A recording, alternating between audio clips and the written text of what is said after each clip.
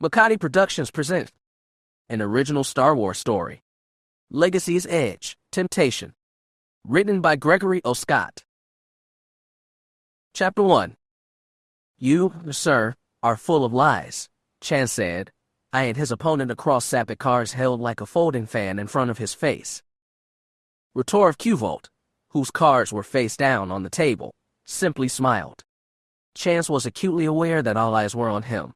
Wal Ekmuro of Praxilis Mining and Prentice Hodge of Navaldex Incorporated had already laid down their hands, leaving the game to Chance of Tendrandro Manufacturing and Retor of Kuat Drive Yards. It was a game for big earners and high rollers, and the chips stacked up on the table amounted to 3 months' salary for the average Galactic City office worker. Chance's eyes dropped from Retor's smug smile to the cards. He had a positive 21, which was a good hand, but was it good enough? His father had been a natural at gambling. Lando Calrissian Jr. had tried to teach Lando Jr. all the tricks to reading a man's posture, facial tics, even the way his eyes dilated. To Lando Sr., master gambler, those had been second nature. Lando Jr. had taken to the lessons as best he could, but at the end of the day, he was merely adequate. Thankfully, so was Retor. Chance had played many Sabacc games at this selective Coruscant club.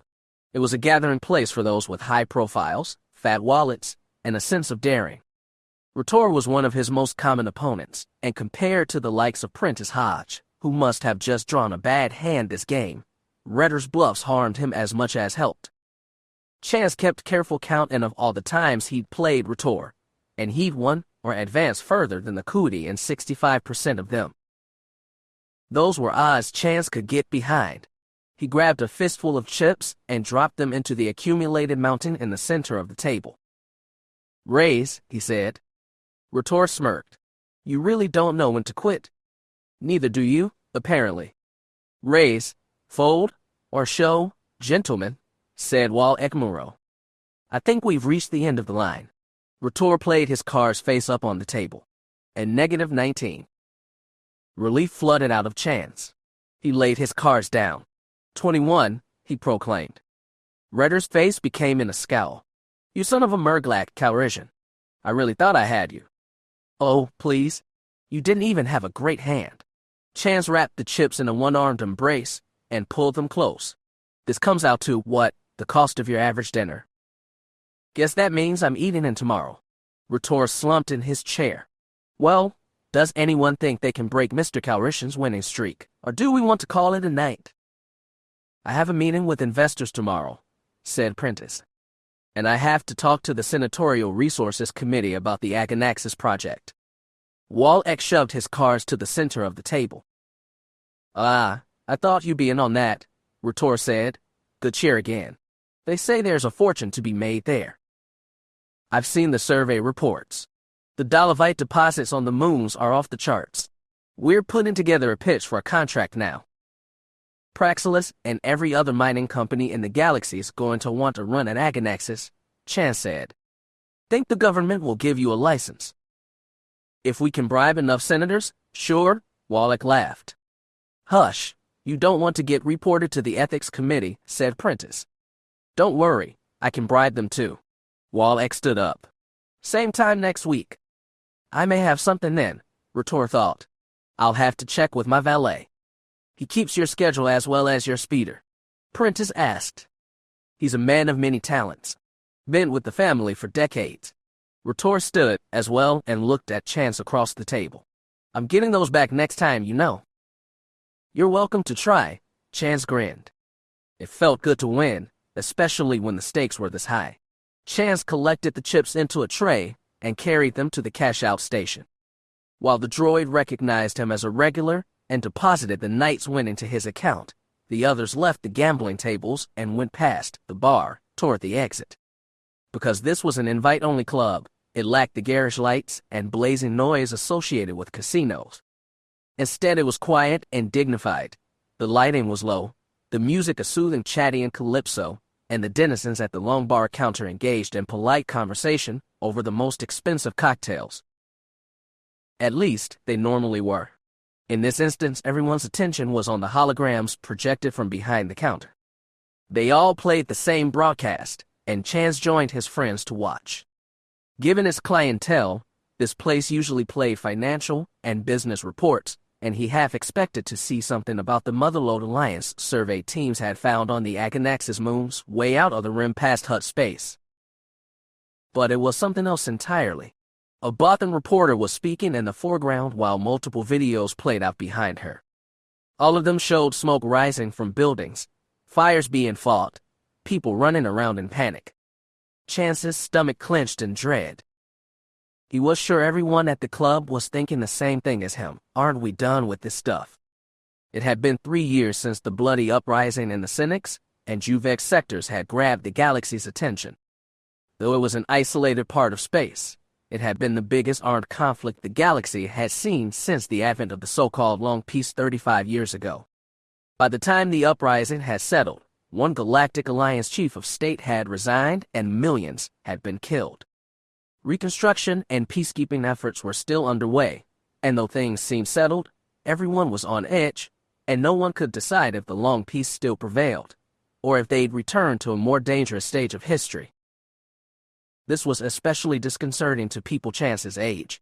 The Long Peace was all he could remember, but his parents had known nothing but war after war, stretching on for decades. Though Lando and Tendra had endured history's travails better than most, they still lost many loved ones and kept grief behind their smiles.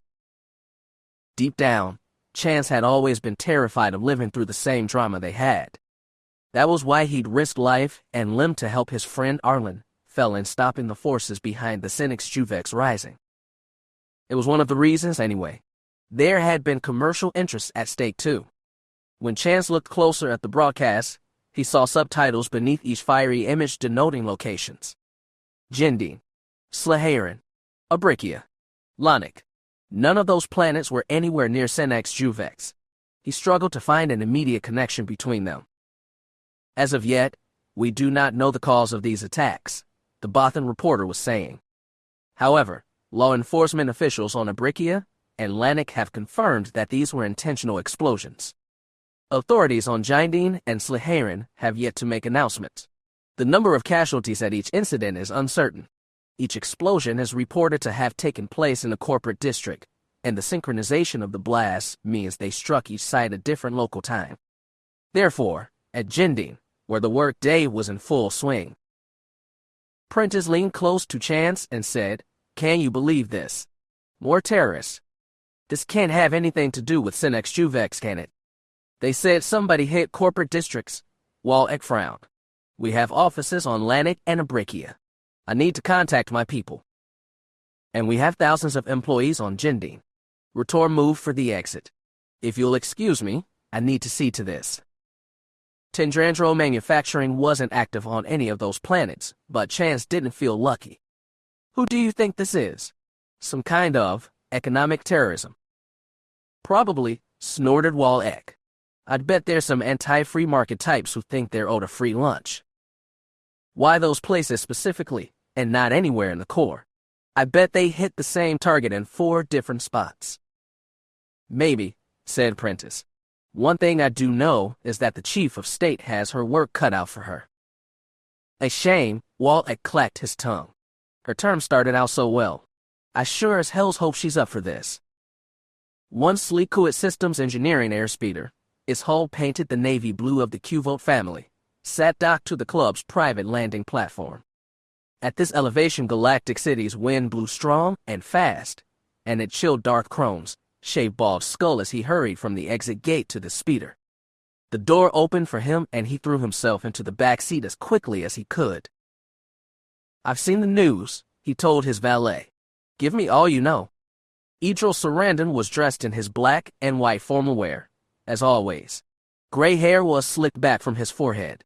Like the rest of him, his skin was wrinkled, dry, and lightly marred by liver spots. Knobby hands, encased by white gloves, wrapped around the control wheel, but he did not push the speeder into motion. "There's no damage to our offices on Jindine," the older man said, "nor at our interests on any of the other 3 planets." "Then what was hit?" "Information is still vague, but from what I've gathered, the targets belong to Quinn Logos and Resentara corporations. Edgel's network was on par with that of Alliance intelligence itself. The man had served the House of Quvos since Kroan had been a child called Retor, long before he'd been schooled by the hidden Sith to embrace his full potential. If that was all Edgel had, it must be the most available. Both of those companies have main offices in the core, Kroan said. Why would someone bother with their subsidiary offices? May I suggest a theory? Yes. You may also drive. Take me back to the penthouse. Understood, sir. Edgel pressed the accelerator and veered the speeder into Galactic City's traffic lines. As I was saying, you'll note that all 4 affected planets are near the Hutt sphere of influence. Only Slaharan is in Hutt space proper. The other are Alliance worlds. Indeed, sir, but as you know, the Hutt's metaphorical arms are quite long. Do Quinn Logos or Resentara have dealings with the Khajiitics? No respectable corporation does, at least publicly. Privately, many of them find working with Hutt shell companies expedient. Aside from blatantly illegal services, the Hutts traffic cheap labor, provide loans, and facilitate creative bookkeeping. I know all that, Kroan said.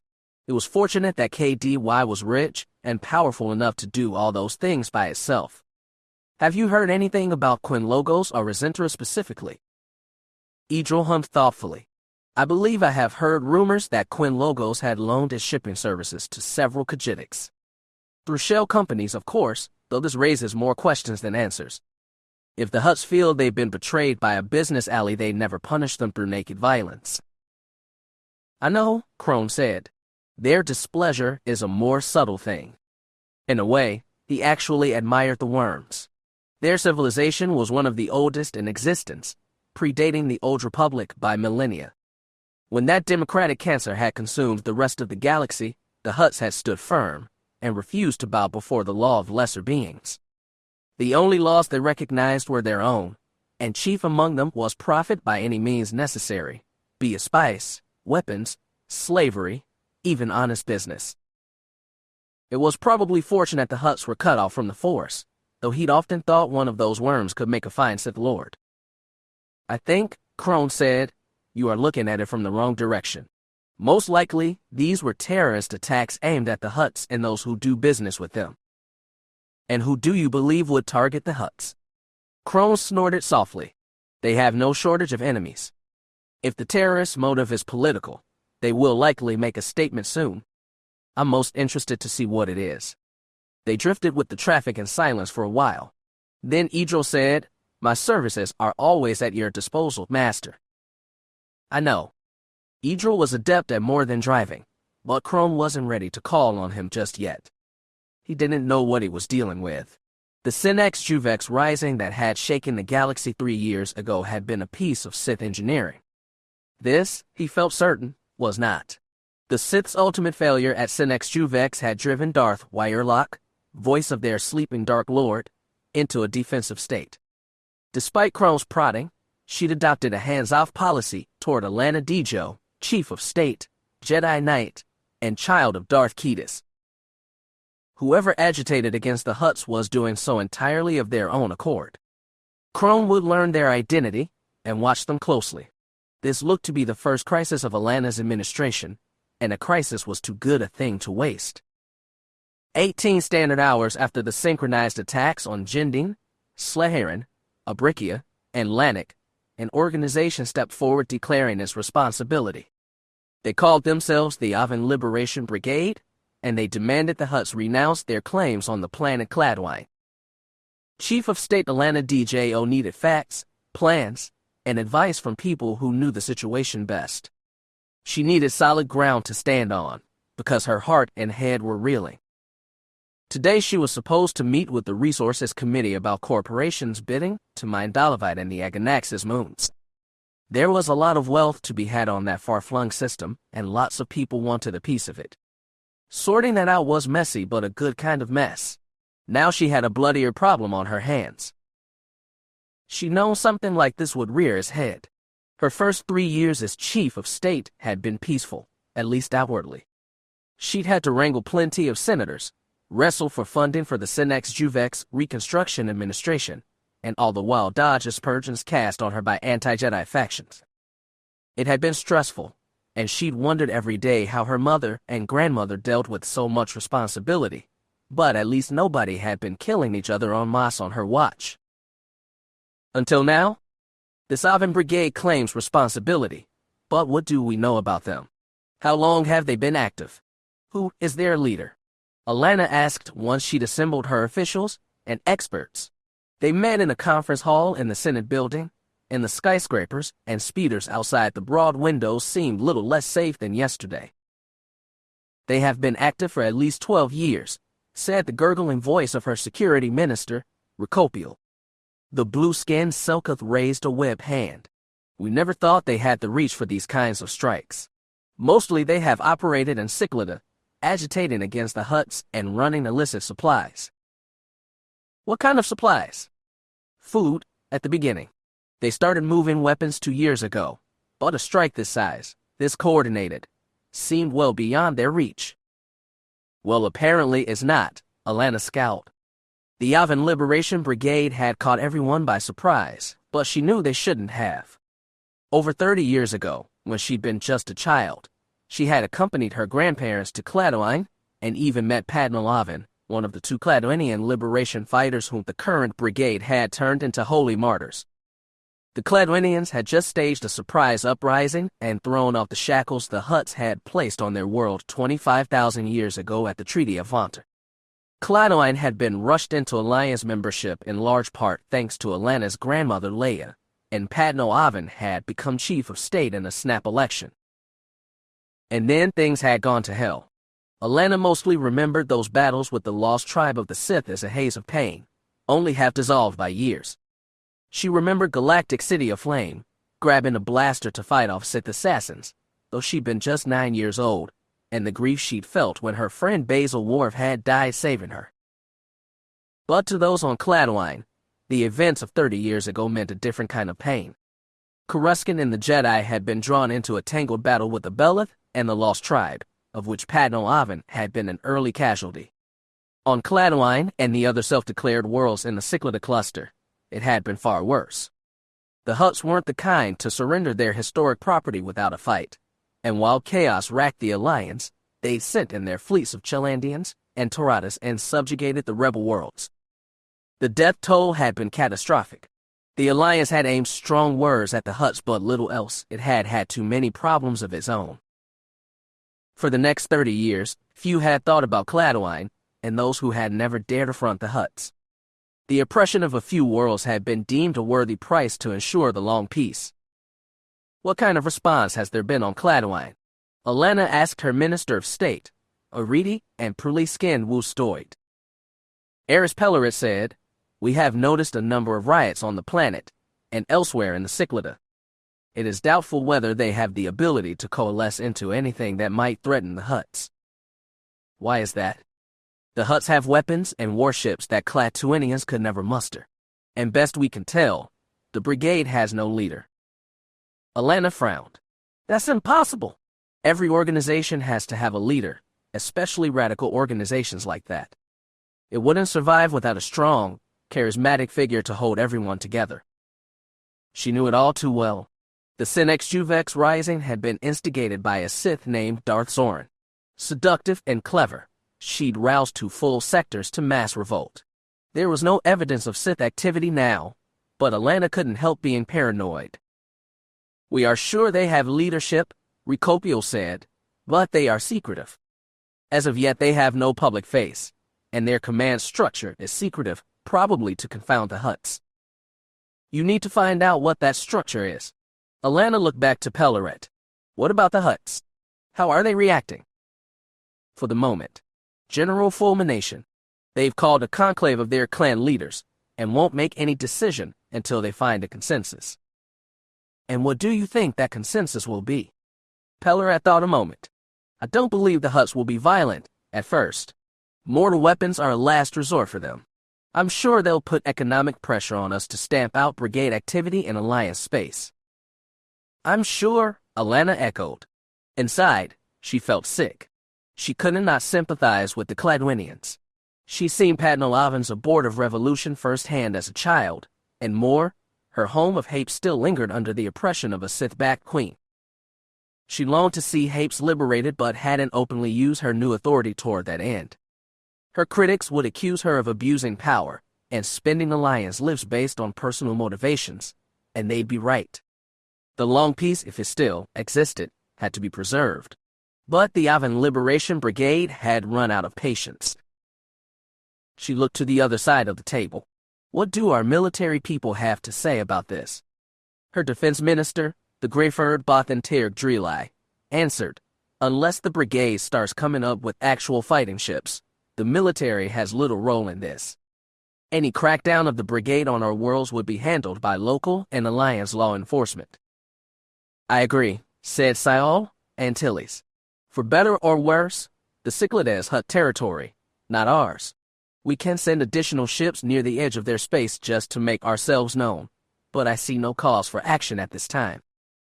The silver-haired admiral had been moving toward retirement until the Alliance's former supreme commander had been killed in Synchronized. Sile had stepped into the role as a caretaker, and from her pinched expression it was clear she'd hoped to step down before a mess like this arose. Finally, Allana looked to the far end of the oblong table, where her justice minister sat. Let's talk about law enforcement. Minister Esh, I know we don't have an extradition treaty with the Hutts. This is correct, chirped the diminutive Admiral C. Their courts are hardly reliable and their judgments harsh. And the crimes committed on Lanik, Jindine, and Abrikia were all on Alliance property and Alliance citizens. We have every right to punish them ourselves. The Hutts will prefer to pass judgment, Pellerat said. Strongly prefer. They can squirm all they want, Allana said. I'd like to avoid handing beings over to Hutt justice if I can help it. Ricopio made a scraping sound in his throat. May I speak freely? Of course. Your predecessor was brought down because the Synchronized situation became too much to handle. Things got to that point, in part, because the Alliance refused to take a stand either way. Instead of backing the old lords or the rebels, we tried to force a pact that neither side wanted. When the rebels proved more powerful and bloodthirsty than we expected, we were caught flat-footed. At Carfedian alone, over 1 million soldiers died. This is a different situation, Allana said. At least, she dearly hoped it was. That is yet to be decided. Pellerat spread her long-fingered hands. None of us are fond of the Hutts, but I prefer them to chaos. Chaos in Hutt space would be far worse than Synchronized, Kyr added. Allana understood their point. Like everyone else in the galaxy, she craved for the long peace to endure. She also wanted to see justice done. Unfortunately, peace and justice weren't always compatible. When she adjourned the meeting, Ricopio and Pellerat left first, followed by Drelai. Sile Antilles and Kyr, her closest friends in the room, lingered. I don't think we're at the point of full military action, Sile said, but if you'd like, I can divert units for special operations. Covert ones, if you'd like. Thank you, Allana said, but we're not there yet either. Still, we cannot sit idle. Esh stroked his downy beard thoughtfully. Ricopio was correct. At Synchronized, the Alliance was reactive to a fault. We must be seen as stronger here. The memory of her father shuddered through her. She'd been just a child then, too small to understand, but Darth Ketis had burned planets and subjugated billions because he wanted to keep the Alliance from fracturing.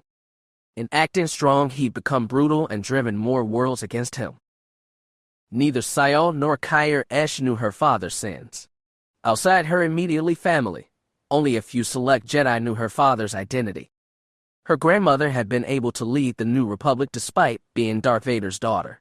But that secret had come out early, and she'd been a founding member of the rebellion with unquestionable credentials. In the annals of history, Jacen Solo was the latest, freshest, most vivid monster. Allana had never revealed her parentage for fear of the consequences. But she had things her father did not, things that she prayed would allow her to solve this crisis without resorting to the dark side. The most important of those tools was the Jedi Order itself. I'll let you all know what I need, Allana said, but first, I'm going to look for help elsewhere. Chapter 2. when Chance Calrissian received an invitation to dine with the CEO of Volgma Shipping Incorporated, he knew something was up. The Hutt had hosted him for dinner before, but the fact that he'd requested an immediate meeting, combined with the state of current events, implied something more important than a business deal was afoot. When they sat across the dinner table, the result was almost comically asymmetric.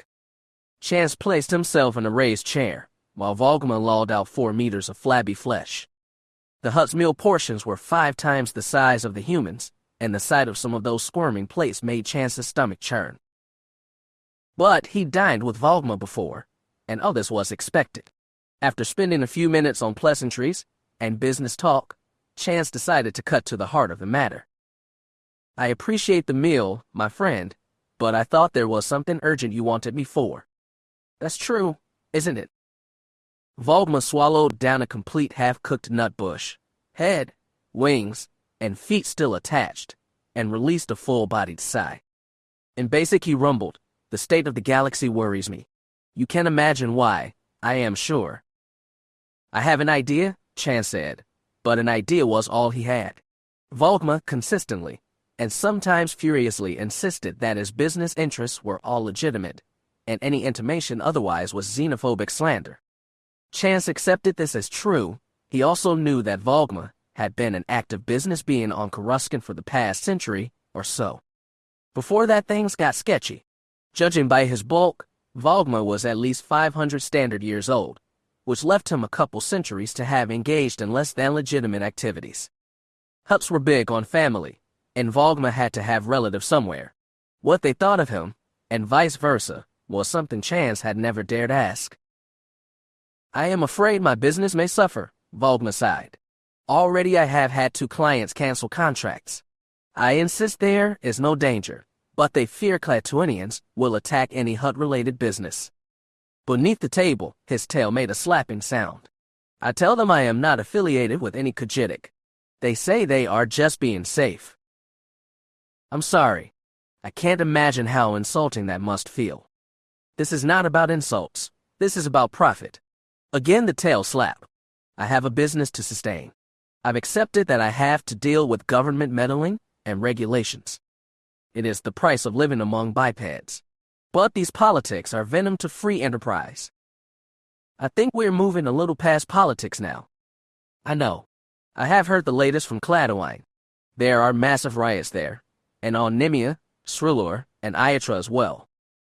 Chance wanted to suggest the Khajiitics just dropped their claim on those worlds, but didn't know how that would go over. "I know things are rough. The Chief of State is doing everything she can to solve things, but it's hard, since the heart of the problem is outside Alliance jurisdiction." "Is it?" The Klatooinians have been seen using military-grade weapons from Alliance manufacturers. Mersun explosives, blast tech, and Zerka firearms. Even Income airspeeders and spacecraft. "I hadn't heard that. It is all over the news nets. You should pay more attention." "Are you suggesting the Alliance started this?" "I do not go so far. But the Alliance is a vast, messy thing. It has 1,000 hands, and even your Chief of State can only track so many." "Well, I'm sure she's looking into it." Volgma's massive eyes narrowed. "You mean her Jedi?" "They're not her Jedi. If anything, they're Grand Master Lobacca's. Though I heard he's coming to Coruscant, if he's not here already." "You heard this from your Jedi friend, Arlen Fell." "We do talk," Chance said. "Then you must talk to him, and he can talk to the Chief of State. So you have information for me. Is that it?" Volgma's low rumble was almost a growl. "I have supposition. Something that is worth investigating, if you wish to bring this situation to an end." "I'm all ears, Volgma." "Very well." The Hutt released a powerful sigh. The Klatooinians targeted worlds within the Alliance who hosted businesses friendly to Khajiitics. I believe this was meant as a warning to Coruscant as much as Nal Hutta. Yet Alliance members must be supporting them covertly. Therefore, if you wish to find where the Klatooinians are getting their weapons, you must look on other planets. He said it with such importance, but Chance felt anticlimax. That only leaves, I don't know, a couple billion worlds to look on. It is simpler than that. There is a cluster of space adjacent to my people's traditional territory, and especially close to the Cyclada. It is a member of the Alliance but has a long history of association with the Khajiitics. Chance alighted on the name. You're talking about centrality. Ah, good. You know the region.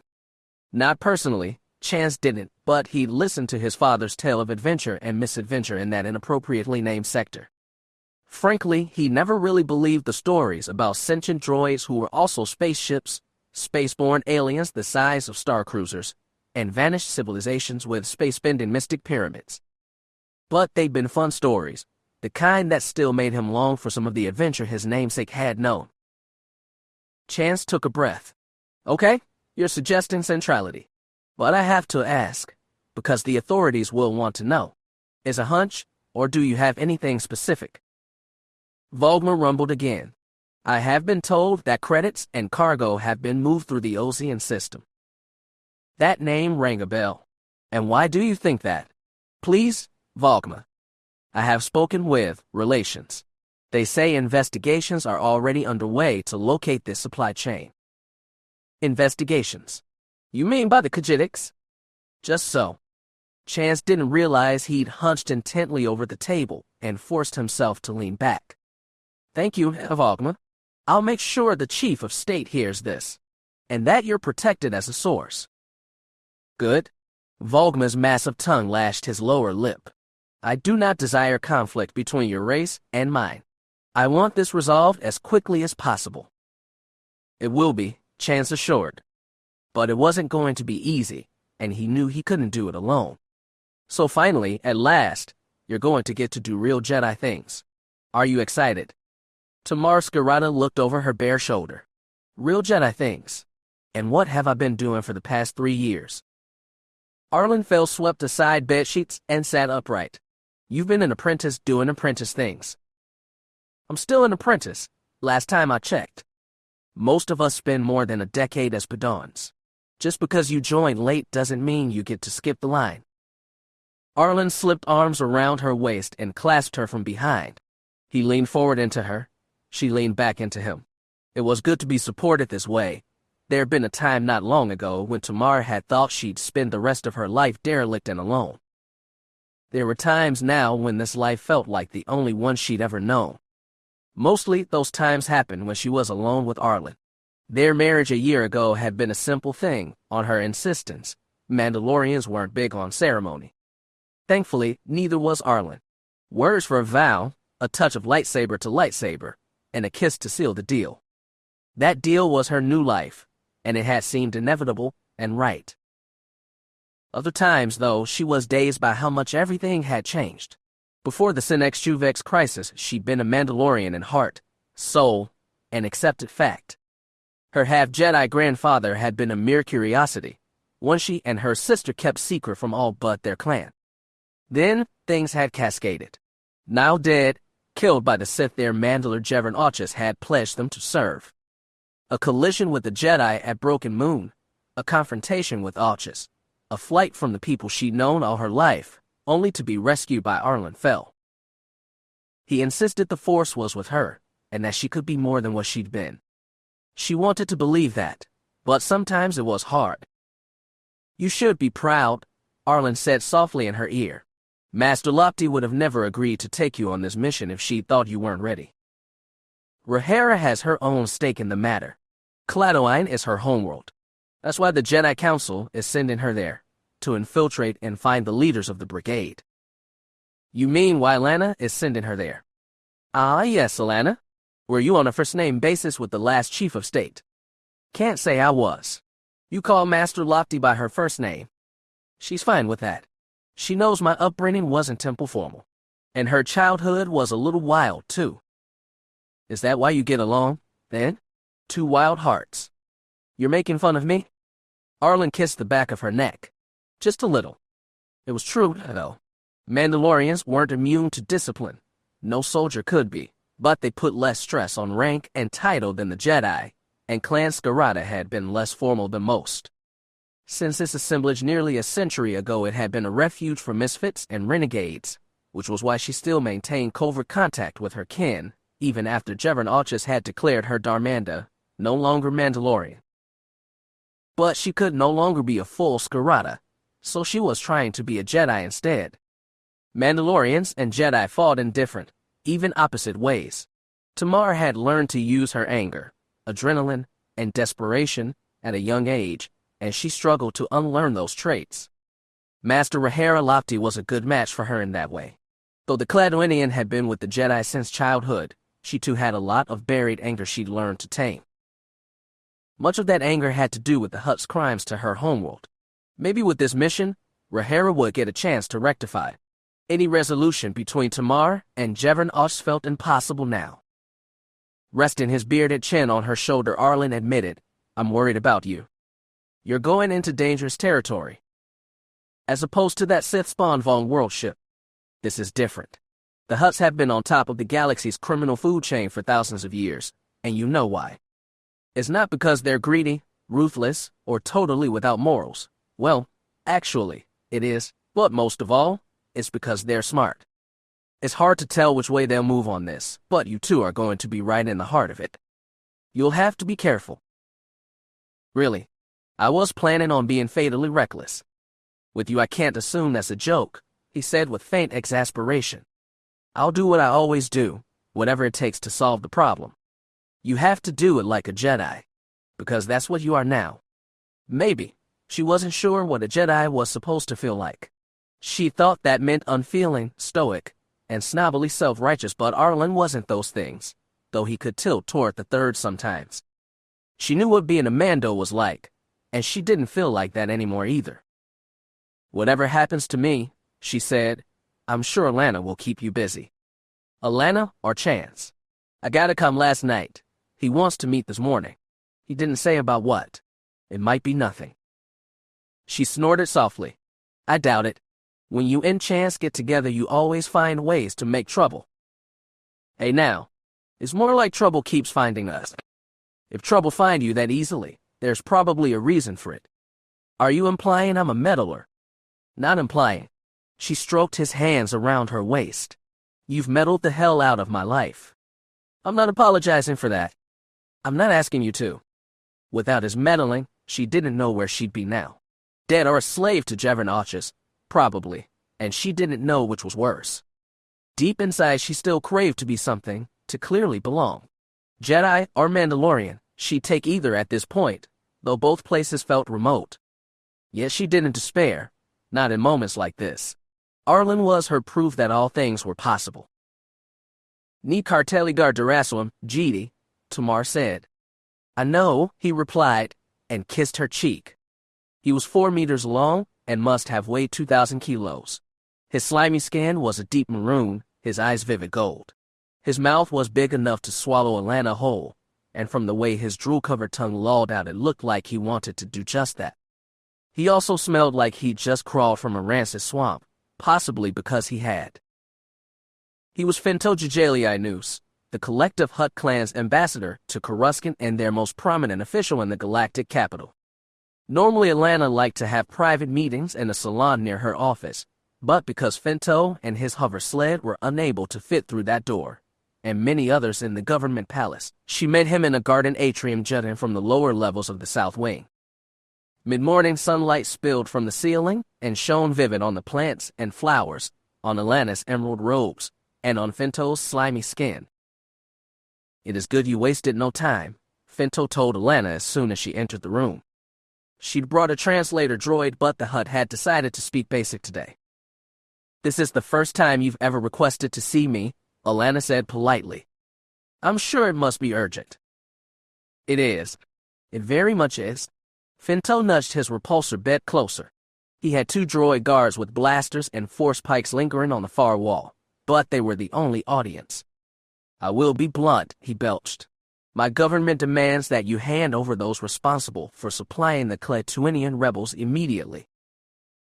Allana had been trained in diplomacy since she was a child. She kept her wince internal. "I wasn't aware we were supplying the rebels." Which was a bald lie. Her intel assets had reported that early on. Arlen Fell had come to her saying Alliance war material was being routed to Cladoine via centrality. He and Chance Calrissian were off to investigate. So were Alliance intel agents, though Allana had a feeling the Calrissian-Fel combination would turn up more. That duo seemed to be blessed. But they had just left Coruscant. Her Jedi and spies had barely reached Cladoine, and she'd been hoping to figure it all out before the Hutts tried to hold her responsible. No such luck. They certainly are, fumed Finto. He reached into his sole article of clothing, a pouch-studded collar that circled his huge head, and produced a single data card. I can prove it. These are images from the bombing scenes and our investigative labs. They prove that military-grade Alliance weaponry was used against us. Allana took the card but said, maybe they were acquired on the black market. Never. Most of those devices are brand new and top of the line. I assure you they are not on the black market. Which either meant they weren't, or only Hutt syndicates had figured out how to pilfer them thus far. Allana was crestfallen. She'd been hoping against hope that the weapons were coming from a rival crime group, a resurgent Black Sun, or Broken Moon. She folded both hands around the card. I assure you, we'll treat these accusations with the utmost seriousness. You'll have to do better than that, Finto glared. My government demands you find those responsible and hand them over to the Khajiitic Council for punishment for crimes against our race. Allana balked. She was ready to act accommodating, but only so far. If Alliance citizens committed crimes on Alliance soil, they'll be tried under Alliance law. Their citizenship doesn't matter. Their crimes. The bombings were largely on our worlds. Our citizens were harmed. This is very much an Alliance issue, which is why we're serious about pursuing it. She added, unless I'm mistaken, not a single Hutt has been killed in any of these attacks, correct? The Khajiitics fear it is only a matter of time.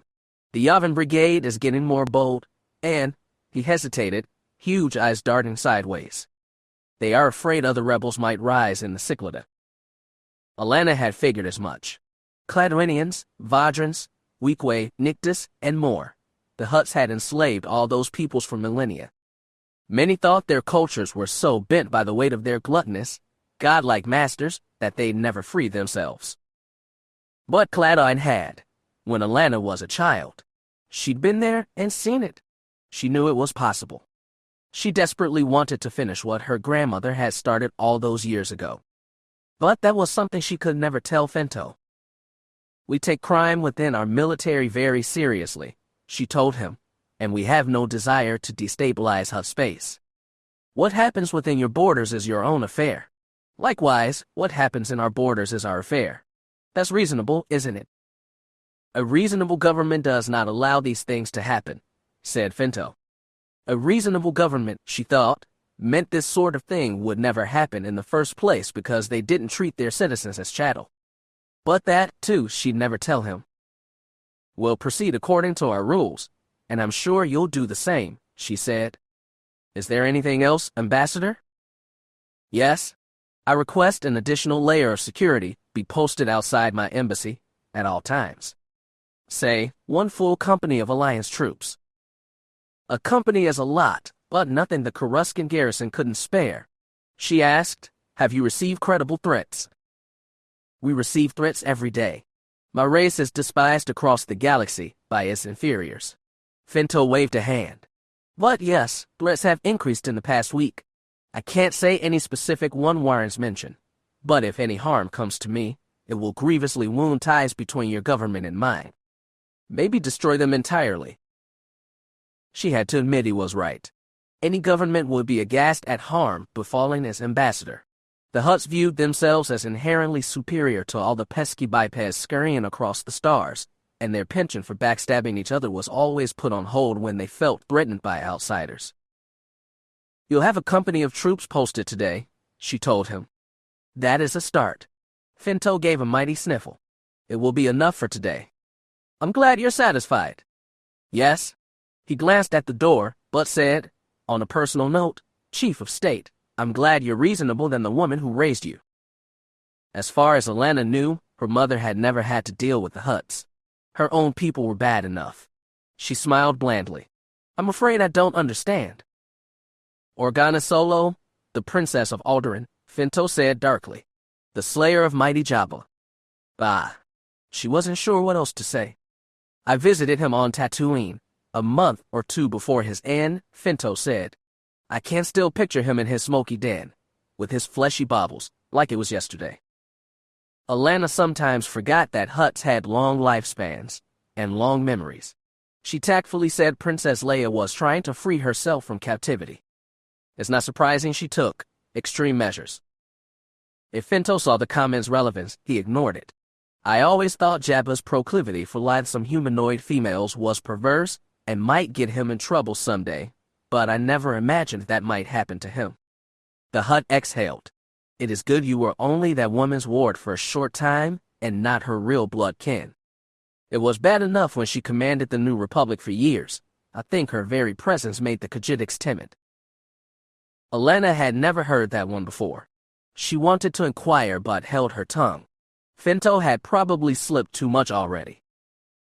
As the Hutt rode his repulsor bed through the atrium's broad doors, Allana remembered something Leia had told her, that when she'd been in charge of the New Republic she wanted nothing more than to strap on a blaster and take the fight to every enemy that reared its head. But instead she stayed on her throne of power and did what her duty required of her. Allana knew the same frustration. Her last act as senator had been to take a formal leave of absence and run off to Synchronized with the Jedi. But now she couldn't do that. She had to trust Arlen and Chance, the Jedi, and all the people in the Alliance to do the flashy things for her. She never enjoyed sitting out the fight any more than Leia had, but like her grandmother she'd do what was required of her. Chapter 3. Cladoine wasn't much to look at, and Tamar had a lot of time to look. She and Rahera Lopti kept their ship, a combat-modified Lorner Explorer 9, at the very edge of the planet's gravity well. They drifted slowly, lazily, keeping roughly synchronous orbit with the planet's solitary moon. Whereas Cladoine was a golden-brown desert sphere, the moon was a rocky gray cross-hatched by artificially straight lines marking industrial zones. Almost half the moon's surface had been converted for strip mining and processing, making it an even less welcoming sight than the planet. They took turns, one of them always in the cockpit, watching sensors, watching with their eyes. The other slept and meditated until it was time to swap shifts. Again and again, they repeated the same procedure. They were waiting for something to happen. Patience had never been one of Tamar's strong suits. She admitted as much when Rahara had agreed to take her on as a student, and though the other woman insisted this wasn't an intentional test of patience, Tamar was starting to wonder. But finally, on the third standard day of keeping watch, something finally happened. Tamar was in the cockpit then, and she watched through magnified visual scanners as a cargo ship bound planetside from the moon was intercepted midway through its journey. Sensors marked the cargo ship as an unarmed short-range hauler, and its profile matched dozens of others they'd seen ferrying industrial material to and from the moon. Its interceptor, however, was a lightspeed-capable Hutt-made patrol craft with heavy laser cannons mounted on either wing. Tamar buzzed her master's cabin and told Rahera she'd want to see this. 90 seconds later, she was joined by the Klatooinian woman. Small dark eyes, set within a brown leathery face, had a predator's intensity as they scanned the sensor readouts. Right now, they're holding position and haven't tried to board, Tamar said, but it's definitely a hostile intercept. Have you told our friends to go on standby? Not yet. Do it now? Rahera didn't take her eyes off the scanners as Tamar bent over the comm board and sent out a pre-recorded signal. When she checked back, the situation hadn't changed. Well, she asked, do we intervene? Patience, Rahera said. Tamar tried to rein her frustration. They'd waited days for an opportunity like this, and if they waited too long it might slip through their fingers. But she had to trust her teacher. She told herself Rahera might be reaching out with the Force, sensing for the truth that mechanical sensors couldn't find. Tamar tried to extend her own awareness toward the two ships, but they were too far away for her to glean anything. Anxiously, she checked sensors again. Her spirits fell further. Another Hutt ship just came around from behind the planet, she said. It looks like it's on an intercept vector. They must be convinced they found something, reasoned Rahera. Something probably meant a ship affiliated with the Avon Brigade. Those were the people they'd come to help. Tamar dropped into the pilot's seat and declared, "I'm ready to go when you are." "We must be careful. We'll only get one shot at this." "With respect, that shot might be getting away right now." The Klatooinian exhaled calmly. Her eyes closed. If she was getting anything in the Force, Tamar couldn't tell. Then Rhaenyra said, "Go now." As soon as she got the words out, the interdicted hauler fired its engines and made a run for it. As it ran, as Tamar gunned her engines and dove toward the planet, the Hutt patrol ship spewed a volley of laser fire. The supposedly unarmed hauler returned with his own batch of lasers. "That's got to be the Avon Brigade," Tamar said. She tried to set an intercept course, but the hauler and its two pursuers were suddenly moving fast. Unless that hauler had a surprise hyperdrive too, it was stuck in system.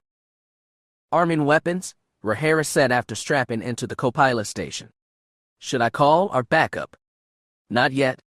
Their little Lorner might have been able to hold his own against one of the Hutt patrol ships, but who was pushing it?" Tamar hoped Rhaenyra knew what she was doing. The brigade hauler was faster than it looked, but it wasn't maneuverable, and the lead patrol ship was scoring hits on its hull. Tamar cut an intercept course for the patrol ship and told Rhaenyra the second they entered firing range. Rhaenyra began by spewing laser bolts into the open space ahead of the Hutt ship, which slowed and changed course, allowing the brigade ship to put more distance between them. Rhaenyra kept firing, and her blast scattered on her target's dorsal shields. Tamar decelerated to let Rhaenyra get better shots in, but it also made them more vulnerable. The second patrol ship was still charging fast, apparently intent on capturing the brigade hauler while its partner dealt with the surprise attacker. "We're going to need more help," Tamar said as plasma splashed across their own shields. "All right," said Rhaenyra, "call for backup." Tamar was all too happy to tap the comm console and send out the second signal, requesting immediate help. Then she grabbed the control yoke with both hands and twisted them around a too-close volley of laser fire. She decelerated as they passed the Hutt ship, giving Rhaenyra the chance to land a few precise shots at its engines. She knew Rhaenyra was aiming to cripple the enemy, not destroy them entirely. That was a very Jedi way to do things. It made their job a lot more difficult, and while she respected her master's intentions, Tamar wouldn't have been so careful if she were manning the guns. Frankly, she would much rather be flying a nimble little Mandalorian Beskar fighter too, because this Lorner thing handled like a bucket of rocks. As they traded close-range shots with the Hutt ship, both vessels trembled. The Lorner had a good defense package, but shields were starting to strain and warning lights came on across the cockpit. That was when help arrived. There was a ping from the comm board, then a buzzing voice, "Assistance inbound," requesting instructions. "Still working the guns," Rhaenyra said. "Protect the hauler. It's a brigade ship. If you could spare any help for us, we'd appreciate it." "Understood. Sending 2 ships your way." They said nothing explicit over comms. That had been agreed upon early, but Tamar knew that voice belonged to a Drethys Jedi named Orenco. He and 5 other knights had been waiting at the system's edge in individual starfighters. Now they joined the fray. Tamar put all her focus on the Hutt patrol ship they were tangling with. It was just as fast as their Lorner, but not as maneuverable, though his guns packed a punch. As Tamar swung around one volley of lasers and tried to position them for a good response, 2 new ships streaked into view and began pepper the Hutt ship with more lasers. Both were old but customized and refitted. A 3-wing TIE Defender came out of a barrel roll and flashed lasers below the Hutt ship's belly, forcing it to veer upward. At the same time, a curved-wing Star Viper came from above and shot at its engines. Mandalorian Star Vipers had been out of date when Tamar was a child, and were genuine rarities now. The sight of one gave her a touch of nostalgia. There was a burst, and the Hutt ship's port thruster blew out. It was still moving, but its turret guns struggled to keep up with all 3 attackers. "We'll take it from here," Rhaenyra said. "Go help the others." Tamar wasn't quite so confident, but the Star Viper and TIE Defender raced off. She spun a wheel around the limping Hutt ship, taking fire on strained shields, and tried to give Rhaegar a good shot at the other engine. Rhaegar got it. The blast punched through the patrol ship's dying shields and ripped off the starboard nacelle. Any attempt to fire thrusters now risked a full overload. The Hutt ship seemed to finally give up.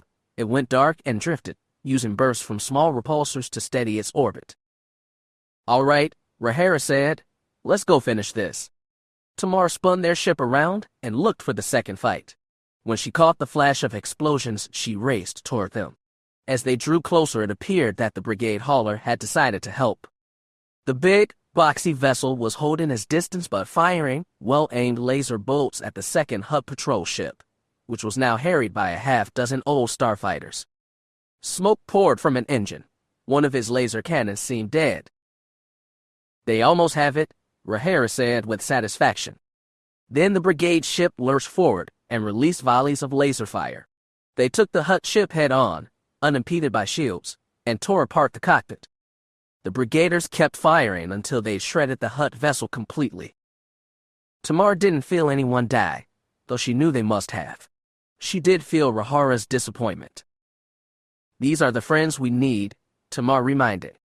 "I am aware," the older Jedi said sadly.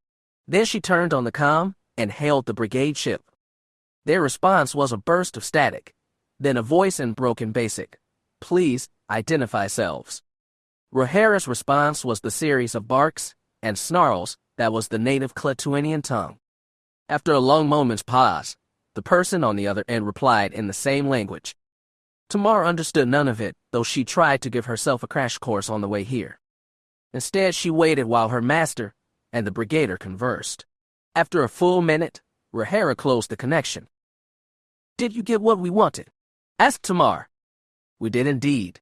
Rhaegar emanated satisfaction, still tinged with regret.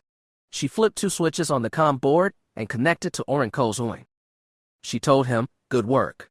Take the others and fall back to the edge of the system." "Understood. And you?"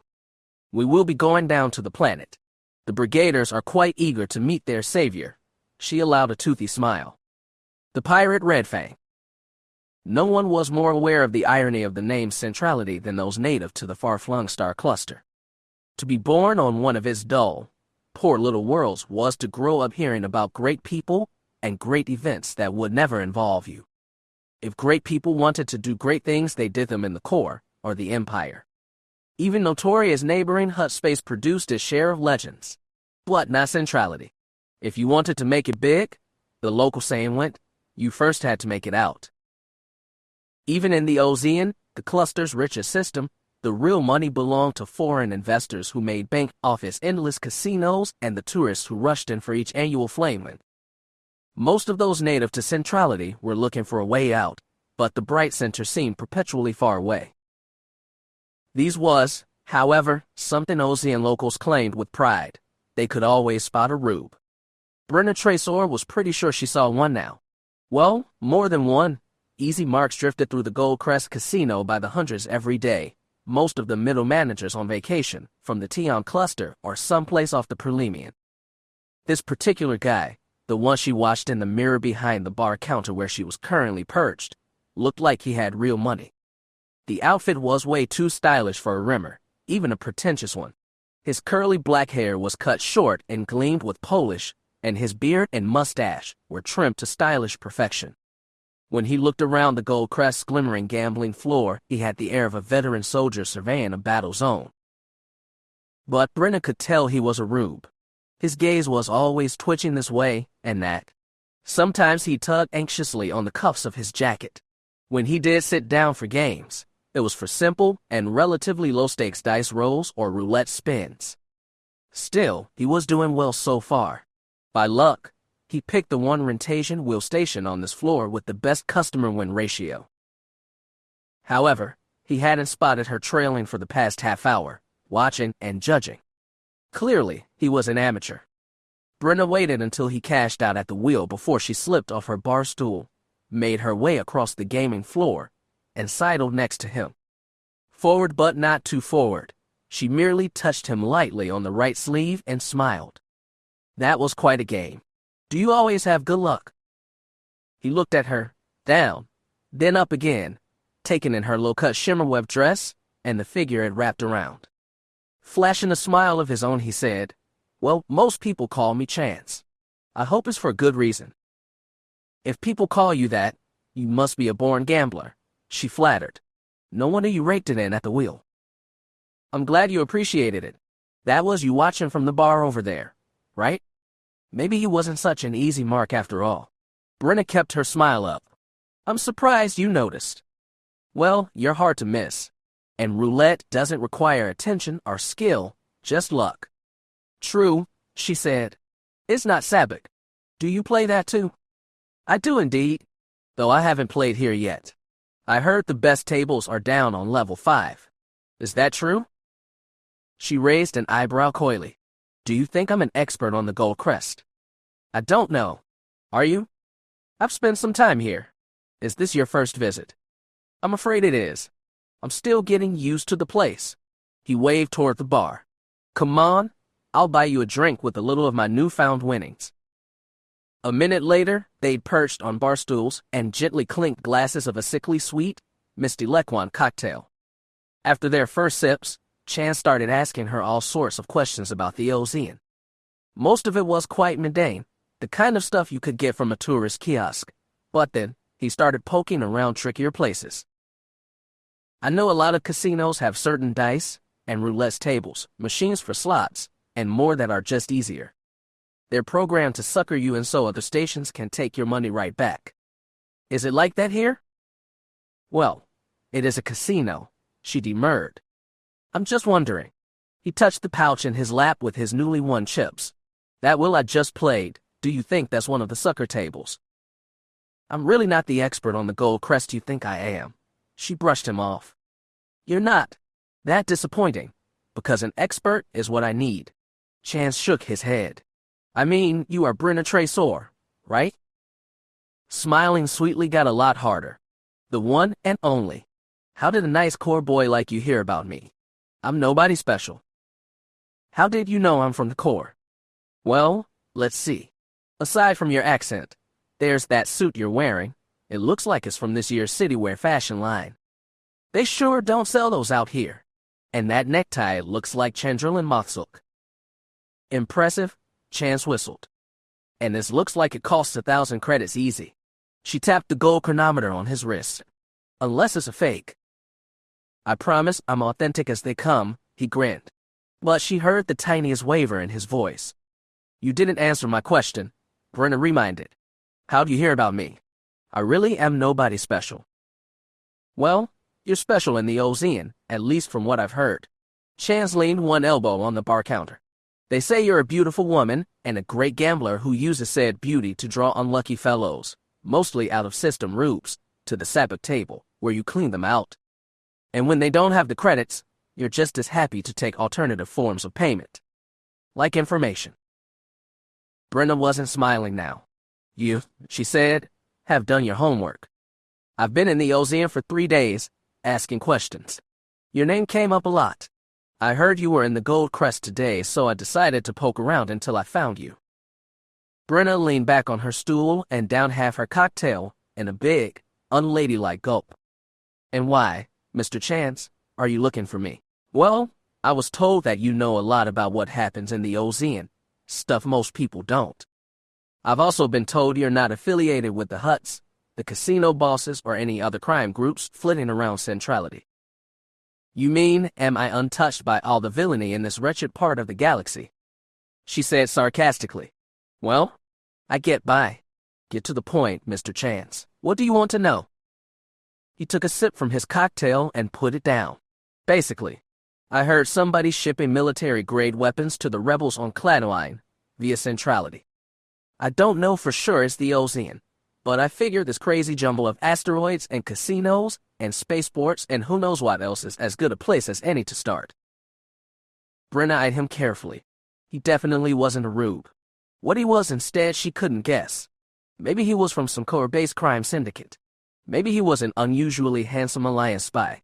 It was even possible he was working for the Hutts. "What does some class fighting the worms matter to you?" she asked seriously. His reply was a coy shrug. "I'm just a concerned citizen looking out for the greater good." Brenna couldn't help herself. She laughed so hard she had to look away and cover her mouth. When she looked back at Chance, he had a wry smile and a gleam in his eye that was almost defiant, like he dared her to disbelieve. "You're a preposterous man," she said. "I've never been called that before." He sounded flattered. "Good," she thought. She roused a smile to match his and batted her eyes. "You really want to know who's shipping weapons through Centrality?" "It's why I've come here. And you're right, I came from Coruscant itself." "Well, if you're slumming in the ocean, it must be serious." "Lady, I've been slumming in much worse places than this. But am I serious? I need to know who's shipping those weapons, and I need proof. If you can help me with that, I will pay you handsomely." She made a show of indecision. "I'm just a gambler and an information broker. I don't meddle in big stuff like that Clatterline business. I heard there was a spice lord who was in a bed with Saviar for the whole Sinex Juvex Rising. They say he got killed for his trouble. Some say it was Mandalorians, some say Jedi, but that doesn't matter. I don't want to end up a casualty of somebody else's war." His face went a little pale. "You won't? Because all I need, the only thing, is information." Brenna shook her head, then relented. "Okay, but you'll have to prove it first." "Prove it how?" "If you really do have Chance on your side, Mr. Chance, then you should be able to beat me at a clean game of Sabacc." She slipped off the stool and stood at level with him. "You do that, and I'll be in your debt. And I'll help you with your damn fool idealistic crusade." Chance blinked. "For free?" "I didn't say that." She wagged a finger. "If you win, I'll give you what you're willing to pay for. But if I win, you'll cut your losses and go find somebody else to drag into the morass. Deal." He scowled thoughtfully, weighing options like proper gambler before taking the plunge. "Level 5? He asked. "Level 5. Okay." He stood up. "Let's go." 12 minutes later, they were in the Queen's suite. It was the most well-appointed Sabacc table on level 5 of the Gold Crest, as well as Brenna's personal favorite. The oval chamber sat recessed in a corner of the gambling floor. The polished ivory table had room for up to 6 gamblers, but today there were only 4. Chance, herself, a blue-skinned Montgomery tourist, and a retired Taiwanese plutocrat who, lacking heirs, had decided to blow his fortune in the ocean. Brenna had already won a game against him once. He didn't seem fazed by the prospect of losing to her again. The chamber was protected from the outside by soundproof transparent steel, but a small crowd had gathered beyond the curved windows to watch. A sensor-dampening device in the ceiling blocked out all comm signals and prevented those outside from communicating to those within. Not that they'd have much to say. All Sabacc cards at the Gold Crest had special filters on their surface that made them only readable when viewed close range and at a direct angle. Brenna could have requested a private chamber, but she wasn't worried about the audience distracting her. To be blunt, she wanted to be seen putting this preposterous idealistic interloper in his place, almost as much as she wanted to take his money. But all of that would come in time. After the four-armed Zexto dealer handed out cards, Brenna gently ran her fingers over the edges of each one, subtly feeling for what she knew had to be there. Finally, just before they began the first round, she found the card with the tiny notch in its upper left corner. She stroked it with a forefinger, and the 5 of Mistress on her card changed into a moderation. She didn't give the dealer a grateful nod, didn't let any tail slip. This was hardly the first time he'd passed her a skifter. The truth was, Brenna had a pretty good arrangement with the Gold Crest. A lot of the information she got from suckers beaten at their tables went right to the casino boss.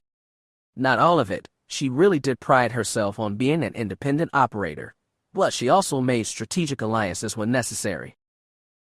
Anything to get ahead, and, hopefully, one day, far from centrality. The Zexto dealer touched a buzzer in the center of the table, and the game began. The pirate Red Fang was the most feared raider in the western reaches. That was on the far side of the galaxy from Cloudline, but her reputation had drifted back to her homeworld. They said she was pragmatic and ruthless, intelligent and resourceful. She cobbled together her pirate fleet using crew from all across the galaxy and ships from every junkyard she could raid. The authorities had been trying to capture her for a decade, but she evaded them every time. It was said that as soon as somebody figured out where Red Fang was hiding, she was already on the way to her next secret lair.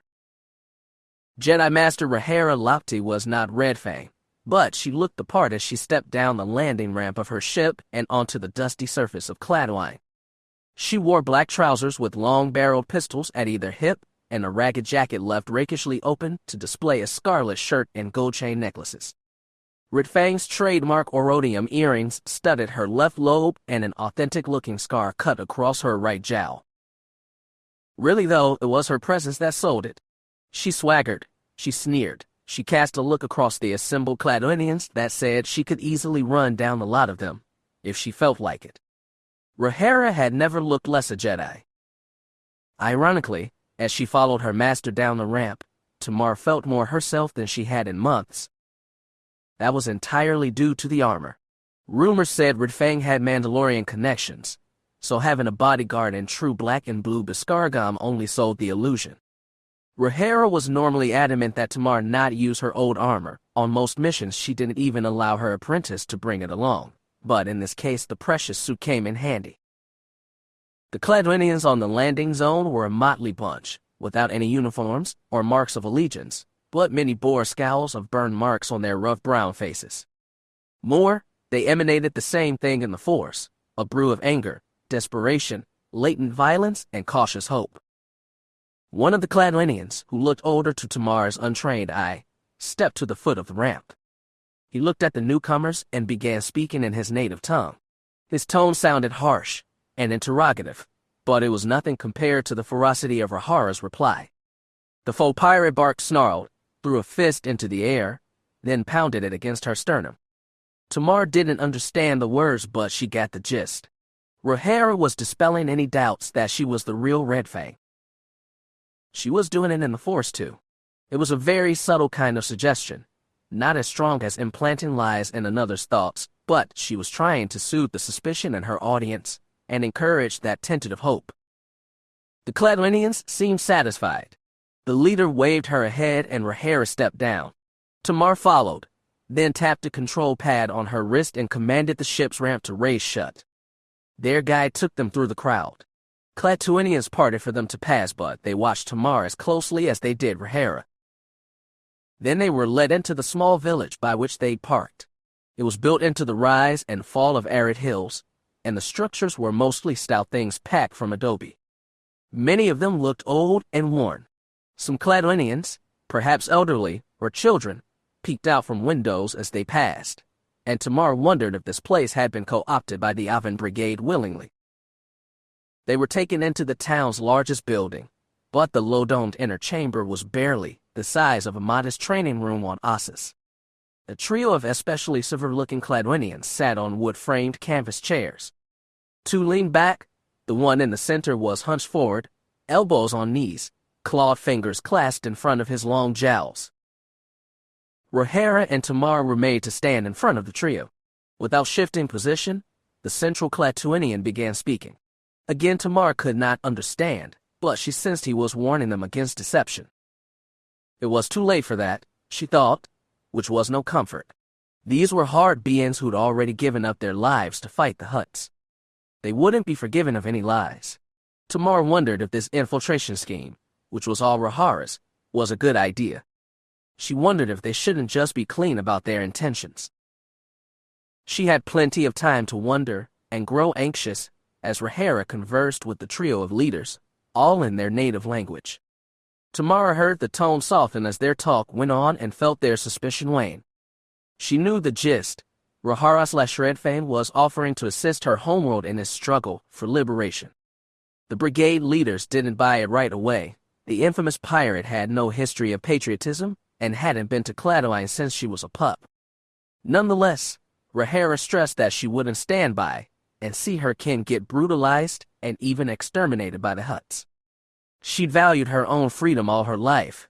Now she wanted to spread the freedom to her kin. Rhaenyra argued the best she could, using the Force to sell her pitch. She wanted to help the Avon Brigade, but she was still her own boss, and she'd not surrender her pirate crew to anyone else's command. The brigade leaders rankled but understood what they were being offered. They'd just seen it in action over the planet. Just when Tamar's senses were starting to dull from so much unintelligible talk, the one in the center said in sudden, guttural basic, "I wish to speak to bodyguard." Rhaenyra sidestepped and beckoned for Tamar to come closer. She did. "I am Caston. I am leader of this unit," he said. "How did you come to armor you wear?" He was asking if it was authentic. She lifted her helmeted face and said, "I was born to this Baskargam, on Mandalore." "And how did you come to guard Pirate Redfang?" She had prepared for this. Though Tamar was no longer welcome on Mandalore, she still had ways to contact her family. She checked with her cousin Dorn about Redfang's potential Mando connections, and, after a little research, he told her that a minor branch of a minor clan, one with its own grudge against Mandalore Jevernautas, had been helping Redfang for 2 years now. "I have a good arrangement with Redfang," Tamar said in a tone what warned against further inquiry. Caston wasn't put off. "What kind of arrangement?" "She keeps us on standby for special ops. The rest of the time, we're free agents, and we do as we please." "Who is we?" "My aliite. My clan." She added, "We're not a big group, and we don't have any line with the Mandalore. If that's what you need, you're out of luck, but I don't know if he'd get involved anyway, given how his job in Sinex Juvex turned out. I was there, by the way. At Fingrin, Carfedian, even Malador. I saw how it played from start to finish. Sorry, but Mandas aren't meant to be a revolutionary vanguard." "But you are with Redfang now," said the brigadier on the left. She asked. "I came. And if she asks to fight war against Hutts?" asked Caston. "If she pays me, sure." Tamar placed a palm on her holstered blaster. "So long as I don't fight it all by myself." The one on the right smirked slightly. "That will not be problem." Caston asked, "Would you and clan work for us, direct?" "I already said I'm not in it for your revolution." "Sorry." Tamar tipped her helmet toward Rhaenyra. "Where she goes, I go, and that's it. For now." What could change mind? Tamar and Rhaenyra had rehearsed conversations like this, but never this exact question. Tamar did her best to reply like a callous Mando mercenary who didn't care about anything except money and pride. That was easy. All she did was turn back the clock on her life for years.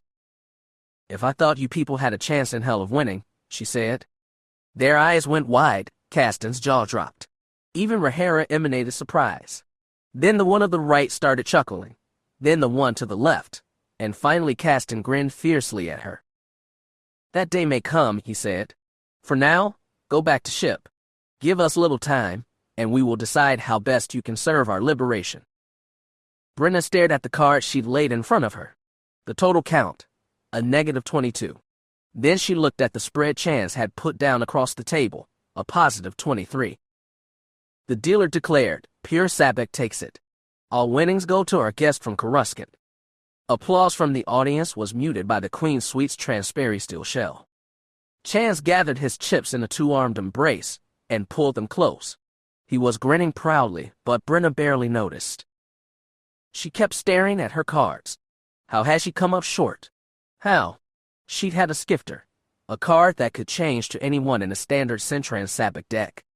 During the last round, she carefully stroked its tip over and over, feigning a nervous tick as she tried to turn her demise into a moderation or negative wheel, either of which would have given her a -23 that would have beaten Chance's positive pure. But the skifter just refused to give her what she needed. "Fantastic game, everyone." Chance was a gracious winner. He stood up and shook hands with the other two whose money he'd taken. The Mon Cal and the Taiwanese started for the exit, and the four-armed Zexto dealer started cleaning up, but Chance remained by the table with his chips. Brenna hadn't even risen from her chair. When she forced herself to look at that cocky grin, she asked, "Best 2 out of 3. Never part of the agreement." Chance wagged a finger. "Now, you are going to keep your part of the bargain, aren't you?" "Of course I am." Brenna just wasn't sure how, because she didn't actually know who was sending weapons through centrality. She'd gone into that game dead sure she'd take Chance for whatever he was worth. "You might want to cash those chips in first." "Of course." Chance took a metal tray offered by the Zexto and pushed his piles of chips onto it. "Thank you, sir." Where's the nearest exchange station? The Zexto waved his upper left arm in the proper direction. Chance thanked him and started for the exit. Brenna stood up and followed him out. There's a cantina off the East Promenade. I'll meet you there when you're ready. No problem, Chance said. You can't talk to my associate while you wait. Associate. Brenna had a feeling her day was about to get even worse. As Chance wondered if she squared her shoulders and turned around, expecting to see some hulking knife-eyed thug behind her.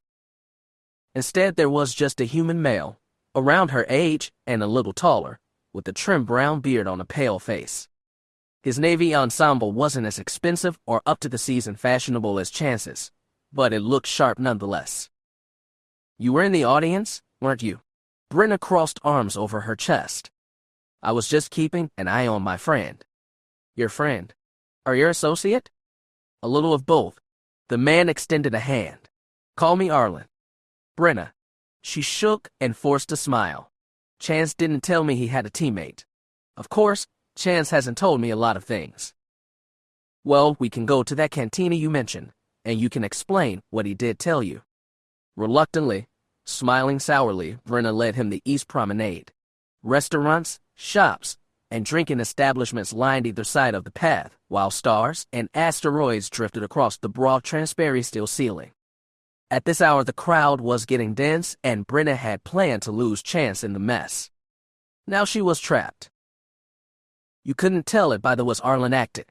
He was very genial about it, even offering to buy Brenna a consolation cocktail at the bar before steering her to a more private booth in the back of the cantina. Once Brenna explained her brief encounter with Chance before the Sabacc game, he started asking her questions about herself. Yes, she'd been born in Centrality.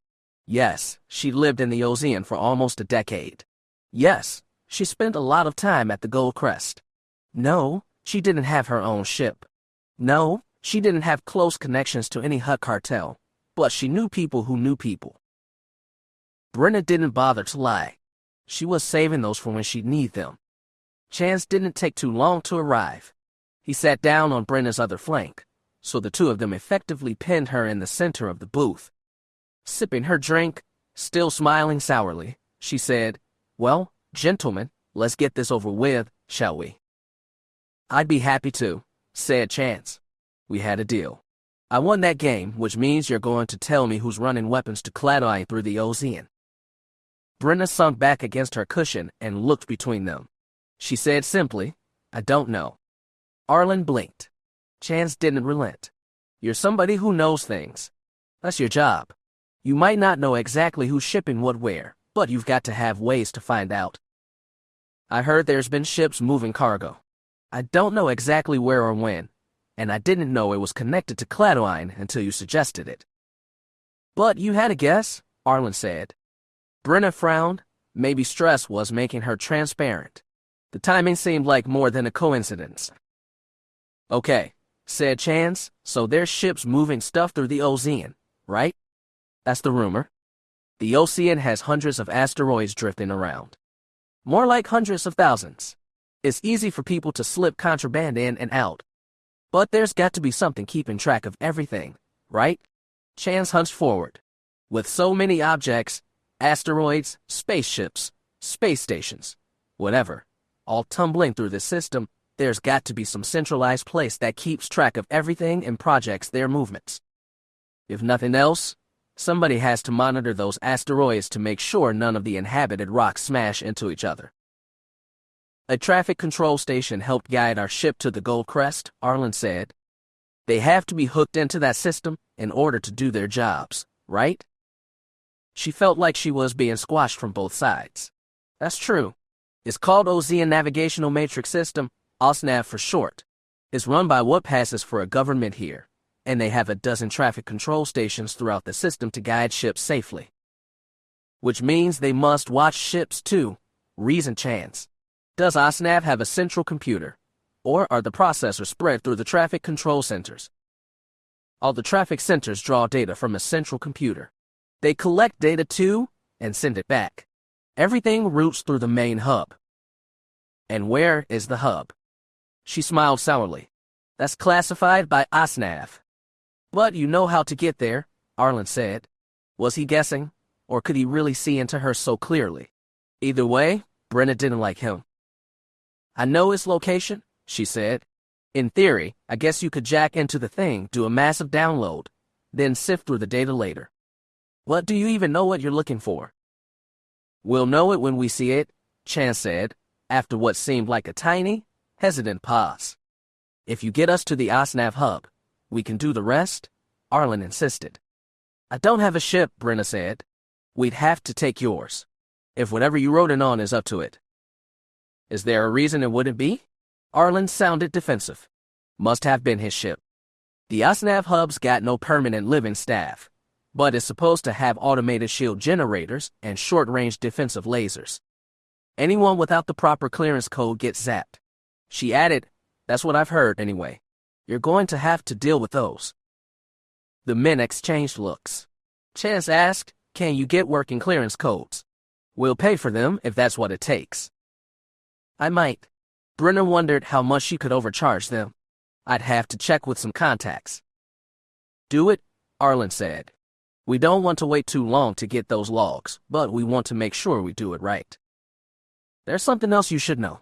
Even if your ship gets past the automated security, there's no way you can get inside the hub itself.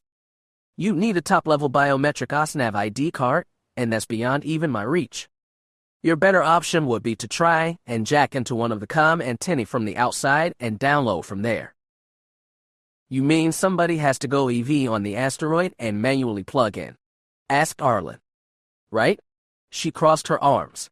I'll try and get your security codes, and I can guide you to the Osnav hub. But I draw the line at putting myself at physical risk. She didn't want to admit that a childhood accident, she'd been stuck floating, cable cut, for 8 hours, had left her with a paralyzing fear of open space. You won't have to, Arlen replied. We'll handle the rest.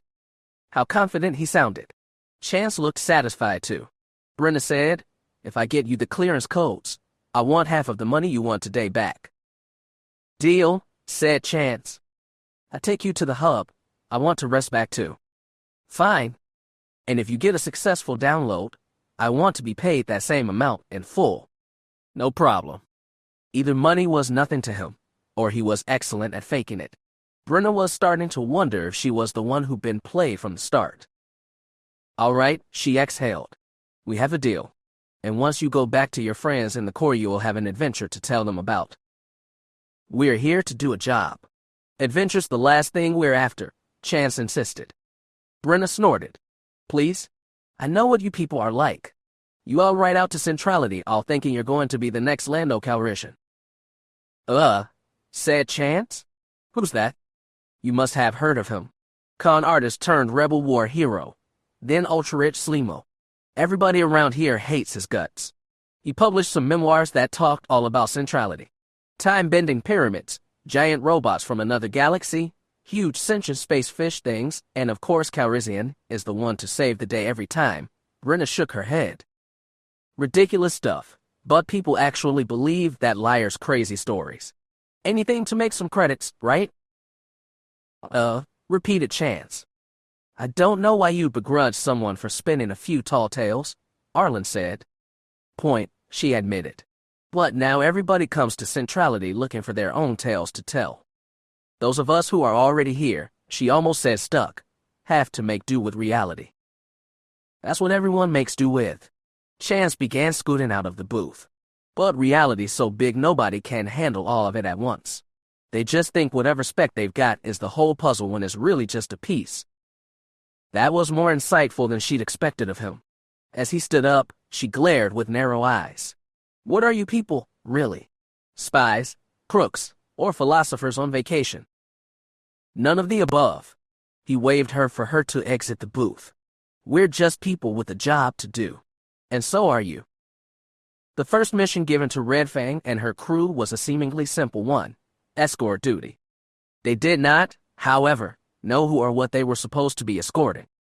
The brigade leader Caston merely told them to wait near the 6th planet of the nearby Q system. Said planet was an auburn swirl gas giant with a half-dozen moons and some very pretty rings, but there was no sign of activity otherwise. They waited and waited, both Rhaenyra and Tamar in their Lorner Explorer 9, and the 6 other Jedi in their assemblage of old snub fighters. None of these ships had been waiting around in the Jedi Order's hangars. They'd been provided by the Alliance and apparently matched with models the real Red Fang used. If this was the kind of cooperation ushered in by Allana's leadership, the Jedi would take it. Because they were floating alone in empty space, comm protocol got a little lax.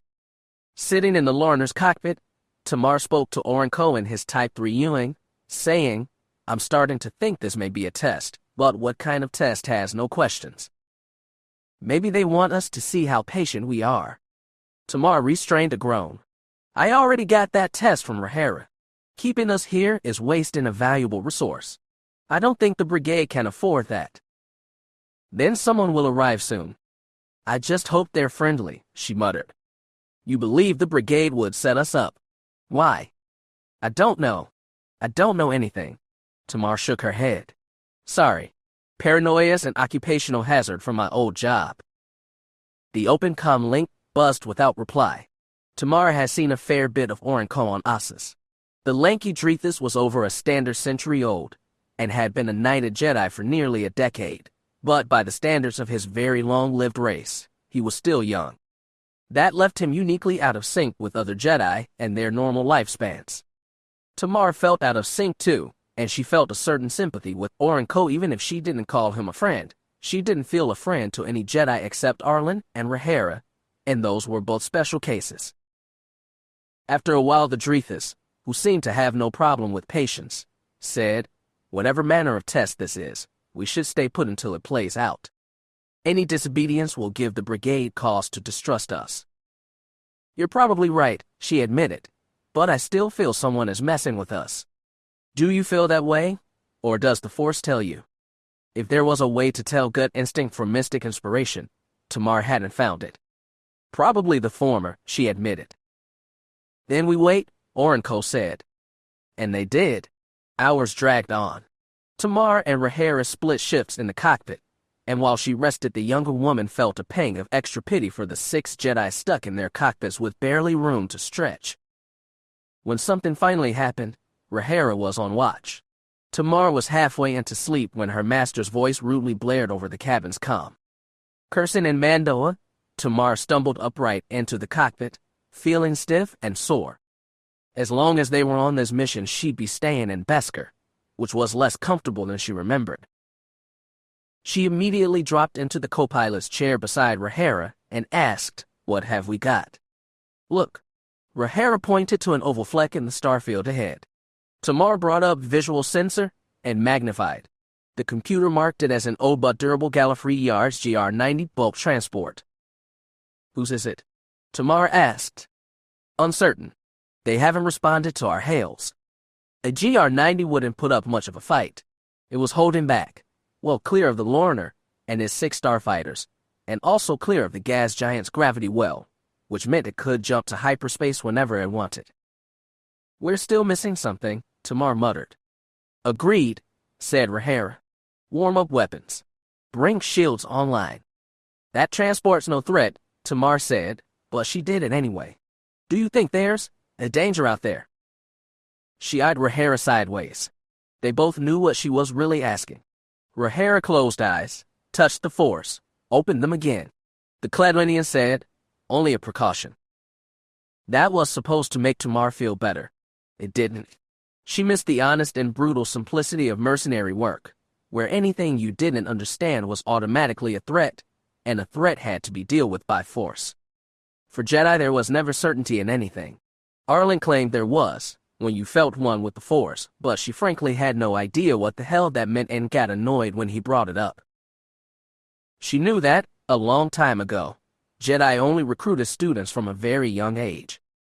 Those Jedi also used to be celibate monks, but maybe some of the old rules had been good ones. Maybe Tamar was just too damn old and stuck in her ways to ever be a Jedi. Yet she couldn't be a Mandalorian anymore, not while Jevon Arches was in charge. If this didn't work out, she had no idea what she could become. "Focus," Rhaenyra whispered. "Our mission is what matters, not you." Tamar swallowed. She hated being transparent. "Sorry." Rhaenyra said nothing. They waited some more. This wait was shorter. 7 minutes after the arrival of the Gallifrey transport, another big ship appeared in real space. This one was an Abrakian cargo hauler, of a model commonly used by the Hutts. Tamar was glad they'd been cautious. She brought weapons online and reached for the comm console to tell the other Jedi to get ready to engage. Rhaenyra clasped her wrist. "Hold on," she said. Tamar wanted to wrench free, but a moment later their comm board pinged with a hail. Rhaenyra released. Tentatively, Tamar opened the channel. "This is the ship of the pirate Red Fang." She tried to sound appropriately brusque. "Are you the new arrival?" The reply, unfortunately, was in Huttese. Tamar knew a little but not enough. Rhaenyra, however, responded fluently. Their conversation was brief, and when the master closed the line, she looked to her apprentice and said, "That ship is inbound for Cladwine, from Kenton. I'm pretty sure the crew is Nikto." "Do they work for the Hutts or don't they?" "Yes, but they're also helping the Avon Brigade smuggle weapons onto Cladwine." Rhaenyra gestured to the viewport. Beyond it, the Abrakian ship was maneuvering toward the Gallifrey transport. "We're to safeguard them as they transfer the illicit cargo aboard. When they jump to Cladwine, they'll do it alone, like they're supposed to. So we just sit here and watch their backs until we get further instructions from Caston. And no, I don't know when that will be." Tamar felt deflated. She looked at her control board. "I guess I can cool down weapons, then. Keep them warm, but you can lower shields. Tell the others to stand by also." Tamar did. As she worked, the two big freighters nudged side by side and extended thick umbilicals between them to transfer cargo. "The real question," Rhaenyra said, "is who's on the Gallifrey transport. That's what the whole masquerade was for, learning who was supplying the Avon Brigade with Alliance weapons." Tamar said, "They refused our hails before. Should we try again?" "Go ahead." Tamar tried and waited. Still no response from the Gallifrey. They must have been ordered to black out comms, she reasoned. "Probably," agreed Rhaenyra. "But we might be able to get through to them." "How?" The master considered, then turned on the comm again and hailed Ornco. "Look at the nearest moon. What do you see?" The Drethus was a long time to reply, and when he did he sounded confused. "I see absolutely nothing." "No," Rhaenyra corrected. "You see what might be an unknown ship lurking on its edge. Take 3 fighters and investigate immediately. Don't bother being subtle. And send the other 3 ships close to the transports to protect them." "All right, we will." Ornco didn't understand. Tamar didn't either, but he followed orders. 2 Ewings and the TIE Defender flared engines and shot straight toward the moon. The other 3 fighters swooped down beside the transports. Without being asked, Tamar joined them, and while the fighters hung on the big ship's flanks, she dropped the Lorna right above the Gallifrey transport's rounded bow. Unsurprisingly, their comm board lit up. They were getting 2 hails, one from the Nikto vessel, one from the mystery ship. Tamar didn't have to be instructed. She opened the second line first. "What is meaning of this?" said the accented voice. Tamar let Rhaenyra field this one. The master said, "We are very sorry, but our pilots might have spotted another ship by the nearest moon. They're checking it out now." She put a palm over the audio input grill and whispered to Tamar, "Run every scan you've got." The voice grunted, "Why this close?" "We were brought here to protect you." "We're doing just that." "Too close. Get back." "I'm sorry for the intrusion. Pulling back now." Rhaenyra nudged them up, but only a little. While Tamar was getting every specification she could from the Gallifrey transport, she noticed flashes of laser fire by the moon. They only lasted a moment. Then the Jedi fighters started veering toward the other ships. Rhaenyra switched comms again and broadcast on an open channel. "Sorry about that. We spotted some space debris around the moon, though it might have been something dangerous. It's just atoms now, so you can transfer all your stuff safely." She lifted the Lorna further away from the transports. The starfighters likewise peeled back. She leaned over to Tamar and asked, "What have you found?" "I've pulled a lot of skin-deep info on the Gallifrey transport. It's been really modified, probably including scanner-proof bulwarks around the cargo sections, since I couldn't get a whiff of that. Professionals, Rahara said. I did pick up life signs. About 20 crew, humanoid but not human. The body temperature seemed too low for that. The temps were all the same. More or less. Tamar saw where this was going. That indicates a single-species crew. Probably. Did you recognize the accent? I couldn't. To my ears, Rahara said thoughtfully, it sounded Skrilling. Skrilling. Tamar frowned. The squat aliens had a reputation for smuggling guns and other cargo. They were a nomadic race with no representation in the Alliance. They were an ideal candidate to run guns to Cladoine, but not to acquire those guns in the first place. Once this is done, we'll forward all your data to Alliance intelligence, Rahara said. If the transport's heavily modified, they might be able to match it with the known agent. Hopefully, Tamar muttered. The cockpit suddenly felt empty and still. Is that it? Rahara smiled slightly. Would you prefer a lethal firefight? No. I just didn't expect it to be this easy. Are this indefinite? Understanding usually comes piecemeal, not through grand announcements. We've done our part for today, Tamar. Now we hand our work off to someone else. She nodded acceptance. Rahara was right, as usual. The rest was up to Arlen, Chance, and whoever the Alliance had working the other end of this. They'd done their part. It was a mission accomplished. This, apparently, was what it was like to have the Force be with you. Chapter 4. The central computer and comm relay station for the Ozean Navigational Matrix System, what Brenna called the OSNAV hub, was located on a roughly pyramid-shaped asteroid drifting through the heart of the star system. According to Brenna's data, this particular chunk of space rock kept a fairly close and regular orbit around the system's primary, not near enough that solar radiation mucked up its signals, but close enough to feel some of the universe's primal heat. It also made going EV tricky. At least Brenna's clearance code checked out. Arlen was at the helm, Chance at the co-pilot's chair, and Brenna hovered behind him as Starlight Champion nudged this way close to the asteroid. They were coming from a rimward angle, and the glow of the sun was a corona shining bright from behind the rock.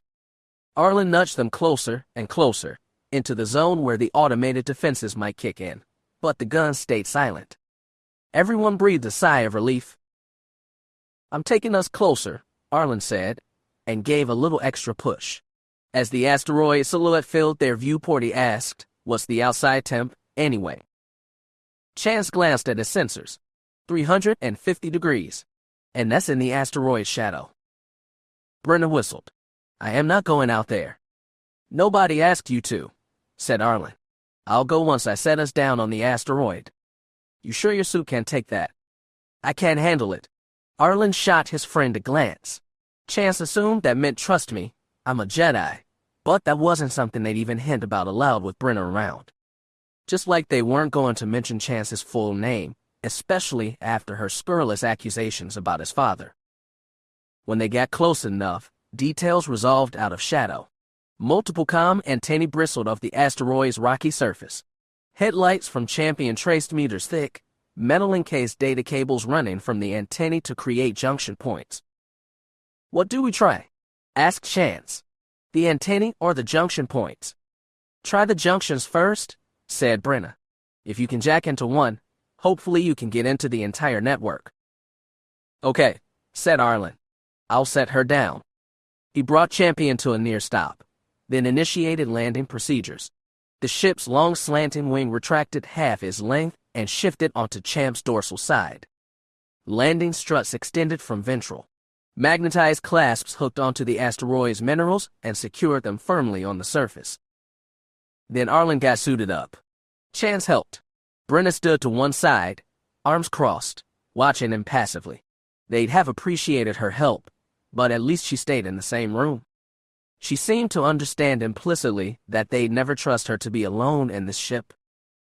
Once Arlen departed, Chance and Brenna retreated to the cockpit. Through its viewport, they watched as Arlen's bulky figure bounded across the surface, restrained more by the fat data transfer cable hooked to his suit than the asteroid's minuscule gravity. Chance set a timer and watched seconds turn to minutes. At this temperature in that gear, He calculated that Arlen could last 35 minutes before getting cooked. Maybe his Jedi powers would give him extra time. The counter had gone up to 7 minutes, and Arlen had been poised at the junction bulge for 5 of them when Chance tapped on the comm system and hailed him. "What's the sitrep?" "Cables attached. I'm trying to break through the security firewalls." "Didn't know there were firewalls." Chance looked at Brenna.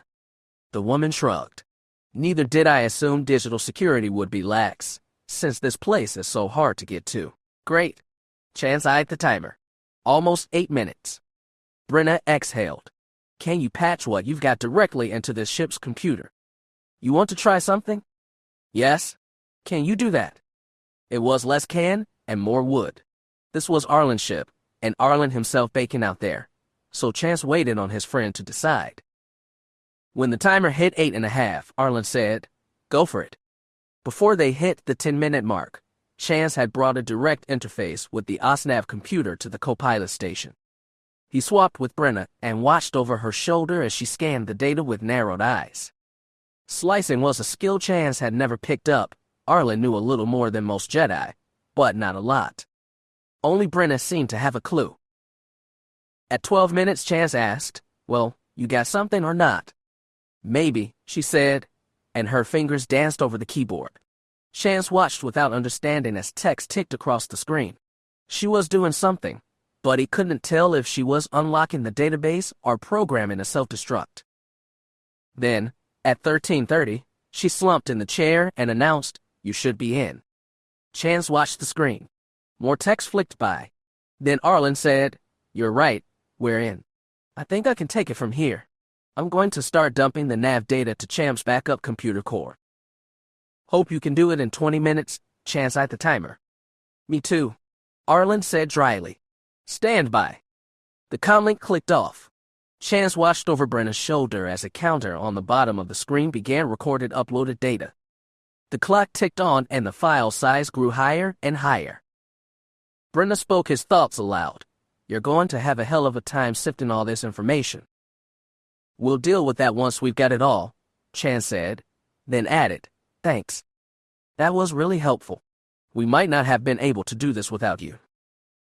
"That means you're paying me extra, right?" She batted her eyes and smiled, but he was pretty sure she meant it. Chance said, "We'll work something out." Her smile disappeared and she looked out the viewport. "You know, I still can't figure you and your friend out. I figure if you were as rich as you act, you wouldn't be flying this hunk of junk." "Don't tell Arlen that. He loves this ship." "So it's his, not yours. It's got his name on it." Brenna thought about that, then said, "Either way, you don't want for money. I thought you might be spies, but if you were one, you'd be a halfway competent slicer. Ditto if you came from the Hutts or some other syndicate. I could believe you're a couple of dumb amateurs looking for adventure." She looked up again, flashed another smile. "But you're not dumb either. Just naive." "What's naive about trying to stop a war?" "Well, first of all, even if you did figure who's supplying the clats, you could just as easily raise tensions as lower them. And second, it is naive, or grossly egotistical. Wars happen all the time. Sometimes they're big. Sometimes they're small. Sometimes they're in the shadows where nobody notices. But they're always happening, and they always will happen, and only a fool or a narcissist believes he can single-handedly stop them. The word stung, and Chance tried not to let it show. He didn't consider himself naive, and while he might get self-absorbed sometimes, he wasn't an egomaniac either. But he couldn't accept her cynicism. If not for what he and Arlen had accomplished, the Sinex Juvex rising might have been 10 times nastier. He wanted to tell her who he really was, what he'd done, just to wipe the condescending look off her face. Instead he said, "This isn't about single-handedly stopping anything. We're just trying to do our part to keep the long peace going." "Is it? Still going, I mean?" she asked, not snide anymore, just curious. "Maybe," Chance shrugged and looked away from her. Softly she said, "There's one upside to centrality. It's so irrelevant, nobody bothers fighting wars over it. The Empire, the Vaughn, the war after that, everything just passed us by." "My parents fought in all those wars," Chance said. Mine never fought in anything. Like I said, there's upsides to being irrelevant. She chewed her bottom lip. They never amounted to anything either, so maybe it evens out.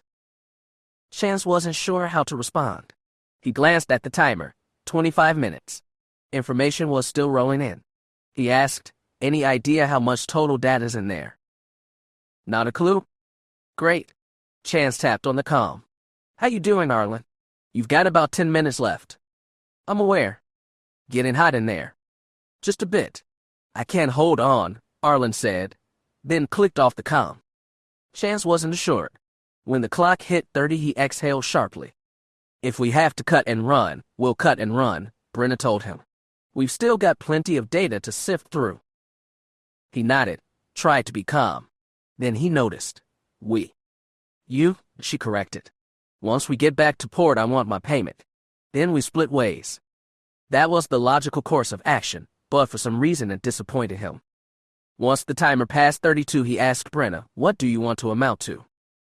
Whatever I can get, she said immediately. Fair, he replied. I just thought you might have something more specific. Like, buy my own ship and fly away from centrality, never to return. I've thought about it, she admitted. Not sure where I'd go or what I'd do, exactly. You don't seem like somebody who lacks imagination. She looked up at him again. What do I seem like, Mr. Chance, but no name? He winced. Sorry. Didn't mean to overstep. It's okay. She glanced at the clock. Almost out of time. I don't mind talking to you. You're better than your creepy friend. Arlen. What's creepy about him? Her face twisted, considering replies, before she simply said, he's hiding something. Chance scoffed. Who isn't? She seemed to consider another reply, only to slap on the comm and announce, hey, you're minutes away from frying. You know that, right? I can't hold on, Arlen said. Are you still getting data? Floods of it, Chance confirmed. Listen, I agree with her. You should come back aboard and get out of that hot suit. Cut the link where it is. We've got plenty we can work with. He knew Arlen would try to drag it out as much as possible, relying on his Jedi magic to endure the heat for extra time. In Chance's view, his friend trusted the Force a little too much and needed the occasional reminder that he was only mortal. Come on, he insisted. You've done all a normal person could for today. Time to wrap it up, Hilla. It was a subtle reminder that any displays of abnormal prowess might tip Brenna off to his real identity. Maybe she suspected already. Arlen took the hint. He said, disengaging now. Be ready for me at the airlock. And bring me some nice cold water, heh. Can do, friend. 4 minutes later, Chance was in the airlock vestibule, helping Arlen out of his vac suit. The Jedi was red-faced, soaked with sweat, and breathing hard. Brenna stood to the side again, but at least she'd brought a water bottle. When Arlen was out of the suit and toweling off, he took the bottle from Brenna and chugged cold liquid. Oh, I needed that. I bet you did, Brenna said dryly. But in case you two haven't noticed, this asteroid's been rotating, and in under an hour we're going to be in the path of direct sunlight. If we don't move soon, we're all going to be extra crispy. Don't worry, I'll pilot us out to someplace safe. Then I'm taking a shower. Then we're going through the data. He took another gulp and added, thanks for the help, by the way. Well, I didn't come all this way to watch you two bumble helplessly. We weren't bumbling, Chance insisted. Just stuck for a minute. And now we are unstuck. Come on, let's move, Arlen said, and moved for the cockpit. Chance followed him down the corridor, Brenna behind him. As they walked, he told Arlen, she thinks you're creepy, by the way. Oh, what does she think about you? She won't say. Really? Nothing? Well, she can't figure out what we are, so I guess that makes us mysterious. Great. I like being mysterious. Unless I'm also creepy. Those kind of go together, don't they? Not all the time. No, but sometimes they do. As they reached the cockpit, Arlen looked over shoulder at Brenna. Right? I'm starting to think you're more obnoxious than anything. Uh-oh, can't have that. Arlen dropped into the pilot's chair. Let's get down to business. Help me take us out, Chance. Will do, the other man said, and took the co-pilot's chair. Their withdrawal from the Oz-Nav hub was a perfect mirror to their approach. Still sheltering the shadow of the asteroid, they pushed away from the space rock and the blazing sun behind it until they reached the cold, safe space in the middle of the Ozian system. Then Arlen set a course for the asteroid which hosted the Goldcrest Casino. That would take 4 hours moving at sublight through the system's slow-churning asteroids. Once Arlen coordinated with system flight control to plot a smooth course, he went off to shower. Chance began to scheme through the data. Brenna, with nothing else to do, agreed to help. This would be much easier if I knew what I was looking for, she remarked from the co-pilot's chair. Chance, who occupied the driver's seat, said, "From what I can tell so far, these logs mark starship models even when they don't get specific transponder codes. Look for ship type Skrilling mercenaries might use." Skrillings. She frowned. Yeah. They're stocky guys, green or gray, really wrinkled faces. I know what Skrillings are. They come through the Ozian sometimes. But why them? Let's just say latest intel suggests they're involved. Where do you hear that from? Other agents in the field. Chance blatantly ignored that. The thing is, we believe Skrillings are delivering military-grade weapons to Cladoine. Specifically, Alliance military. The Skrillings aren't part of the Alliance, or anything else for that matter. They're rogue traders. They wouldn't normally have access to this kind of merchandise. Which means they're middlemen, reasoned Brenna. Exactly. Hopefully, if there's not too many links in the chain, we can find the transfer point here and figure out who in the Alliance is shipping weapons. Makes sense. She looked back at her data screen. Doesn't the Alliance have asset tracking for this sort of thing? Unless asset tracking's covering for the theft. So who tracks the trackers? You. Hardly. Like I told you before, I'm just a concerned citizen. With a taste for adventure, she snorted. If I was adventurous, I'd have been the one out there, baking on the skin of an asteroid in 300-degree heat. No, I'm just doing my piece for the common good. She snorted again, but didn't argue. Chance, irrationally, decided to press. You are too, you know. Right here, right now? I'm in it for the money, which you'd better be good for. Money you don't even know what you'll do with. He shook his head. I've known a lot of people who've said things like that. Money's just a means to an end, and there's always something that matters to them more. Brenna put her pad in her lap and glared at him. I get it now. You're a psychologist, and this is some elaborate research project, right? Am I your lab rat? Hardly. Suddenly Arlen hurried into the cockpit. He changed into a clean set of clothes. His hair was still wet, and he had a look in his eyes that could only mean trouble. What? Chance sat stiff in his chair. What is it? Fresh on the news nets. I saw it in my quarters. Arlen bent over the main console, worked his buttons and knobs, and brought up a flickering image. Distortion wrenched it to static every 5 or 10 seconds, but in between Chance could make out images of urban devastation. An entire city looked like it had been slagged, probably by orbital bombardment. Buildings and blocks were flattened as though by punches from heaven, and the smoke blocked sunlight. An announcer, equally static marred, was saying, "Morning at, of Jeshelda, Hutt's claim responsibility, headquarters for the Oven Brigade." Chance stared at Arlen. He couldn't say the question on his lips, but Arlen read it in his eyes. The Jedi gave a tiny, helpless shrug. He didn't think Tamar has been there, but he just wasn't sure. Brenna was staring at the holo, jaw slightly agape. In a ragged voice, Chance told her, "The Hutts don't mess around. I'm surprised they didn't do this sooner, honestly. A whole city's a little overkill." She tried to sound sarcastic but couldn't hide her shock. "That's what we're trying to put a stop to," he told her. "The common good," she muttered, staring at the holo, not snide at all now.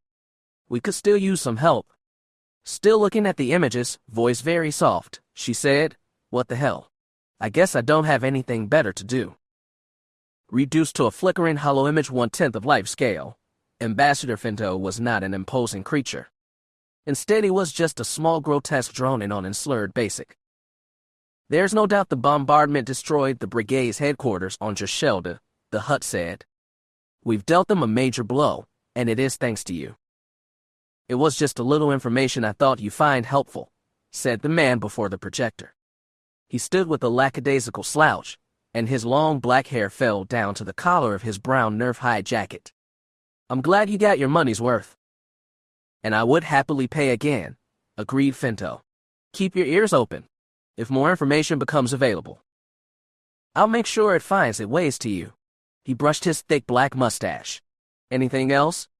Not for the moment. On behalf of the entire Khajiit Council, it was a pleasure doing business with you. Likewise. The man sketched a small salute. Until next time. The holo winked out.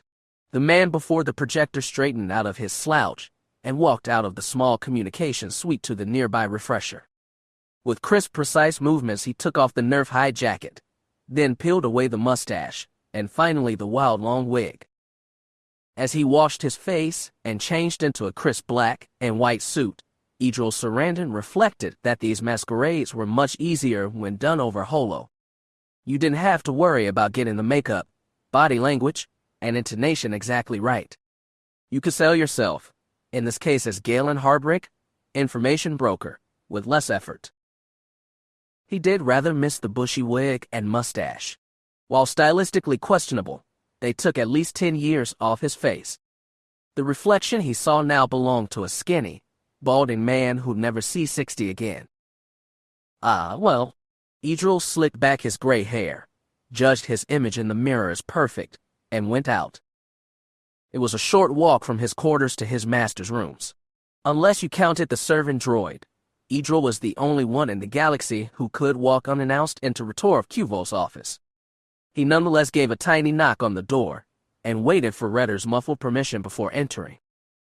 The younger man was seated behind his broad desk. Galactic City's early morning traffic drifted through his window and glinted gold in the sun. Have a seat, Idril. Retor had 2 data pads and a mug of steaming caf in front of him. How goes the morn? Idril lowered himself into the chair in front of the desk. I just received a communication from Finto, thanking me for the information I gave him. Good? Retor leaned back in his chair and cupped his mug in both hands. Did he pry any more about where you got it? He seems content the information checked out. Excellent. Retor took a sip. Would you like a cup? No thank you, sir. Idril folded hands in his lap. Sir, I was wondering whether your asset on Cladowine was in Jashelda when the Hutts administered their punishment. Retor shook his head. Oh no. He's affiliated with one of the smaller brigade cells. Just got a fresh report from him, actually. He says there's plenty of chaos now that they've lost a bunch of their leaders. Nobody's sure who's in charge or what to do, but they're all mad as hell, which means they're bound to do something rash.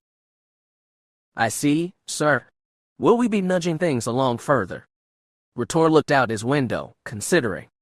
Idril let him think.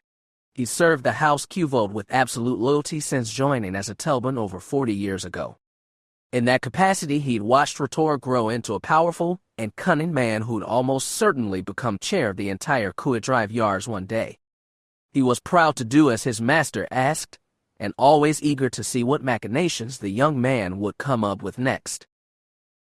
Over the past 30 years, the so-called Long Peace had forced KDY to shift his focus to commercial spacecraft instead of war machines. As the likelihood of conflict with the Hutts increased, so would the needs of the Alliance military. War would be good for business, but Idril knew his master had deeper plans, one that went beyond his need to know. So he waited patiently to see what was required of him. Eventually, Retor said, We don't want to overplay our hand. We'll see what the brigade manages to do next. Before their leadership was vaporized, they were reaching out to other discontents in the Cyclada. And it seems they've enlisted help of a notorious space pirate of Klatooinian origin. She goes by the name of Redfang, and she seemed to enjoy menacing the western reaches before discovering patriotism. Would you like me to look into her, sir? Please do a little research. Check with all your sources. Gladly, sir. In his service to Retor, Idril had accumulated a small collection of aliases. As Galen Harbrick, and other underworld personae, he'd built an excellent information network. Rotor turned back to his desk, then added, "We may need to stir the pot a little in the Senate. See what you can learn about the mood in Senator Pecon's office. Also Senators Tine and Glumabekho. Oh, and poke around Minister Pelleris' people too." Those were all politicians with a reputation for ambition. This sounded like a job for another of Edrel's personae. Discus Fan, supposed adjunct auditor at the Ministry of Internal Finance, could get through many government doors, and he required little makeup or out-of-character outfits. This would be an easy masquerade, though he'd missed the chance to look a little younger. "It will be done, sir." Edrel rose from his seat, gave Rotor a small bow, and left the young master to his work. The ever-tumbling asteroids of the Osean system were the perfect place to play hide-and-seek. In most cases, however, the game involved one player hiding while the other sought. Starlight Champion was now trying to both hide and seek simultaneously. That was a tricky feat for anybody, even his Jedi pilot. Arlen was trying, though Chance could see the sweat on his brow as he nudged Champion out from behind one hiding place. Then he gunned engines and streaked across open space for the cover of the next asteroid. They'd been doing stop and starts for hours, and Chance, at the co-pilot station, added extra coolant to the engines to prevent an overheat. When they got close to the next asteroid, Arlen killed thrusters and used repulsors to keep them in position behind the relatively small chunk of space rock. As Champion drifted, Chance twisted in his crash webbing and asked, "Still got an eye on it?" Strapped to her own seat at the auxiliary sensor station, Brenna responded, "He hasn't moved from behind Oseon 509. I think he might be making his final stop." "Did you see any other ships go near?" "No," she said, but his partner might have been waiting a while. Arlen looked at the holo hovering between the pilot and co-pilot stations, which depicted a three-dimensional map of the Osean's many asteroids. "I think I can get us closer," he said. "How close?" asked Chance. "All the way, maybe," he said, then started engines again. Chance prayed the Force was with them, because they were going to need it. The data they'd recovered from the Osnav hub had been a start. The download contained drive signatures from every ship to pass through the Osean in the past 4.5 weeks. While Chance and Arlen parsed that data and tried to single out starships that might be used by Skrilling mercenaries, Brenna did her own research and brought back information on different Skrilling ships that had been active recently. Combining that with the data, they'd been able to narrow it down to 5 potential starships that might be shipping weapons to Cladoine. And since the Osnav data was up to date, they'd known that one of those suspect ships was currently in system. Brenna had agreed to go on Champion again and help them. It seemed that the destruction of Jashelda City on Cladoine had knocked the gravity of the situation into her. Chance was glad to have her along. He couldn't deny he'd been struck by her since he first saw her at the casino. He'd gotten to know her, at least a little, and in a way she reminded him of his father. Not the father he'd known, but the freewheeler Lando Calrissian had been long before Chance was born. He also found her rather attractive in a dark and sultry, take what you can get 'cause I'll be gone tomorrow kind of way, which might have also affected his judgment. If these two factors were in any way connected instead of merely coincident, he adamantly refused to consider it. He'd once chided Arlen that good looks plus bad attitude equaled bad combination, but things had worked out for him and Tamar anyway. And seeing his younger friend get settled with a woman had stirred a desire for domestic stability Chance hadn't even realized he'd possessed. But he tried to keep all of that out of his mind as they staked out Oseon 432, a modest refueling and cheap entertainment station, for hours before the ship in question took off. It was a refitted Action 9 Corellian bulk transport, one big enough to carry a lot of weapons, and by the speed with which they'd pushed off they were probably flying empty. That made the most sense. If the Skrillings were hanging around for a couple days, it was because they were waiting to pick up cargo. Once they got it, they'd blast off for Cladoine. They had to be making their rendezvous now. As Arlen pushed Starlight Champion closer to Osean 509, it became clear that this particular asteroid was undeveloped. There seemed no marks of habitation of any kind, which made it the perfect place for a covert cargo transfer. I'm going to cut engines and coast us in, Arlen announced as he killed thrusters. Will that be enough to hide us? Asked Brenna. When Arlen took too long to answer, Chan said, if they spot us we can always cut and run. They'll never catch up, since they'd have to burn away from the asteroid first and we'd already have a head start. If they spot us, she replied, then we came all this way for nothing.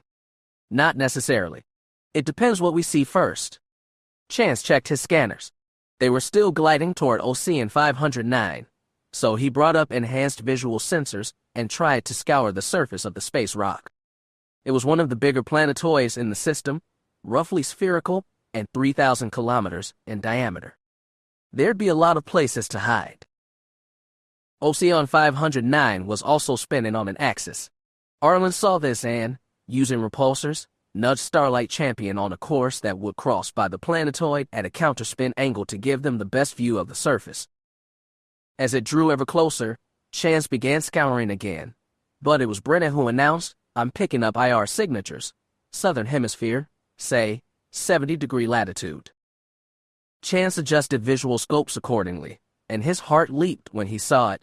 One Action 9 transport settled on the planetoid's surface, right alongside a boxy cargo hauler half again its size. This is it, Chance announced. Looks like they're meeting some kind of Demorian hauler, maybe an X-97. That's an Alliance class, Brenna remarked. Maybe, Chance began, then stopped. The grainy image on his viewer was coming clearer, and he could see the phoenix crest of the Galactic Alliance stamped on the hauler's top side. He swallowed, tugged Arlen's sleeve, and said, You see that? Arlen leaned over and saw. He and Chance exchanged tense looks.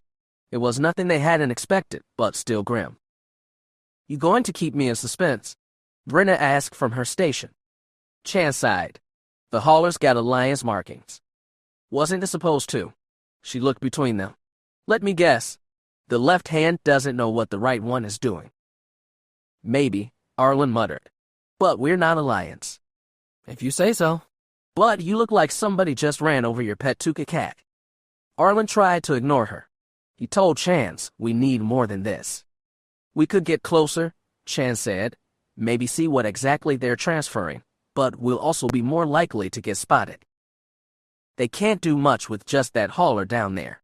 I'll take us in. As Arlen gave them a few more gentle nudges with the repulsors, Chance stared at the visual readout again. Big, boxy crates were being transferred across the barren surface into the body of the Action 9, presumably by droid. Even if they got really close, they wouldn't be able to tell what was inside those crates. He tried to focus on the Demorian hauler. If there was a serial number stamped on the hull, they might trace it back to a certain base or commanding officer. Chance thought he spotted something and pushed his scanner to maximum magnification. We got a number all right, he said, but then he saw a growing dark patch on the hauler's aft section, like another big hatch was opening. And then, out of the darkness, there was light. Impelled by burning thrusters, two small starships shot out of the hauler and pushed against the planetoid's gravity toward space. Toward them. Brenna was the one to announce, we've got incoming. ICM, Arlen confirmed and switched engines back on. Time to go. He twisted Champion away from Ocean 509, then gave power to thrusters. Starlight Champion accelerated toward a span of black space, but the small ships were gaining of them fast. With their small size and powerful engines, they were able to clear the planetoid easily and were soon in fast pursuit. Lasers went wide and flashed past Champion's viewport. Chance put up rear shields just in time to absorb a chain of well-placed bolts. I thought you said we could outrun anything. Brenna snapped.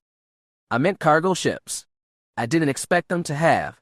Arlen looked at Chance. What are those things?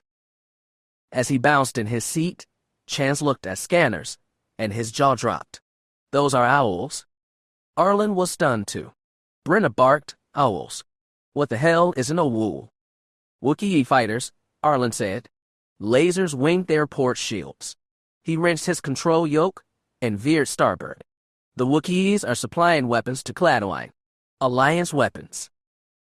Through his panic, Chance tried to think. Owls aren't used by the Alliance, are they? No. No, just the Wookiee Home Forces, I think. But that was definitely an Alliance hauler. I know. It doesn't make sense. More shots to their shields rocked the ship. Brenna said, I don't care who they are. They're trying to kill us. I can't lose them, Arlen insisted. Just hold on. He threw then into twists and jukes to evade the sprays of laser fire, then dove toward the nearest large asteroid. He spiraled toward the surface and tried to get lost in its crevasses and mountain ranges. But Champion's 5 glowing thrusters were a hard target to miss, and the Wookiees kept coming. Why aren't we shooting back at them? Brenna was scouring her panel for weapons controls. You do have guns, don't you? I'm trying not to kill them, Arlen said. Even when they're trying to kill you. What are you, a Jedi, or something? Neither Arlen nor Chance risked responding to that. Thankfully, Brenna didn't pursue the comment. All of them were jerked breathlessly in their crash webbing as Arlen bobbed and weaved amongst a maze of black rock hoodoos jutting out of the airless surface. The 2 owls had already dropped to a low altitude and were stuck in pursuit. They tried to maneuver around the dizzying rock spires, but their pilots weren't Jedi capable of superhuman reflexes and insane agility. Neither was Chance. The constant flash of hoodoos near missing Champion was too much. He squeezed his eyes shut and prayed. When the ship shuddered, he thought for a heart-stopping second that they were going to die. Instead, he felt the deck surge beneath him and knew they were gaining altitude. Chance opened his eyes and saw the jagged surface of the asteroid peel away. Where are the O'Wools? He asked. Crashed, Arlen said without joy. I couldn't tell if the pilots ejected. That means we're clear, right? You've got the sensor board. Chance checked his screens. Nothing in pursuit. It didn't even look like the freighters had pushed off Ocean 509 yet. Do you want to go back? He asked Arlen, hoping the answer was no. The Jedi shook his head. We've got the information we wanted. Now we have to give it to the proper authorities and let them decide what to do with it. Proper authorities, Allana, the Jedi, the Alliance military. Chance didn't envy them the choices they soon have to make. From her seat at the side of the cabin, Brenna announced, I know what you are now. She looked as pale, breathless, and nauseated as Chance. You're one of those daredevil stunt pilots who likes to risk his life for no reason. Chance looked at his friend, thought a moment, and judged that might be the closest one yet. But who cares? Let's get back to the Gold Crest. I need a drink. They did get drinks at the Gold Crest East Promenade, all 3 of them, but that was merely prelude to more important business. Arlen and Chance had to give their ship a good inspection before setting out on the long ride back to Coruscant. Brenna insisted she get her money first. Chance handled that. They went to a personal finance station, not hard to find in this casino, and he arranged to transfer the agreed-upon funds to her account, plus a small bonus for what he called going above and beyond. Once Brenna got her confirmation from the service droid, she and Chance began making their way to the starship docks, where Arlen was prepping Champion. She had a hard time thinking of what to say. Chance, often garrulous, seemed to be struggling himself. The past few days had been a whirlwind. They'd been surprising, profitable, sometimes dangerous, but in a way that made it more exciting. She would be disappointed to see Arlen and Chance go, not least because she still couldn't figure them out. And she hated unsolved mysteries. Brenna reasoned aloud to fill the awkward silence. You might not work for the Alliance, but you're clearly sympathizers with inside knowledge. Since you're the one with the money, I'm going to guess that you're the wealthy heir to some business conglomerate, trying to protect his interests through unconventional means. You're getting closer, Chance said, but he kept his Sabacc face on. What about Arlen? I don't know. He seems like he wants to be roguish, but he's not mean enough to pull it off. He's a thrill-seeker, but he also seems to care about the common good for some reason. So what is he then? I have no idea, she admitted. Do you still think he's creepy? I think he's mysterious. And I'm what, then? Transparent. They were getting close to the docks. Brenna sighed. You're not going to tell me anything, are you? After all the help I've given you. I've given you the money we agreed on, plus a little extra. I'd say you came out of this pretty good. I did. Still, I don't like unanswered questions. Sometimes you have to settle for them. They passed beneath 2 white arches and came in view of Starlight Champion on his platform. Arlen was there, directing a few of the facility's helper droids. Chan stopped before the walkway leading to Champion and reached into his pocket. "We couldn't have done this without you," he said, and flashed a tiny data key in his palm. "This had my personal comm encrypt on it. Keep your eyes and ears open, and if you see anything else in centrality you even think might be relevant, don't hesitate to give me a call." He placed it in her palm, then withdrew his hand. She looked at the thumbnail-sized key and asked, "Do you want my number too?" Chance finally smiled. "My dad once said, always give the woman your number, not the other way around. That way, if she calls, you'll know it's 'cause she really wants to talk to you." Brenna made a fist around the data key. "He sounds like a smart man." "I'm glad to hear you say that." Arlen called from the ship, waving Chance to come aboard. Chance gave Brenna one last grin, sketched a sly salute, then turned and hurried toward his friend. Strange men. Strange ship. Strange everything. Brenna felt lucky they dropped into her life, even if they were leaving her with too many unanswered questions. She was tempted to watch Starlight Champion take off, but instead retreated into the depths of the Gold Crest. Because of her arrangement with casino management, she had a suite permanently reserved for her in the hotel. As she made her way there, she thought about her options and gently stroked Chance's data key, still pressed between thumb and palm. When she reached her suite, she deposited it on her desk. She stretched, watched, thought some more, and finally made her decision, though really she just decided to act on the plan that had been forming in her head since the trip to the Osnav hub. It was true Brenna wasn't close with any of the Hutt families, but she knew people who knew people. She always did.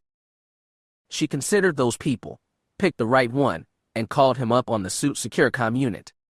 When the Rhodian's long-snouted face appeared above her station, she flashed a winning smile and said, "Good to see you, Kekali. I hope you're still close with Agmor the Hutt, because I've got something he'll really want to hear." Chapter 5. Arlen and Chance weren't yet returned from Centrality, but their message had raced ahead of them. So had the sensor data from Starlight Champion, which confirmed their battle with the Owl Fighters and the Alliance cargo ship that had delivered them. An enhanced visual recording had determined the transport serial number, and asset tracking had immediately matched it to a ship stationed with the Myteraner sector fleet in Wookiee space. There it was, then. Allana considered her options briefly, but she knew what she had to do. This was a conversation she'd have much rather have in person, but she hadn't the time to fly off the Kashyyyk. Instead, using her office's long-range communication system, supposedly the most secure in the galaxy, she hailed the Wookiee's first minister and demanded to speak to him at once. She'd only met Karajith a few receptions, but the holo did a good job of conveying his size, the sharp streaks of silver fur that ran through his dark brown pelt, and the intensity of his eyes. Karajith had fought in every major galactic conflict from the Clone Wars on, and was viewed by his own people as something of a living legend. Even via flickering image, he was intimidating. After she explained what her agents in Centrality had found, the Wookiee crossed mighty arms, lifted his head, and growled that he knew about the shipments. They'd been his idea from the start. Allana took a breath to steady herself, then said, "The unauthorized distribution of Alliance military materials is a serious crime.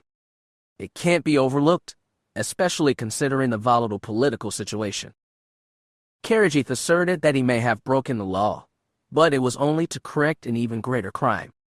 He bemoaned the fate the Klatooinians and all the peoples of the Cyclada whom the Hutts had used and abused for millennia. Allana interrupted him. "Have you been supplying other planets too, or just Kladoine?" The Wookiee considered a moment, then said they'd only supplied Kladoine so far. She didn't know if she could believe him. If they'd met face to face, if she'd been able to feel him in the Force, she might have known. Instead, she was fumbling in the dark in more ways than one. Allana had to assert her authority. She said, "These weapons were very likely used in the recent attacks on Alliance worlds, to wound and kill Alliance citizens. First Minister, as Chief of State, I am ordering you to cease all shipments to the Klatooinians at once." We can't allow the situation to become any more inflamed. Karajith shook his head and said he was disappointed in her. He thought she, a Jedi Knight who supported the right of all sentience, would never be so eager to appease the Hutts. He was trying to hurt her personally and knock her off balance. It was working. Allana swallowed and said, "This is the most dangerous situation the Alliance has faced since Sabacc. We need to stand united in this, and I cannot allow one of our most prominent member worlds to blatantly flout our law." Karajith asserted that he wasn't trying to flout the law, only obey the dictates of his conscience. "And how long have you been obeying these dictates?" Allana demanded. "All his life," Karajith insisted. In the more specific sense, he'd begun moving arms to the Avon Brigade a year and a half ago. He said they'd reached out to him first, and that he'd not hesitated to take their offer. Again, Allana didn't know if she could believe him. She had to take his word, for now. She asked, "Does the destruction of Jacen change the equation? I've been told many of the brigade's leaders are dead." "Only some," Karajith insisted, and the brutality of the Hutts was only more incentive to support their victims. In fact, he launched another shipment immediately after the attack. It was clear he wouldn't be deterred. Allana said, "There will be consequences, First Minister. I can't let this pass." Karajith urged her to do as she wished, so long as it obeyed the dictates of her conscience. Then, abruptly, he closed the link. Allana stood alone in her office for a long time, trying to soothe her anger. In her 3 years as chief of state, she'd never been treated so dismissively. It wasn't just her own ego that stung. Karajith was flouting her office and the authority of the Senate. But she had to wonder how the Senate would react. Certainly some would sympathize with his cause. Even Allana did, to some degree, despite her anger. Yet Karajith's recklessness had probably killed Alliance citizens, and was pushing them to the brink of an open conflict with the Hutts. It could also bring conflict within the Alliance. Allana didn't know what would happen if she tried to arrest Karajith on his own world. Even if it succeeded, it could make her look like a tyrant. Because she needed some guidance, and because there were only a handful of beings she could talk to her in frustrated state, she sent another highly encrypted comm signal out, this time to the Jedi Temple on Assus. The next holoimage to resolve before her was another Wookiee, but Lobacca's face was much more welcome. She quickly explained everything to the Jedi Grand Master, including her last conversation. Lobacca grunted thoughtfully and told her a little more about Karajith. He said the Wookiee First Minister was respected for his past heroism, but many Wookiees also viewed him as a reckless grandstander who put his personal causes, and arguably his own image, ahead of their species' welfare. The Grand Master carefully omitted his own opinion. "Well, he's thrown us into the mess now," Allana scowled, hands on hips. She felt like madly pacing, and restrained herself to stay in front of the holo-projector. "I can't order the military on Kashyyyk to arrest him. Even if I did, it wouldn't necessarily stop the arms shipments." Lobacca woofed that Karajith had been in power to almost 2 standard decades. Not a huge time by Wookiee measurements, but certainly enough to seed loyalists in all levels of government and the military. He also said that, if word of the Wookiees' actions got out, it might increase Alliance sympathies for the Cladwinians. "I know. Don't you think I feel awful about Grishelda? I was drafting a set of sanctions against the Hutts, and then this fell in my lap." The Grand Master said, tactfully, that sanctions wouldn't do much good. Nobody could wiggle out of an economic vice better than the Hutts. "I know." She lowered her head, exhaled. "Still, the point is this. We have Alliance members who aren't following our law and are putting the state of galactic peace at risk. I can't allow that, even if I sympathize with their goals. I'm the final authority, and I have to lay down the law." "All right," Lobacca said. "How?" "That's the tricky part," she laughed once brittle. "Maybe I could send the 4th Fleet over from Roche and have them arrest Karajith and put the boot of all his allies and sympathizers." With a growl, Lobacca warned her against that kind of thinking. It was the way her father had approached the crisis. "I know." She didn't say how tempting the hard, simple solution looked right now, because no solution to this could ever be hard and simple. She also knew that if she was going to avoid falling down the path Jacen had taken, she couldn't push away the advice of the Jedi. If anyone was going to be a moral anchor for her in the days ahead, it was them. "I've got a formal request to the Grand Master," she said. "If you could bring yourself and at least 20 more Jedi over to Coruscant, it could go a long way. I think I'm going to need all the help I can get." Sabacc roared that the Jedi would be happy to stand with the Alliance, so long as it held true to the will of the Force. "That's what I'm hoping," Allana smiled feebly, and wished he had more than hope. Brenna had met a Hutt once. It had been years ago, and she couldn't even remember his name, but it had come to the Ozean for a bit of gambling and relaxation. That worm had apparently been a young one, off for some fun before assuming responsibility for assets in his parents' Khajiitic, because that was apparently what Hutts did when they came of age. She'd found the wide-eyed, wide-mouthed, wiggling creature sort of amusing, especially since it proved bad at Sabacc. Agmor Jarama Panto was very different from that young Hutt of long ago. Her contact Kekali had shepherded her to a space station over the planet Bunta on the edge of Hutt territory. The world itself was ugly and scarred from some ancient war, but the station was bustling with activity. Upon leaving Kekali's ship, Brenna and the Rodian were escorted deep inside the facility, past layers of security. She received 4 separate scans and pat-downs before finally being brought into the presence of Agmor himself. The Great Hutt's hide was a mottled gray, warming toward pink across his broad belly.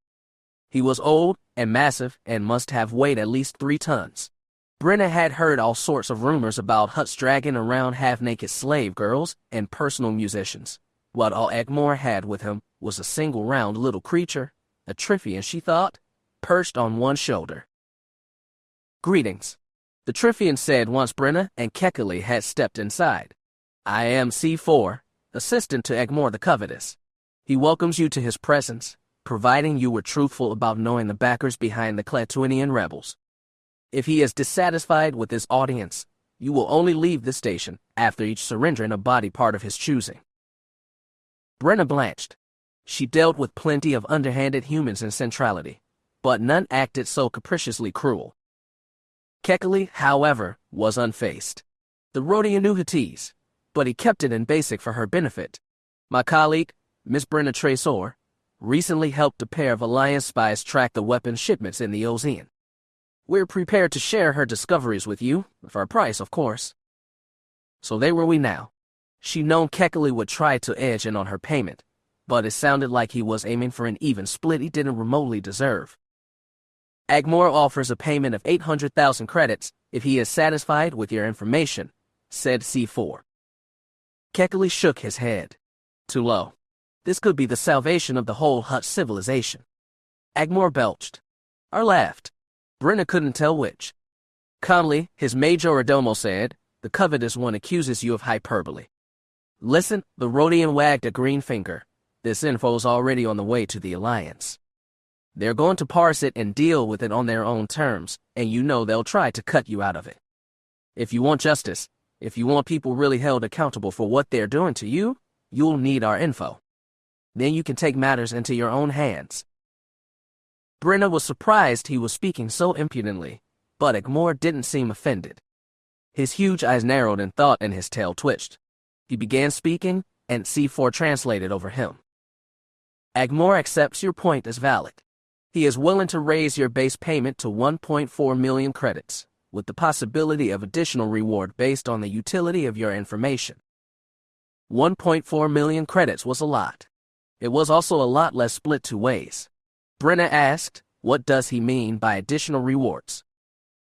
Without Agmor speaking, C4 said, "This includes, but is not limited to, the gifting of physical memorabilia, assistance in financial planning, or offers of ongoing employment."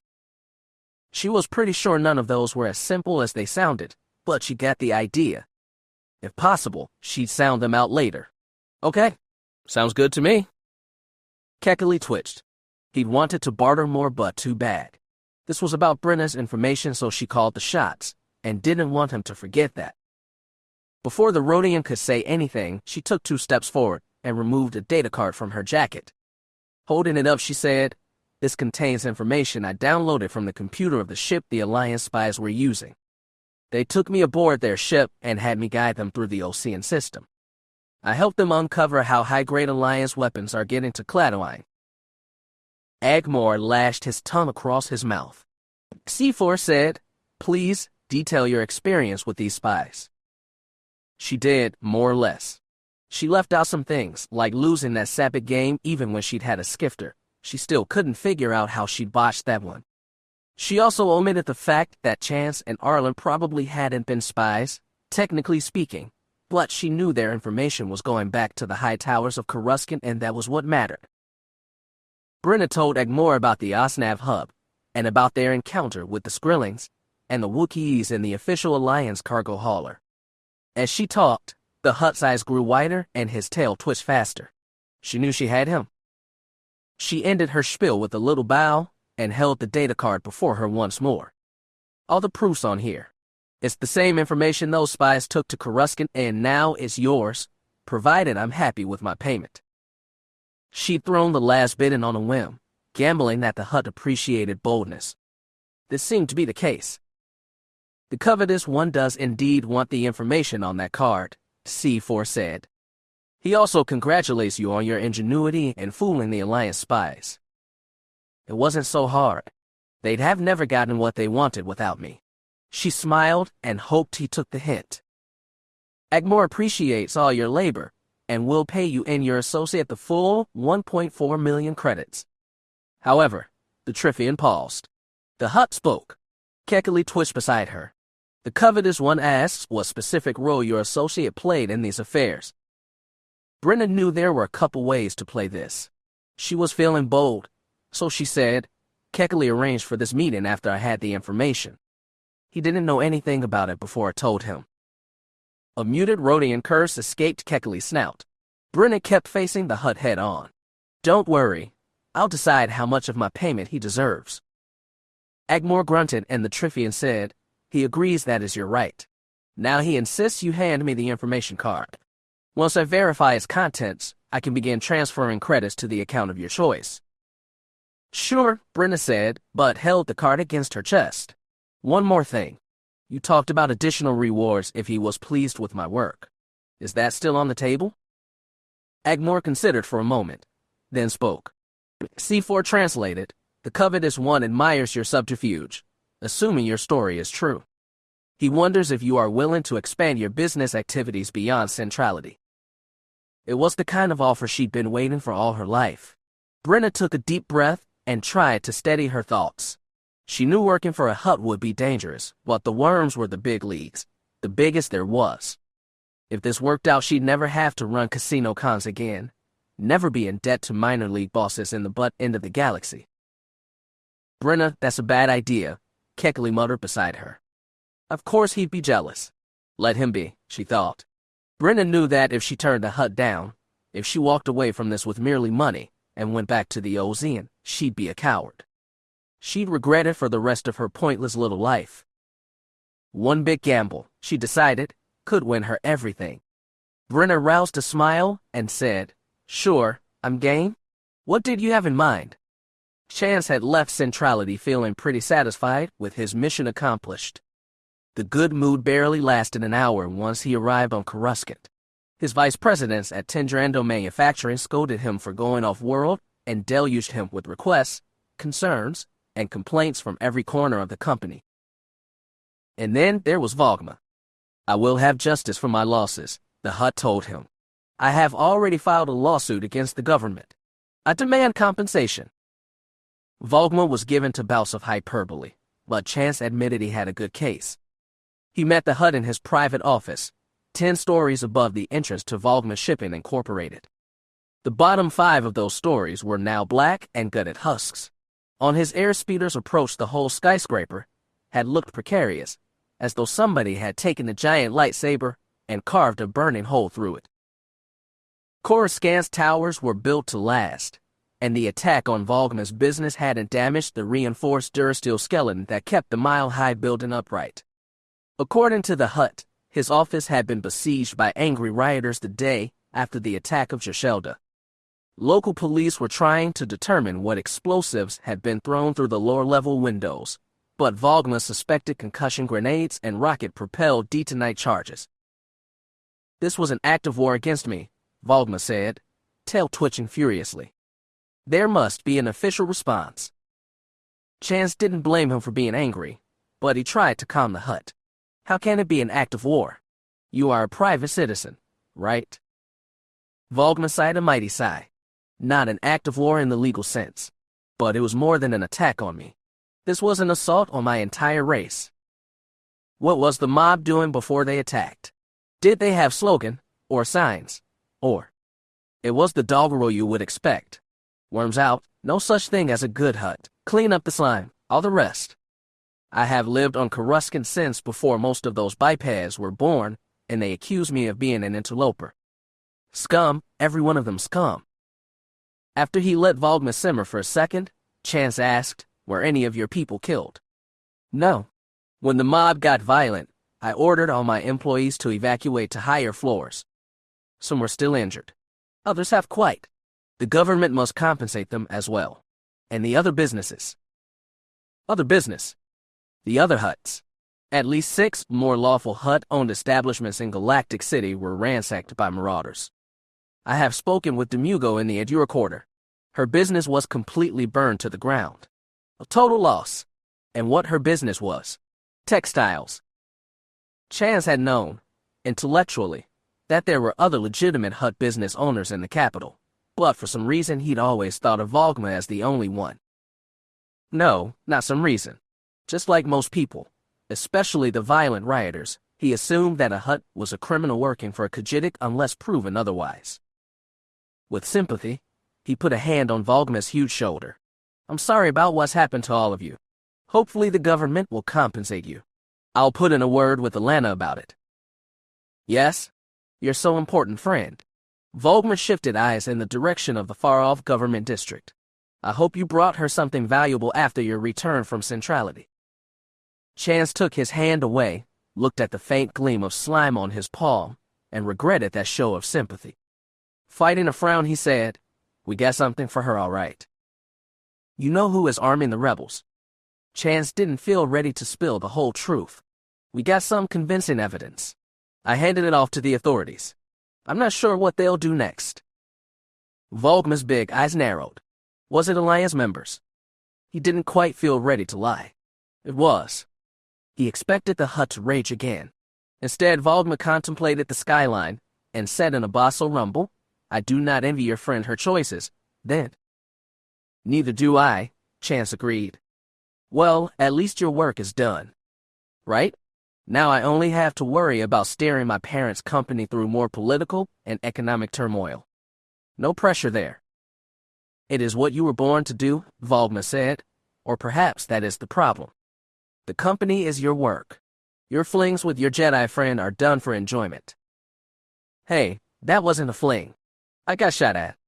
And trifled with one of your flimsy human females. I know. You just told me. That wasn't trifling.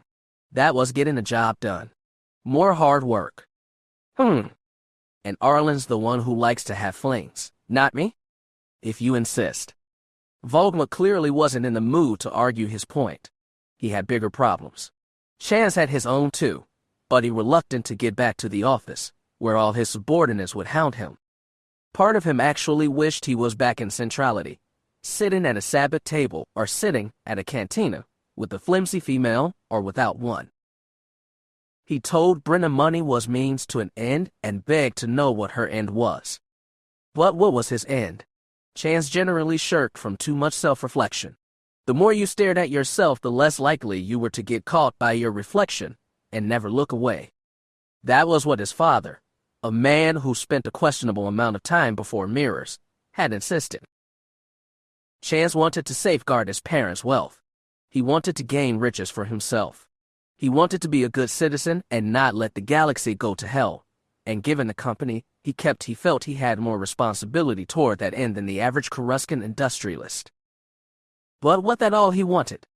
It seemed to be all he had. Chance resisted the urge to calm Arlen. Those conversations could take him anywhere, even halfway across the galaxy, and tempting as the thought was, he had a responsibility. He bade Volgma farewell, then went back to Tendrandro headquarters to do what he was born to do. Allana knew the truth about the Wookiee arms shipments would get out sooner or later, but she tightly cordoned Arlen and Chance's report in the hope of buying time. She didn't get it. Less than one standard day after her conversation with Khajiit, Ambassador Finto demanded to speak with her immediately. She didn't know how he knew, only that he must have found out. She met him in the same atrium as before, but it felt even less placid this time. My race has laid claim to the Cyclid Ascents before your old republic existed, the Hutt thundered. How dare you undermine our right to rule? How dare you? With effort, Allana stood her ground. In what way am I undermining you, Ambassador? You know, I am sure of it. Finto angrily slapped his tail on his repulsor bed. You are supreme leader of the entire alliance. All is in your purview. Does the leader of each Khajiit know what happens within every other clan? Please, Ambassador. I came here to listen to your complaints. Now give them. You know my complaint, Finto fumed. It is the Wookiees. The savage mammals have been arming the Klatooinian rebels. They seek to destroy Hutt civilization itself. I am aware of their actions, Allana said, and I do not believe their goal is to destroy your civilization. The Wookiees were enslaved once. They identify with the Klatooinian struggles and want to see them freed. Free? What is freedom? You think I am free? No, I serve my Khajiit and the Grand Council. You obey the ravenous senators who elected you. There is a galaxy of difference between, Allana caught herself. This wasn't an argument worth having. She started again. Ambassador, I offer the Alliance's sincere apologies for actions taken by one rogue constituent. It is against our laws to violate another government's sovereignty. His eyes narrowed. Then you have stopped the weapon shipments. We are working toward an accommodation with the Wookiees, she said, though Khajiit refused to respond to her hails. You are working. Then the shipments have not stopped. There are intransigent factions on Kashyyyk who. This is an outrage. Finto slapped his tail again. Your every word is an insult. Minister, I mean no offense. Then that is even worse. He gestured with his stubby hand. Look at you. Your minions disgrace you left and right. You have no power. No Khajiit would suffer such disobedience from an underling. The words cut to the core, and Allana burned with shame. What would you have me do? Send a fleet to Kashyyyk. Burn their cities and forests. She almost said like my father. If that is what it takes to earn their obedience, then yes. Ambassador, that's what your Khajiit did to Klatooine. Has it made them obedient? Finto blinked. He had no ready comeback. You are no leader. You do not have the strength for it. Do not presume to dictate to us when you cannot even control your own feral bipeds. He nudged the controls of his repulsor bed and drifted toward the door. Until you have someone in your government who can speak with actual authority, we have nothing more to say. Goodbye. As Allana watched him go, her anger crested, and she felt a brief, overpowering desire to grab that bloated slug with the force, wrench him from his bed, and hurl him across the room. She wanted to hurt him, then stand over his fat, wiggling body and ask him if that was authority enough for him. The rage passed, but she didn't feel ashamed for it. She should have, but she didn't. As she trekked back to her office, for she had other frustrating meetings on schedule, Allana reflected that he hadn't been wrong. Khajiit was defying her, and she was failing to stop him. She wished her grandmother were here to tell her how she had captained the New Republic. She even wished, in her anger, that her father could explain how he'd kept his friends and foes in line. Good examples, bad examples, Allana wasn't sure she could tell the difference anymore. She thought bitterly on that vision of the future her father had supposedly had, the one Jacen had become Darth Kroan to create, the vision of Allana sitting on a throne surrounded by beings of all races in a time of nobility and peace. Sometimes she thought she'd fulfilled her father's vision. Now it seemed like a mockery. And by the time her afternoon cabinet meeting began, things had gotten even worse. We have all seen the broadcast by now, her security minister, Recopio, said when everyone was seated around the oblong table in the palace's administrative spire. As best we can tell, At approximately 900 hours this morning, the Hutt embassy transmitted the same statement to the dozen largest news networks on Coruscant. Galactic Standard Affiliates was the first one to reach out to Kashyyyk for comment. The official response came out just 30 minutes ago. The Selkith glanced at his datapad. He cleared his gills awkwardly and said, "For those who have not read it, Minister Karajith confirmed the Hutt accusations and said he was obeyed the spirit of the Alliance, if not his laws. So there it was, everything out in the open, for the public and the Senate to fulminate over. It was exactly what Allana wished wouldn't happen. But that was the point. She'd met with Finto at 800 hours this morning, which meant that as soon as he'd gotten back to the security of the Hutt embassy, he'd sent out his declaration to the networks." The mood around the table was appropriately bleak. Minister of State Pellerat sat stiff in her chair and asked, "They forced us to play our hand, yes. Now we must decide what cards to lay down." The Woostoy's shining black eyes turned to Allana. Her hands clenched under the table, and she struggled for words. Her mind was still reeling. She had no plan. "The Kashyyyk government is in violation of Alliance law," said Justice Minister Esh. The little Mosi looked around the table, huge eyes blinking. Karajith must be held accountable for his defiance. Defense Minister Dreli nodded. "The Wookiees have one of the best home fleets in the Alliance. Half of the Third Fleet's currently stationed at Jindine, and we've just received a message from Admiral Primvold saying that he awaits orders." The old Bothan's fur bristled.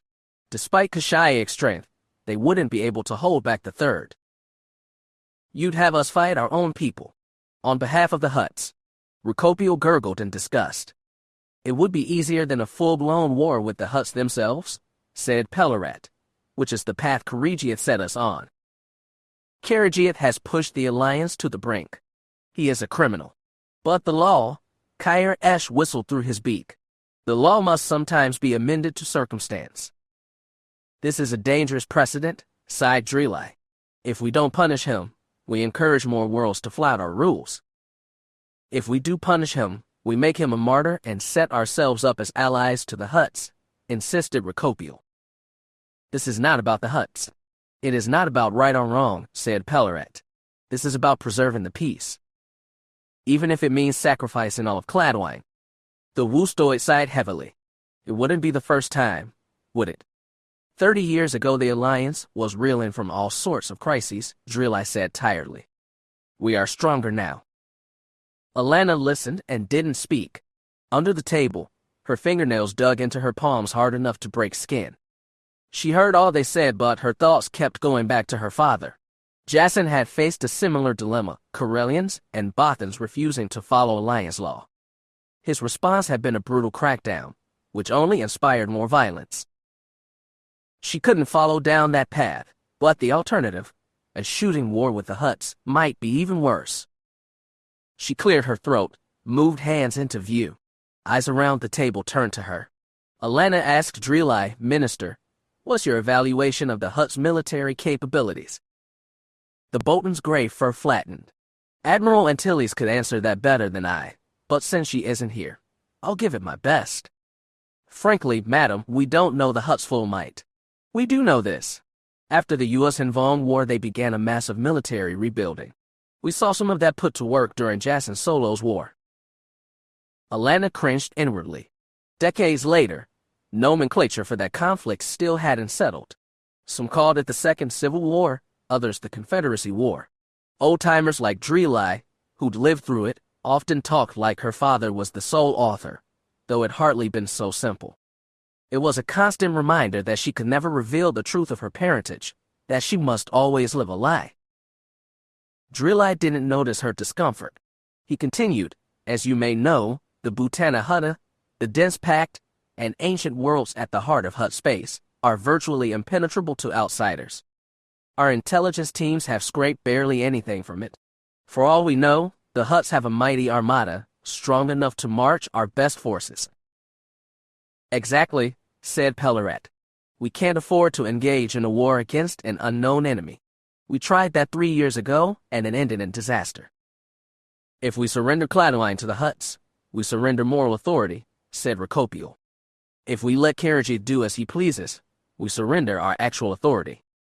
Pellerat looked to Drillai, then Allana. He must be punished. I'm not calling to invade Kashyyyk, but something must be done. She was right. If Allana did nothing, then she'd become nothing more than a figurehead on a sinking ship. She tried to imagine what Leia would do, but her thoughts kept drawing to her father instead. Her father, who cracked down to stop a war, and only made it bigger. We will not be taking military action against Kashyyyk, Allana said at last. However, we can't let Khajiit do as he pleases. Minister Drillai will have to meet with Admirals Antilles and Primvold and lay out a plan to blockade the main trade routes into Wookiee space. We'll also move parts of the Third Fleet closer to the Cyclada. Not over the line into Hutt space, but close by, so they know we are watching. Allana doubted it would affect the Hutt's actions, but at least it wouldn't make her look weak. Minister Esh, she said, I want you to prepare a legal case against Khajiit. Determine exactly which laws he's broken and outline proper punishment. Minister Recopial, we're going to have to prepare for more unrest, both homegrown and incited by the Hutts. Pellerat leaned forward, folding long white fingers in front of her. We should put out a declaration to assure the Hutts we're taking care of this ourselves. Recopial snorted in disgust. Allana didn't like it either, but to prevent a war, to preserve the increasingly strained long peace, she'd have to appease the Hutts, for now. We'll draft a statement, Allana told Pellerat, but only after we've put the Third Fleet in motion. The Woostoid nodded, but Allana could feel her discontent. She felt it from everyone. No one was satisfied. They were all upset. If the Force had a way out of this, it wasn't giving Allana the tiniest hint. Chapter 6. Tamar wasn't great at sensing the moves of the beings around her, but even she could read this crowd. The Cladwinians lying belly down in the dust around her simmered with raw anger, and she couldn't blame them. The Hutt bombardment of Jershilda had been a major escalation. Thousands of civilians had been killed and the Avan Brigade's headquarters vaporized. But like any good rebel organization, the brigade operated in scattered cells.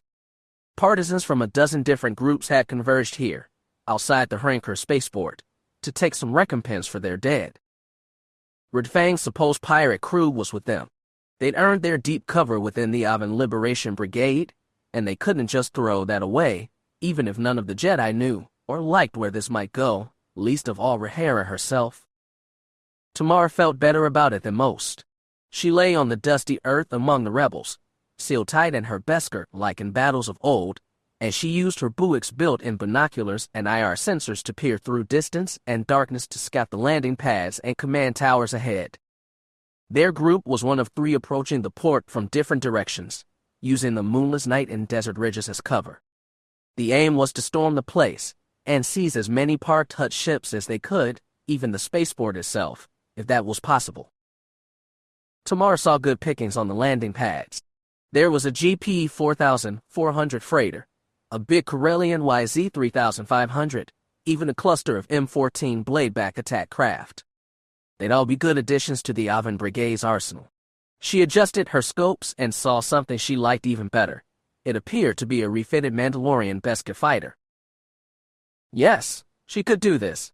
It would be just like old times. She just hoped the Jedi could keep up. Rhaenyra and the others were crawling through the dust too. They'd all left their lightsabers behind, lest they give themselves away, and they'd have to fight with blasters like normal beings instead. Tamar didn't know how well they'd handle that. The battle began without them.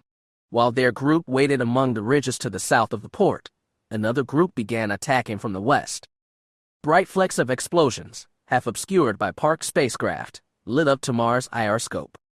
Whoever was set to guard the port, local Cladwinians or mercs from off-world, Tamar couldn't tell, hurried to repulse the attack from the west. After almost 10 long minutes of watching the fight from afar, a shrill whistle blew, signaling the southern group to charge. Tamar surged to her feet and began to sprint downhill, toward the spaceport's edge. Other fighters did too, some Cladwinians howled for victory or vengeance as they ran. Brigaders mounted on quick-fire speeder bikes took to the air and raced ahead, while others stayed nestled in the hills and sent short-range mortars arcing through the air. Explosions peppered the western fringe of the port before any foot soldiers reached it. By the time Tamar jumped onto the nearest landing pad, the spaceport was already being overrun from 3 sides.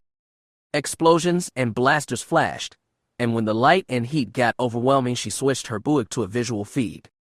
The pads had become a chaos of Cladwinians and other species rushing madly about, gunning, flailing with vibro blades and force pikes.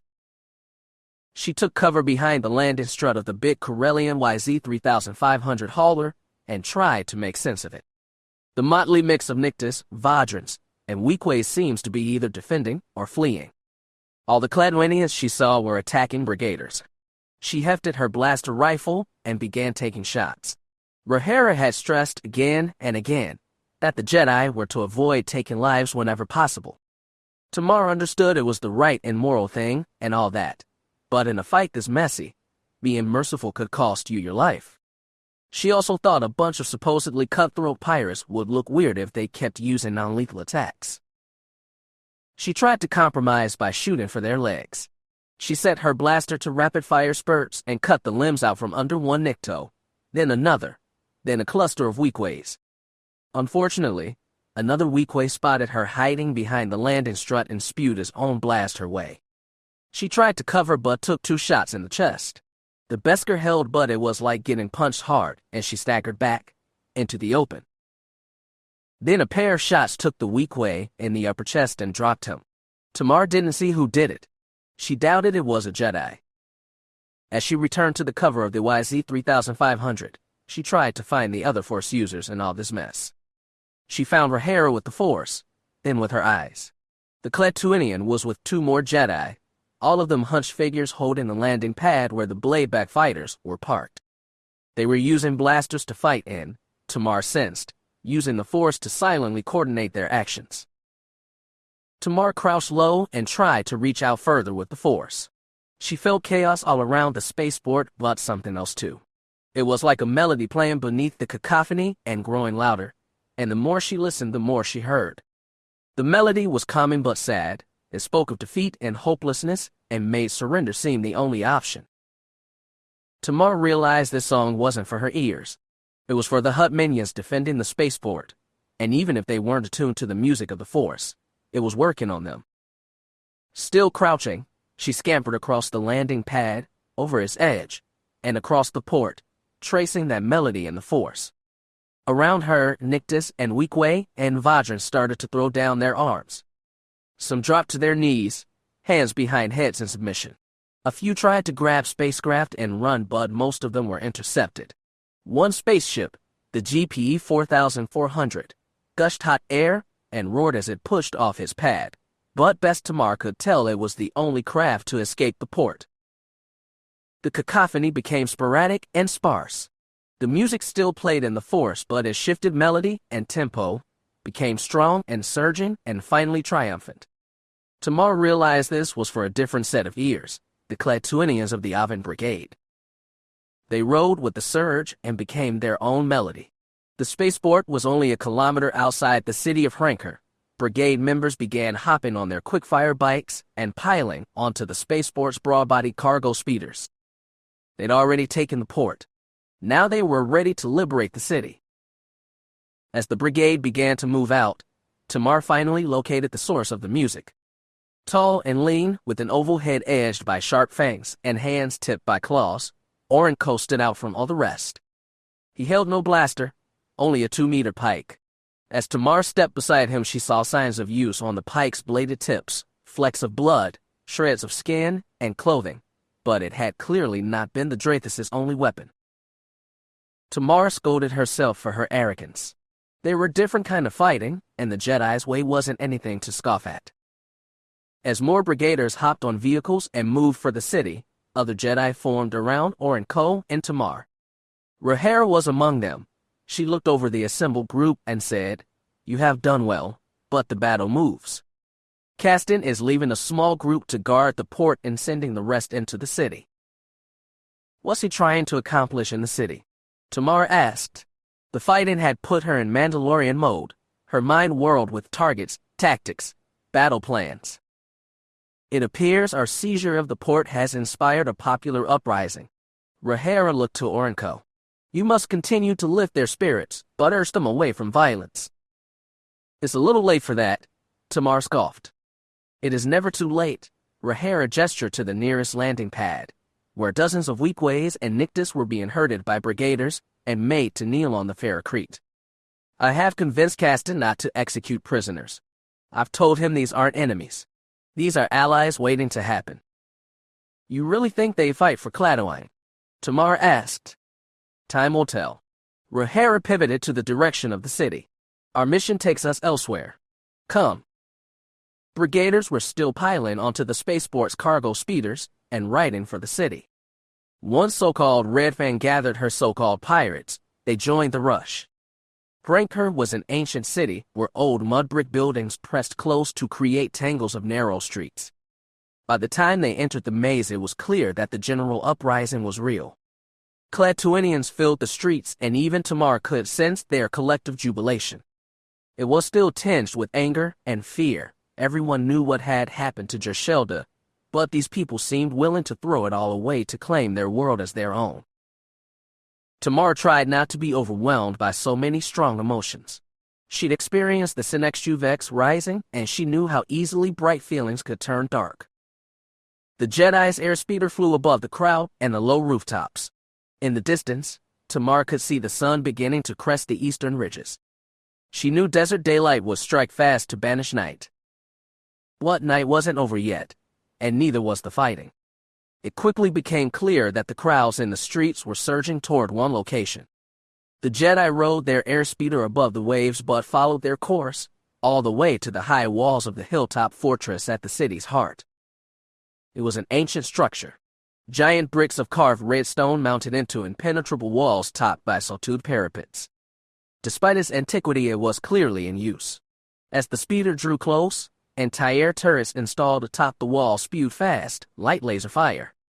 The Jedi speeder took sprays across one flank and had to put down atop the roof of a broad-backed building several blocks away.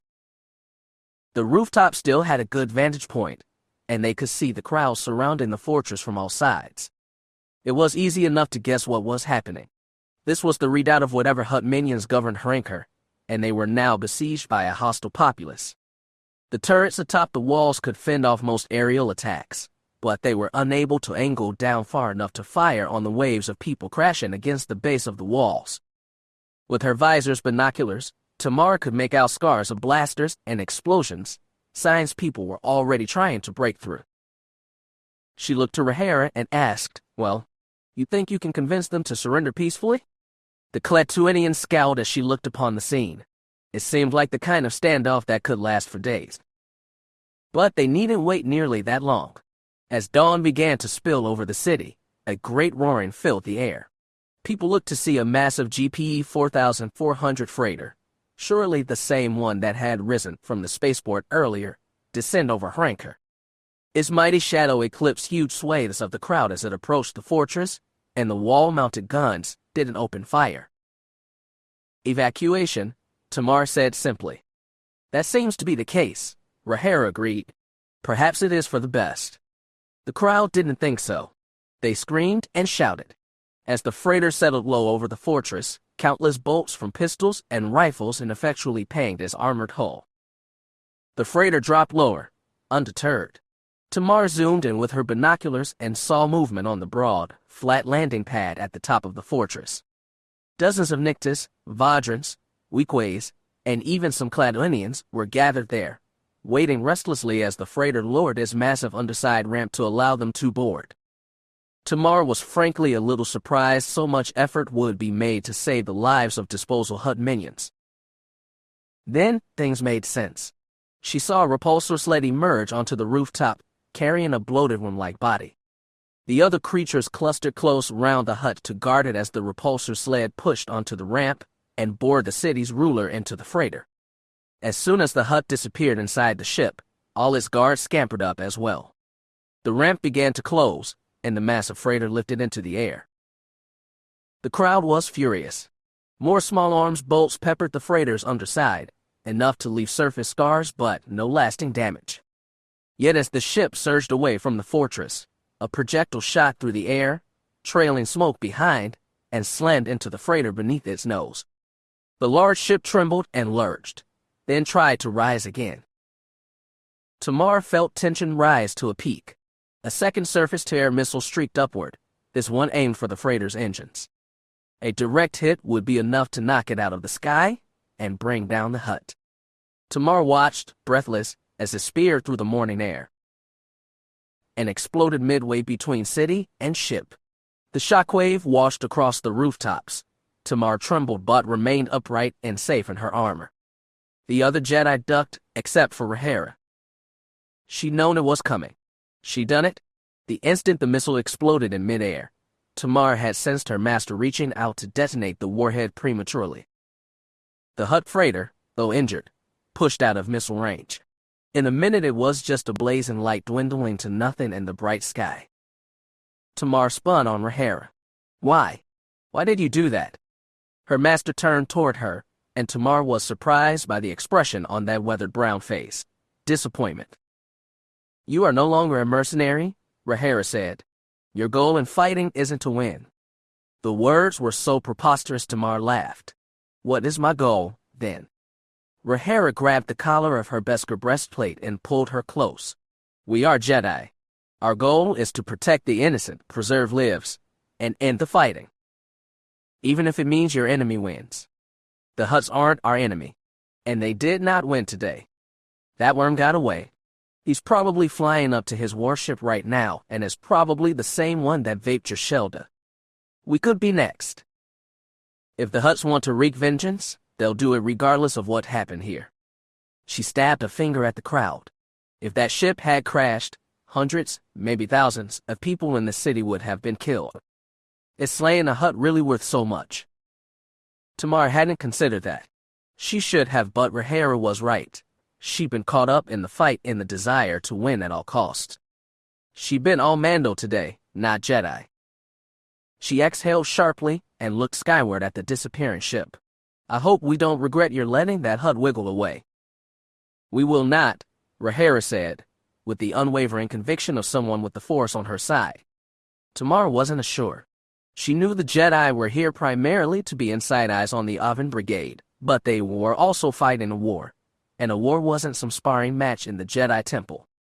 Either you went all in, or you died. That was what she believed all her life. The Jedi wanted her to believe differently, and she was trying, but deep in her bones, she didn't know if their lessons could ever take root.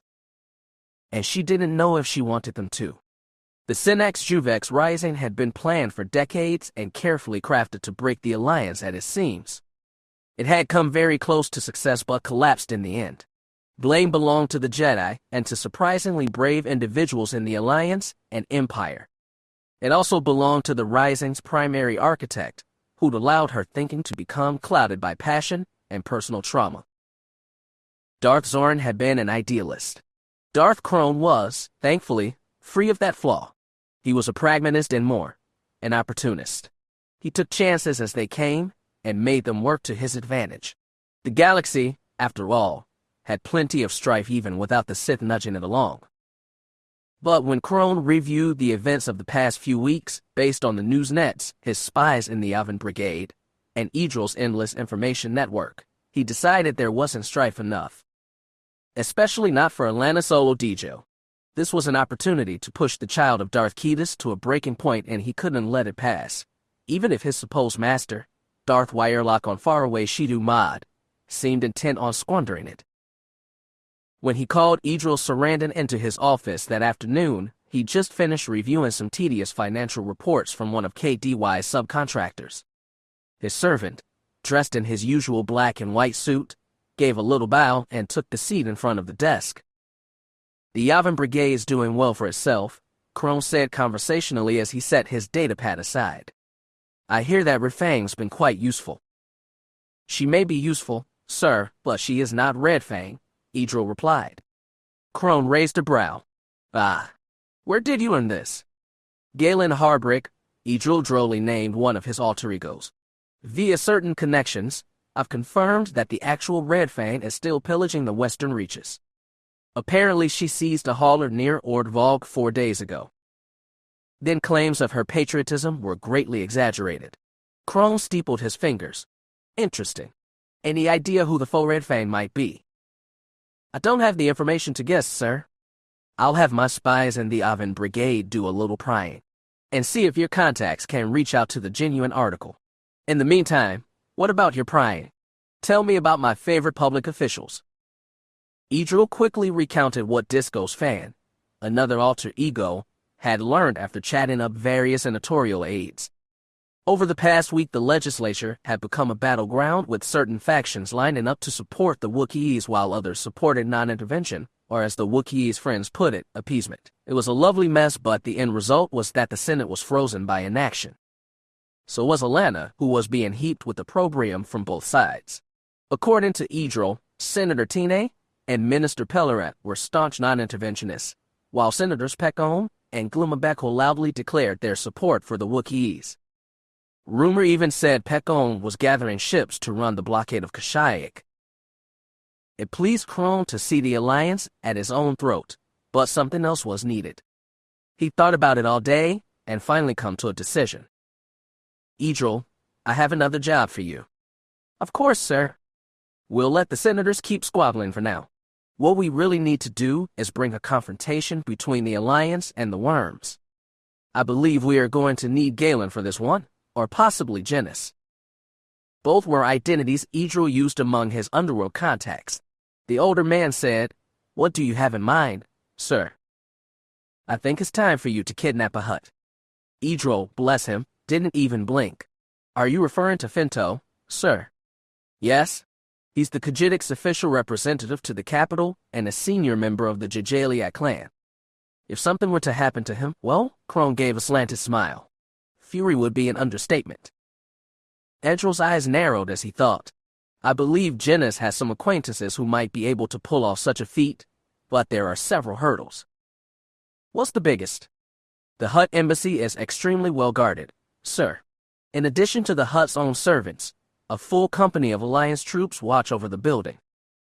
"You don't think your acquaintances are up for that?" "Frankly, sir, I think it would take the Alliance's best crack troopers to storm that embassy, and even then they take heavy losses.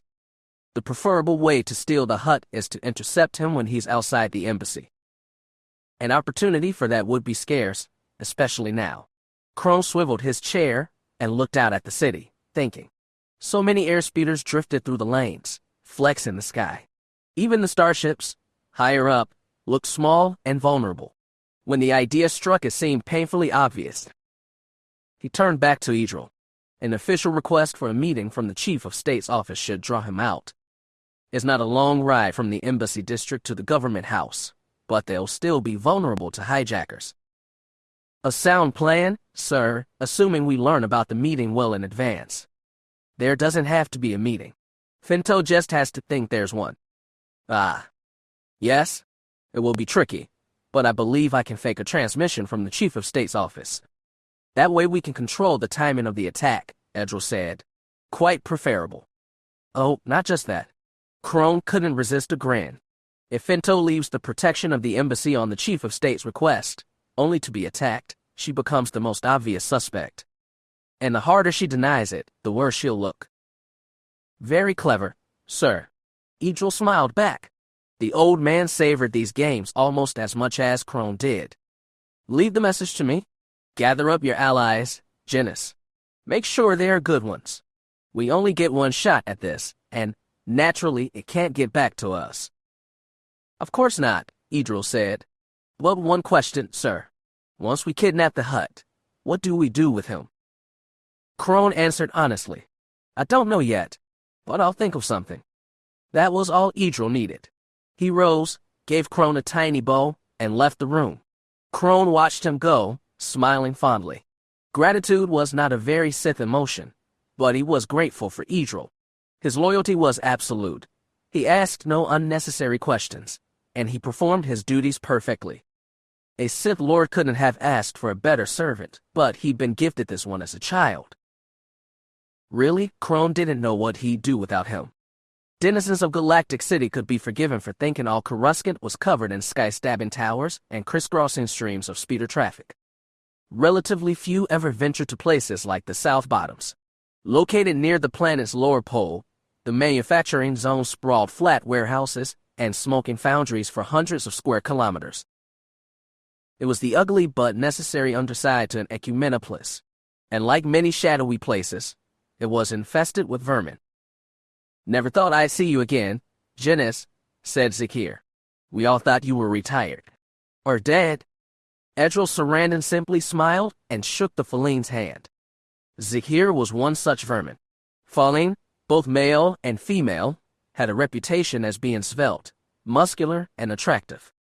Zakir, pot-bellied and pockmarked, was an exception to the rule. He was, however, a capable crime boss. His Dark Nova was one of the more successful of the dozens of small gangs that succeeded the storied Black Sun Syndicate, which had been shattered decades ago. He was no zizzer, but he was a useful ally to have and a bad enemy to make. "How about a drink, for old time's sake?" Zakir said, and moved for the bar counter at the side of his lounge. The room was well appointed with plush furniture and expensive decorations, as though to make up for the ugly view of the bottoms outside the window. "I'll take a Warren's Reserve, if you've got it." "I think I do. 1 second." As the Falene bent into his liquor cabinet, Edril gave himself a quick look over. His current outfit, burgundy suit jacket, black trousers, shimmer silk undershirt, rings studding his fingers, implied a criminal who'd reached comfort in his waning years. Without the wig and mustache donned by Galen Harbick, Jenna's court looked closer to the real man, though he dyed his hair a deep red to chase away the gray of age. 40 years ago, Edril had been an excellent tailbun, young, strong, virile, and handsome.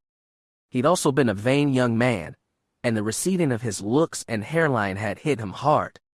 But with age came wisdom, and the cultivation of new talents had made him more useful to the House of Qvolt than ever. Once Zakir poured 2 glasses, the men sat down on opposite sofas. The dewback leather cushions were so soft, Edril thought he'd be swallowed by them. "You've done well for yourself," he observed after the first sip. "So have you. I really did think you'd retired, especially after what we pulled on Grismelt." Edril smiled ambiguously. 6 years ago, he'd enlisted Zakir and Dark Nova to steal 4 billion credits worth of Orodium from a storehouse used by Cygnus Spaceworks, one of KDY's rivals. At the time, he'd implied Jenna's Corps was representing another criminal outfit from the colonies. It hadn't been so far from the truth. "I've been enjoying the quiet life, by and large," Edril said, "but a business opportunity's come up that I think we could cooperate on." "I thought as much," said Zakir. "Well, lay it on me." "All right. Who do you think is the most important being on Coruscant right now?" The Falene frowned thoughtfully. "Alson of Galactic Bank, maybe. Or Elvar Vash from Amalgamated Holdings." As expected, Zakir went for corporate heads, not politicians. He believed money was the real source of power. With the tiniest smile, Edril asked, "What about, say, Rhetor of Qvolt from Kuwait?" "He's big, but not on their level. KDY is not what it used to be. They never really adapted to the peacetime economy." Zakir waved a claw-tipped hand. "What is this about? I don't want to get involved with beings like that. I know my place in the food chain." "Don't worry, they're not who I'm talking about." Edril sipped his Warren's Reserve. "This is about Finto Jajalia." Zakir's green face screwed up. "Who?" "The ambassador from Nal Hutta." "Really? Isn't he just a mouthpiece? Even the chief of state's more important than that worm, and she can't get anything done." He snorted derisively. "When she took over, they said she'd use her Jedi powers to puppeteer the whole government. I bet she wishes she could." "I wouldn't know," Edril said, "but I mean it. Finto is the fulcrum this crisis spins around, and we're going to make him spin." Zakir was skeptical. "And how do you plan to do that, exactly?" "Simple. We kidnap him." He expected the Falene to snort, to laugh, or even stare blankly. Instead, Zakir took a long sip of Warren's Reserve, then asked, "What's the end game?" Edril didn't know, but he'd thought up a lie plausible enough to string Dark Nova along. "Ransom. We capture the worm, hold him captive, and sell his slimy hide for billions."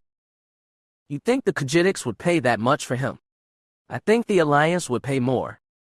Zakir frowned, then his expression relaxed as he started to piece it together.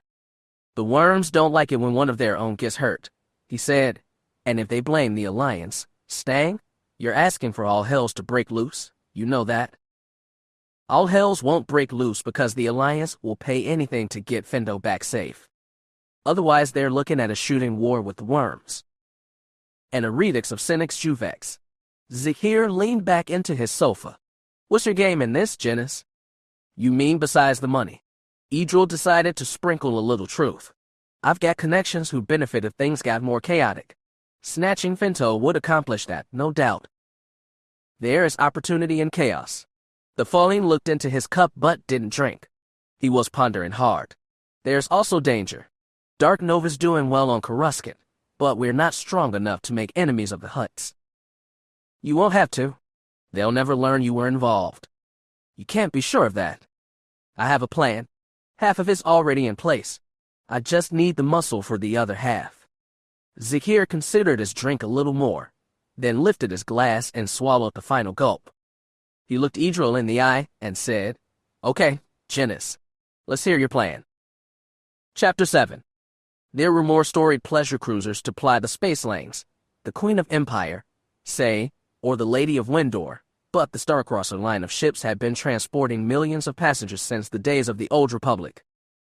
The company bragged that nothing stopped its ships, not the Clone Wars, not the Empire, not even the U.S. Henvong invasion, and it was true.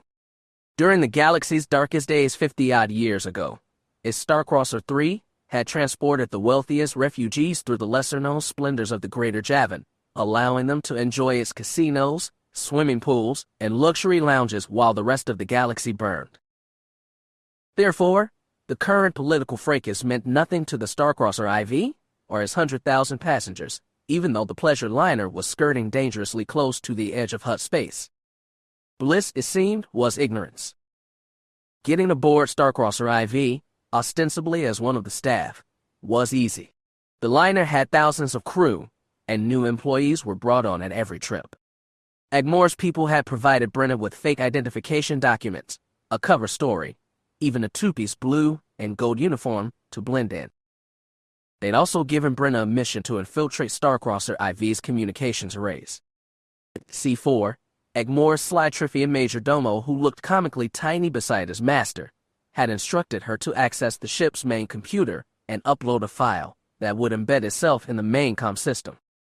Then she was to visit each auxiliary comm station aboard the liner and upload a second program. Brenna came aboard Starcrosser IV as part of the hotel technical service staff, which meant she was supposed to be scurrying around all the time responding to visitor complaints about malfunctioning holos and overloud air vents in their rooms. It didn't involve the comms directly, but it meant she got a crash course on the ship's layout and clearance for almost every deck. So she did what she was supposed to, both jobs. In between running maintenance for obnoxiously entitled guests, she paid visits to the auxiliary comm nodes scattered throughout the ship. Because many hotel rooms had personal long-range comms en suite, this was a luxury line. After all, most of the nodes were in the hotel section and easy to hit. A few were harder to get to, one beneath engineering, two more by food prep stations, and she had to sneak visits after hours. She tried not to think about what these modifications were for.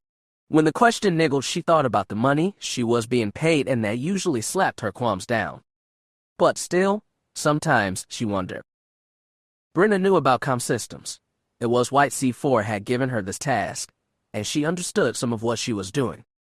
She uploaded an identical program to the local software of each auxiliary comm node. The program was a small, simple kill command. If a node received a transmitter on a certain coded frequency, it was simply shut down and could only be reactivated manually.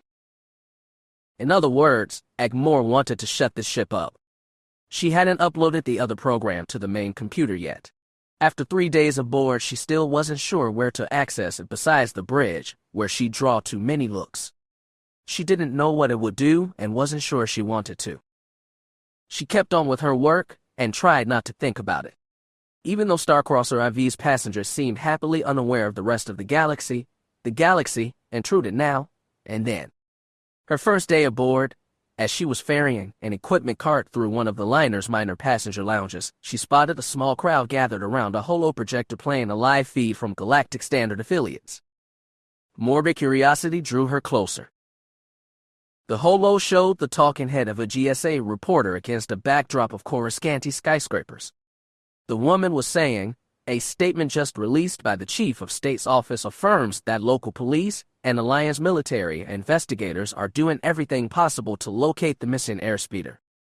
As of yet, the CSF has not responded to inquiries about the ambassador's apparent kidnapping."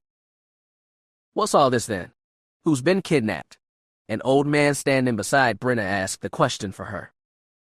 A downy-haired Onwity sitting closer to the projector said, "The Hutt's ambassador to Coruscant. The worms say somebody snatched him."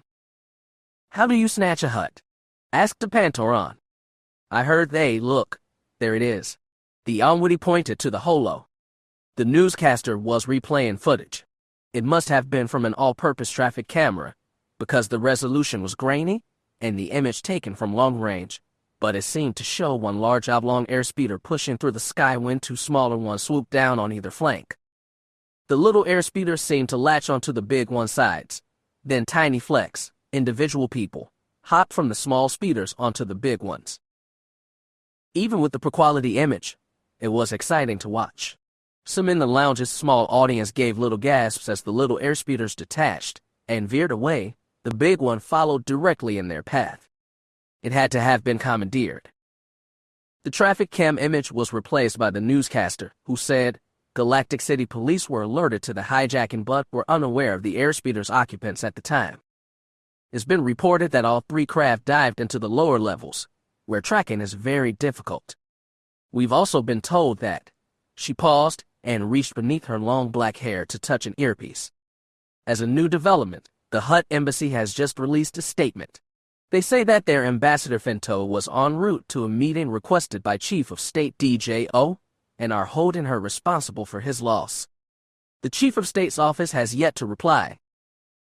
"What a bloody mess," moaned the old man next to Brenna. "You don't think she snatched him, do you?" asked the Onwity. "What would be the point?" grunted a red-haired human. "She's a Jedi," said the Pantoran. "Who can tell what they're thinking? Maybe they'll ransom him," thought the old man. "I bet somebody paid good money for one of them worms." Brenna had had enough. She stepped back from the crowd, grabbed her utility cart, and kept pushing. She didn't know if that had anything to do with her mission, and she tried to put it out of her mind. She wasn't normally one to follow the news closely, but she'd already heard about the blow-up between the Hutts, Wookiees, and Alliance. Watching those reports and knowing that the fracas was in some small way her fault had been surreal. She spent over 3 decades stuck in centrality, living with the certainty that nothing she did in her backwater home had anything to do with the bright center. She lived for herself, and yes, she lied and cheated, but they were minor lies and cheats. They didn't affect anything on the grand scale. The very idea that she, Brenna Tresor, could influence countless strangers was absurd. Her mind refused to compute. So Brenna kept doing what she always did, whatever she could to get ahead. Over the next 2 days, she uploaded the shutdown program to every auxiliary comm node on Starcrosser IV. Getting to the main computer was trickier, but eventually she found a secondary access station, 5 decks below the bridge. The program she uploaded was more complicated than the first. It also contained a shutdown protocol, but there was a lot more to it, best she could tell. It included some kind of receive-send protocol where, if it detected a transmission on a certain frequency, it would ping back a reply. She couldn't tell all the reply would contain, but it seemed to draw data from the nav systems. If she had to guess, she'd just installed Starcrosser IV with a locator beacon. If the right person called out, the luxury liner would reply with a loud "Here I am." Brenna was starting to get a bad feeling about this. She shoved it down. It was just a job. Once it was over, she'd be getting paid more than she'd get in a year scraping the ocean's casinos. At the end of her 4th day about Starcrosser IV, she went to one of the auxiliary comm nodes in the hotel section and broadcast a short pre-recorded message to Agmore's people. It said, simply, "Mission accomplished. After that, Brenna didn't know what to do. She hadn't been told. C4, that rotund little majordomo, had instructed her to wait. She didn't know if that meant she'd get further instructions, or if she should just ride Starcrosser IV to the next port and jump ship. She was starting to get frustrated, but she got her answer on the 5th day. Everyone did. Starcrosser IV was skirting around the edge of a fairly pretty interstellar nebula when a shudder ran through the whole ship. Some passengers got concerned, others were so distracted by their food, drink, and games they didn't notice. Brenna, who'd been steadily more anxious since completing her mission, noticed immediately. She was in the middle of transporting a pack of air filters from a supply room to the hotel section, and the whole deck shuddered around her. The shaking was done almost as soon as it started. The ride was smooth again, almost too smooth. Her first thought was that the engines had conked out. The service lift carried her and her cargo to the hotel section, and as soon as she was there, she slipped into the staff corridor and asked the first employee she found, an Urkit in the same blue-gold uniform as her. "They don't tell us anything down here," said the Urkit, "but I heard the engines went dead. I think we're coasting now." "All of them went dead?" she asked. "Aren't there backups?" The Urkit shrugged. "I don't know. Maybe it was a precaution. I bet they're calling for repairs right now." Brenna wouldn't take that bet. She left her air filters in a supply closet and hurried to the nearest auxiliary comm. As expected, the whole thing was down. She resisted the urge to manually restart it and made her way to the nearest public lounge. It was the same one where she'd watched the GSA broadcast a few days earlier, but this time the holo projector was dark. A few people stood around it, grousing that the machine was operable but not getting a signal. Somebody said that comms were down ship-wide. Somebody suggested interference from the nebula. If only they knew. Something was happening, and she should probably go to her crew cabin and lock herself in, but instead Brenna hurried toward the bridge. They might not even let her in, but she wanted some clue what was happening. Somebody must have sabotaged the engines as well as the comms. Starcrosser IV had thousands of crew, but for some reason it had never occurred to her that the Hutts could have put other agents aboard. She was halfway to the bridge, walking along an outer corridor, when something through the viewport caught her eye. She stopped and pressed close to the transparisteel. That spaceship on Starcrosser IV's starboard flank must have been a few kilometers away, but she could still make out its oblong shape, bronze-tinted hull, and flaring red solar sails. It looked beautiful, almost like an exotic fish, but it sent her heart pounding. It was a Hutt warship. Over the next 15 minutes, Brenna remained pressed against the viewport. A small crowd gradually accumulated, some staff but mostly passengers, all of them staring in dread as the Chelandian edged closer and began deploying support craft. First nimble starfighters buzzed around Starcrosser IV, then 2 bulk shuttles detached from the warship and approached the passenger liner. Just as the shuttle slipped out of view, loudspeakers in the hallway scratched on. A shaky voice with a core accent said, "Gentle beings, this is your captain. Starcrosser IV has been interdicted by a warship affiliated with Nal Hutta. Our engines and comms have been disabled. They are sending boarding parties and insist they will do us no harm if we don't resist. I urge all of you, please return to your cabins for your own safety. Lock yourselves in. Do not panic. Do not resist. Do nothing to upset our new guests." The word was loaded with dread and bile. "Please, proceed to your cabins in an orderly fashion immediately. Thank you. We will try to sort this out." The captain sounded like he wants to say more, but the comm clicked off. He was done. And really, what more could he say? More important was what Brenna could do. The only options she could see were to return to her crew cabin, or to present herself to the boarding party. As the Starcrosser IV's corridors became packed with frantic people hurrying for shelter, she decided she'd made her metaphorical bed. Time to go lie in it. The Hutt boarders were being received in the ventral landing bay. Crews frantically moved aside short-range shuttles used by pleasure cruisers to make room for the newcomers. Because everything was such a mess, nobody paid much attention to Brenna as she slinked around the edge of the hangar and watched as a human in gold uniform and cap, probably the captain, marched onto the deck along with a dozen security officers. It was a gamble, Brenna thought, and probably a bad one. The security officers aboard Starcrosser IV weren't military grade. Most had been hired simply because they were big and knew how to fire a blaster. When the boarding parties marched out of the Hutt shuttles, it was clear they were outclassed. Mean-looking weakways carried rifles tipped by jagged bayonets. Vajrans hoisted heavy cannons few humans could lift, and Nictus eyed the crowd with baby glares and hands on their vibro swords. The captain stood beside his guards. His hands were clasped behind his back to hide their trembling. Brenna slipped through the crowd, closer to the shuttles. More and more Hutt soldiers were emptying onto the deck. Each shuttle must have carried over 200. Frightened crew were backing away, but the captain stood his ground. Then, amidst the still-flowing stream of soldiers, came C4. The squat, spherical Triffian looked ridiculous among so many fierce soldiers, all the more because he used a tiny round hover sled to raise himself to their eye level. The captain recognized C4 as an authority figure. He stepped forward and said, impressively firm, "I protest the treatment of my vessel and its passengers. This is Alliance space, and you have no right to interdict us." C4's response was a little sigh. "Oh, let's not talk about rights and wrongs, Captain. My employers believe that all that matters is might, and right now I have that on my side. This is an illegal action. The Alliance." "Please don't wear your voice out, Captain. I'll be brief. The Alliance, or someone in his space, has taken Ambassador Finto Jugelia hostage. Until he is returned safely, you will be our hostages. A simple equation, yes.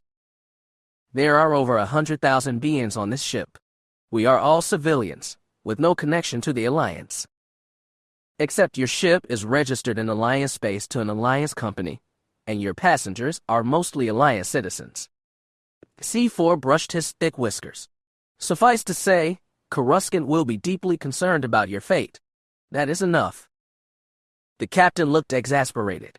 "Will you consider letting some passengers go? You hardly need 100,000 people to guarantee one Hutt." "You'll never convince my employers with that arithmetic." C4 shook his head. "Now please, order your guards to disarm.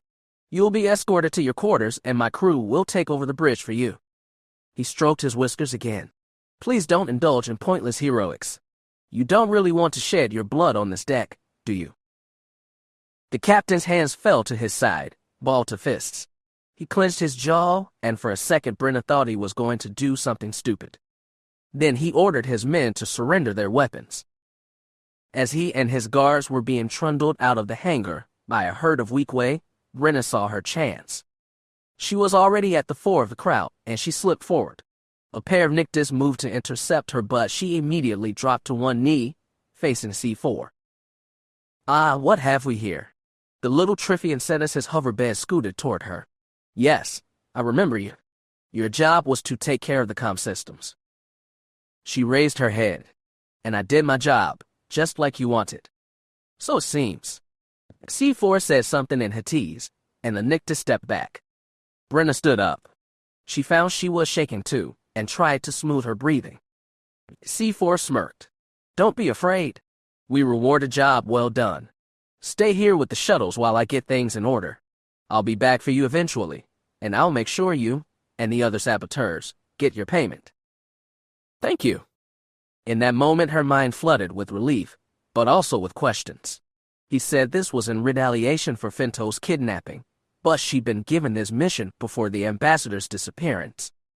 Had the kidnapping been staged, or had the Hutts merely been waiting for an excuse? She didn't know, and she doubted she'd get answers from C4. So she stepped aside and watched the tiny Triffian and his fearsome guards move out, watched them disperse through Starcrosser IV to secure every cabin and corridor and 100,000 hostages. Brenna hoped that, when she got her money, she'd feel a lot better than she did now. The explosions over Cladwine seemed sparse and random, like they were sparks from a fire that could never really get burning. In a way this was true. The planet was in flux, and things were changing too fast for anyone to really grasp what was going on. Tamara could handle that. In a battle you had to forget the big picture, and focus on the life and death game playing immediately around you. For the masquerading Jedi, the game had moved to space. Tamar and Rhaenyra were back in the Lorna Explorer 9, while Oren Ko and the other knights had taken to their starfighters. Most of the ships the Yavin Brigade had captured at Hrankr were in flight too, including the Bladeback fighters and the single, out-of-place Beskid.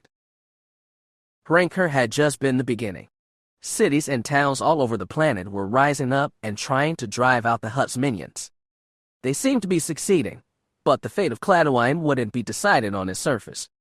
It would be determined in space, where a pair of massive Hutt Chalandians circled. Their shimmering skin and fin-like scarlet sails may have resembled elegant fish, but at the moment they seemed like predatory birds selecting prey. A mob of motley starfighters wouldn't be enough to take one down, but they could at least distract the Keelandians from bombarding any more cities. Tamar was at the controls of their ship once more, Rhaenyra at weapons. When she saw the blade-like Beskid streak ahead, weaving elegantly around the first spurts of laser fire from the Chalandian, she felt a spurt of envy. "Focus on the tools you have now," Rhaenyra told her. Tamar grimaced. She hated being transparent. "I am focused. What do you want a shot at?" "There are turrets along the dorsal spine of the ship. Take us close." "Sure, as long as this bucket of rocks is up for it." Tamar accelerated, following the trails of faster snub fighters. In addition to the stolen bladebacks, the Yavin Brigade had mustered a variety of other small attack craft, from blunt-nosed M12 Commodulus to broad-winged Inkom R-28s. There seemed to be no method to their attack. They simply flung themselves at the giant Chalandian and peppered his shields with laser bolts. The masquerading Jedi were more coordinated. The starfighters' pilots stretched out to one another through space, collecting their minds into a coordinated weave so that they could share intention without speaking it aloud. She felt Oren Ko holding their strands together, just as he fed and felt the spirits of crowds down below. The Drethas had a particular talent for moving minds. He was reaching out to Tamar, encouraging her to join the meld. She'd practiced before but never been good at it. It made her feel weirdly unsettled, like somebody was squeezed into her Baskergon with her. It was easier now, maybe because they were sharing this life-or-death battle. Mandalorians said that in the heat of battle you became one with your Vode. These Jedi were making the metaphor real. Tamar shared with them, moved and fought with them, as best she could. She simply knew that Oren Ko's Ewan would stitch laser fire across the Keelandian spine, and she pushed her Lorna to follow. Rhaenyra knew where his bolts would land and traced them with her own, which landed a second later and punched through the weakened shields to tear the Chalandian's shining skin. As Tamar passed close above the ship's spine, Rhaenyra dropped a lone torpedo from their missile bay, which slipped past the energy screens and detonated. It wasn't a direct hit on the turbolaser, but as Tamar wheeled wide and checked sensors, it seemed to have knocked the battery out of commission. The TIE defender settled on their flank. Rhaenyra decided to aim for the Chalandian's planet-facing port side next, and Tamar lined them up for another run. Nobody said anything aloud. Nobody had to. The Jedi were working in perfect unison toward an agreed-upon goal. They were going to defang this predator so it couldn't harm Cladwine. It was as simple as that. Then the meld tore. Tamar didn't know who died, but she felt the wash of heat and desperation as one of the half-dozen Jedi died in his exploding snub fighter. It was as if she'd been consumed by fire and light herself. Worse, she felt the shock and grief and anger of the other Jedi with the same swirling intensity. "Tamar," Rhaenyra said aloud, "get out of the meld." Tamar tore herself away.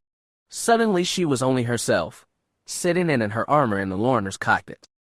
Her helmet was off and her forehead and neck tingled with cold sweat. "Pull us back," Rhaenyra said, and Tamar did, though the other Jedi were still attacking. She could feel them, still entangled in their straining weave. Oren Ko was holding them together as they continued to strike the Chalandian. But Tamar wouldn't be part of it.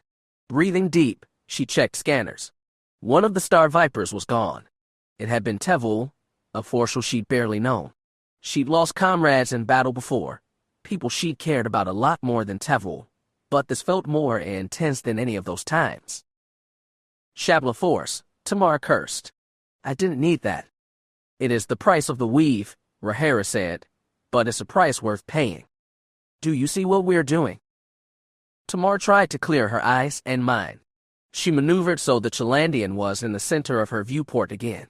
The Jedi and brigade fighters were swarming around it, punching holes in its shields. Some brigade fighters were aiming for vital systems, engines, power generators, the bridge, but the Jedi ships were aiming solely for weapon emplacements, and by now they'd taken almost half of them. If we disarm this Chalandian, we can save countless lives on the surface, Rhaenyra said. Tevul knew that and was willing to die for it. I know. Tamar wiped the sweat off her forehead. It's war. People die. I know that. As a Mandalorian, she'd learned to turn parts of herself off when she fought. Grief, fear, doubt, compassion, even anger. Those had to go, so she could embrace the calculation and brutal determination that won every battle. But these Jedi had to experience all of it, and not just from within. They shared the spectrum of emotions with everyone. Tamar didn't know if she could handle it. Most times it was hard enough being herself. But this wasn't the time to say it. Later, maybe. I'm ready, she said. Let's try this again. But just as she nudged the throttle forward, the battle shifted. The Chalandian, which until now had hovered in low orbit, began to push away.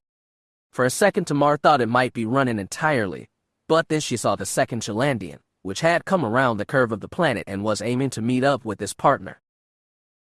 That would make this fight a lot more difficult. A new voice sounded in the cockpit. It crackled over the comm system, and Tamar couldn't make sense of the Klatooinian words. She looked at Rhaenyra for guidance. We're to press the attack, she explained. Of course we are, muttered Tamar. She accelerated to join the Jedi starfighters and braced herself to rejoin the mental meld, with all its beauty and misery. Tamar allowed Oren Ko to lead her back into the weave, but Rhaenyra remained separate. Her master seemed to be reaching elsewhere, sensing or touching someplace distant. Tamar didn't ask or let herself wonder. She had to focus on the battle ahead.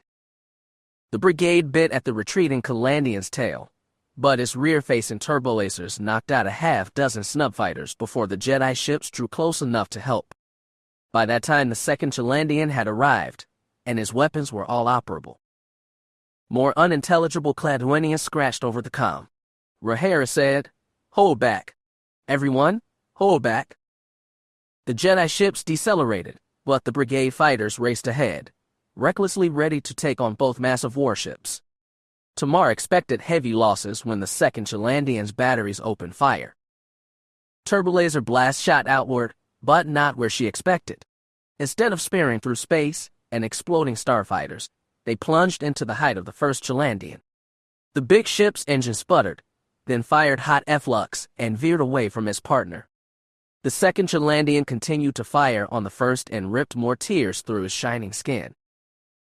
Tamar couldn't help herself. What the shab is going on? Rhaenyra gave a fang-bearing smile. You can't guess. The two Chalandians exchanged more fire. The first limped ahead, but the second gave chase and scored more direct hits. The first Chalandian shunted power to aft shields and barely withstood the barrages before it reached the edge of Kladoin's gravity well and finally made the lurching leap into hyperspace. Then, for the first time in hours, the area above Kladoin was still. No explosions, no lasers. Just cold space and the hot sphere of the planet below. Did that Chalandian just mutiny? Tamar asked. After a fashion, Rhaenyra said. Another voice sounded on their comms. This one spoke Huttese, and the ship computer confirmed it was coming from the Chalandian. Tamar could pick out a few words, namely, fight and partner. They really did it, she whispered to herself, frankly odd.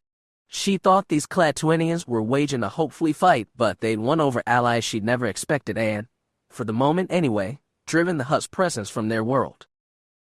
The Hutts would never let that stand. Things were going to be harder, not easier, from here on out, for the Klatooinians, for her and Jedi, and for the people in the Alliance trying to stop this from turning into a bloodbath. Don't despair, Rhaenyra told her. Today's a victory. Tamar hissed through her teeth. Do you have to read my mind? I only needed to read your face. I'd have thought that a mercenary would know to be happy when she was interrupted by a light on the comm board. This was a direct ship-to-ship transmission, again from the Chalandian. Rahara tapped a button. Is that you, Rover?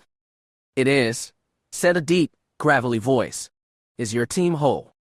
We lost Tevul, she said mournfully. Yours. We are all fine. The mutiny went quickly. Only a few were killed on either side. This ship has a belly full of prisoners now. I'm glad to hear that. I hope you can win some over. As do I. The voice on the other send said, with audible pride, we've captured the hut aboard this vessel as well. Her name is Woolaga, the magistrate from Hrankar. Rahara gave Tamar, and I told you so. Look, the Hutts won't care about your other hostages, but they'll care about one of their own. Our thoughts exactly. I need to check out now, but I hope to see you soon. Likewise, my friend. Be well. Rahara closed the connection. Tamar simply stared at her. The Cledwinian stared back, but a toothy smile lit her dour face. Did you think we were the only group of Jedi in this region? Tamar's jaw froze open. She had thought so. She'd assumed it, stupidly, because she was still underestimating these Jedi. They could merge minds and fight without fighting. It turned out they could be pretty crafty, too. They were on the Chalandian this whole time? She asked. Rahara nodded. Working with brigade sympathizers to sow mutiny. Master Ravern Kell is a weak way. He brought along knights who wouldn't stand out on a Hutt ship, Rodians, Nikto, Sakan. And a few humans, of course. Humans fit in anywhere. We're lucky that way, Tamar muttered. She was still struggling to grasp the scale of this operation. I thought we came here to gather information, but we passed that a long time ago. We're betting a revolution. Did the Grand Master sign off on this? The Chief of State. Parties agreed that this must not become another Sinex Juvex. When Jedi are involved, they can protect the innocent from their oppressors and prevent the oppressors from becoming monsters in turn. Also, many worried the Sith were behind this revolt as well. Thankfully, we've seen no sign of that, and we have been looking. It was a good non-answer. Yes, these Jedi were craftier than they got credit for. Tamar looked at the red-orange marble of Cladwine. It's not just that, though, is it? This is your homeworld. Well, Rahara admitted, there's that too. She glanced at her teacher. You're proud of all this, aren't you? More than anything I've ever done as a Jedi. I was a child when I left this planet. I was a small Padawan the first time and tried to break free. And now, all these years later, I can come back and do it right. She sounded like a woman whose life was a story, and who'd found her happy ending. Tamar envied her but was glad all the same. Now, at last, she felt she understood Rahara Lapti, not as a teacher but as a person. It was enough to give her confidence for the fight ahead. They were all going to need it. Chapter 8. The news kept flooding in, and Darth Kroan couldn't be more pleased. While the Alliance still struggled with Finto's kidnapping, the Hutts had sprung into action. 4 days after their ambassador's disappearance, they shocked the galaxy by announcing that they seized a luxury spaceliner hostage in retaliation.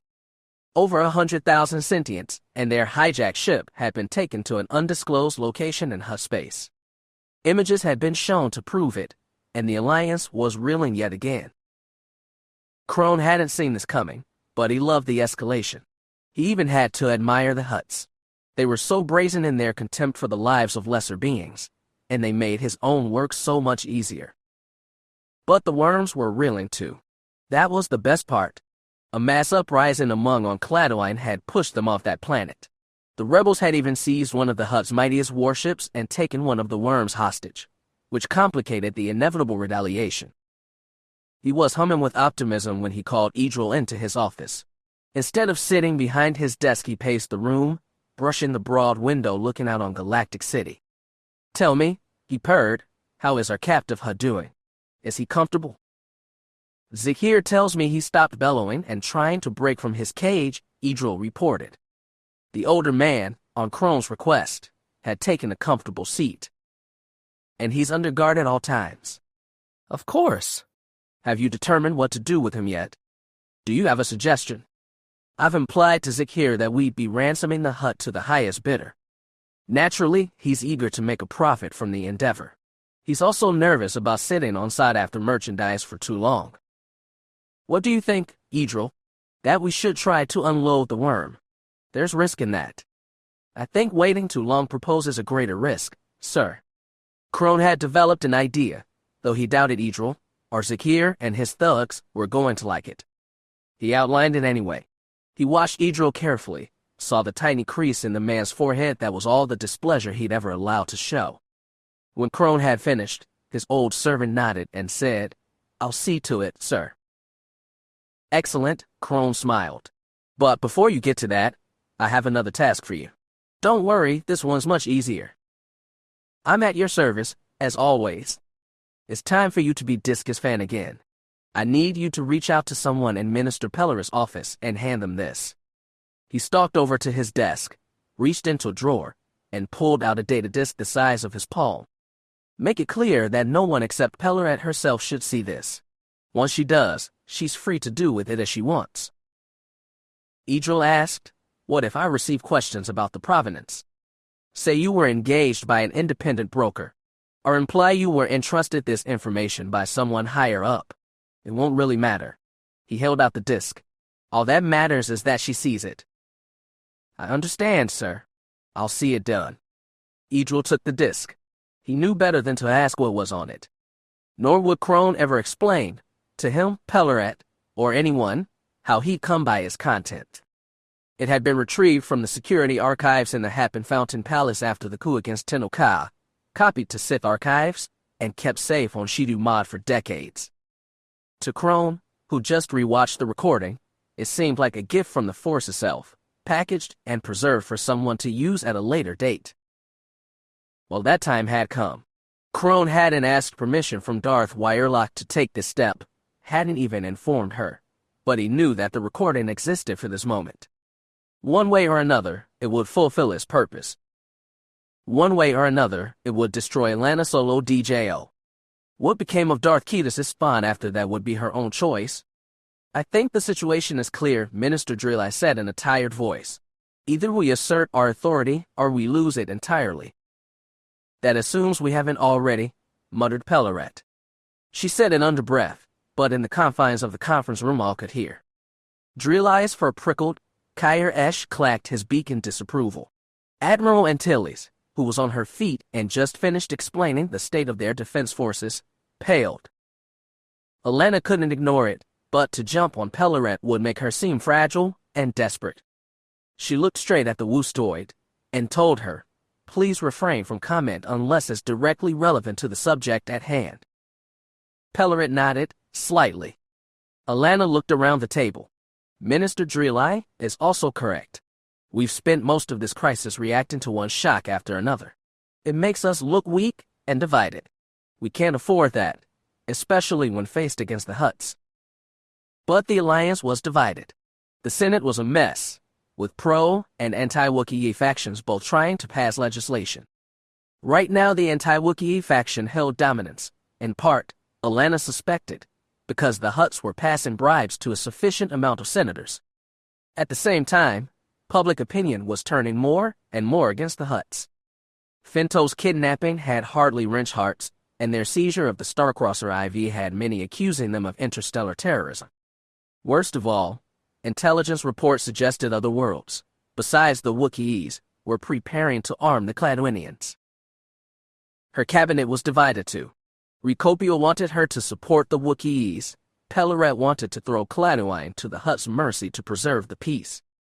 Drilai and Esh were more circumspect, but she got the feeling the Bothan supported standing up to the Hutts, while Esh, reluctantly, favored appeasement. A strong leader acted and had to be seen acting. Allana was certain Leia and Jacen both would have agreed on that. She'd assembled a plan in her head, and after listening to Sayal's report was ready to act on it. She looked across the table. "Admiral Antilles, I'm authorizing the first fleets to move elements to Abrikia, Rondon, and Chalacta. I'd like you to oversee operations personally. Send scout ships over the line into Hutt territory. Get a sense of their ship movement if they're building up fleets, and if you can, where they might be keeping Starcrosser IV. it would be putting them at potential risk of an all-out shooting war with the Hutts. Everyone knew it? Sayal simply said, "Understood, madam." I want Admiral Primvold to continue his interdiction of Wookiee space, but the Third should also move task forces to a staging area near the Cyclada. I'd recommend either Salukami or Denigra.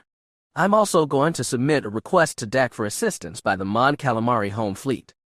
If they agree, their ships would also be placed at Primvold's disposal. Sayal and the others betrayed surprise, then understanding. The Mon Cals, stringent followers of law and order, had come out strongly against the Wookiee arms smuggling, and their territory wasn't too far from Hutt space. As the possibilities sunk in, Pellerat leaned forward. "Madam, I don't have to remind you that this will only inflame the Hutts further. The Hutts have captured 100,000 Alliance citizens and are holding them hostage," Allana said firmly. "None of whom have been harmed yet," the Woostoid insisted.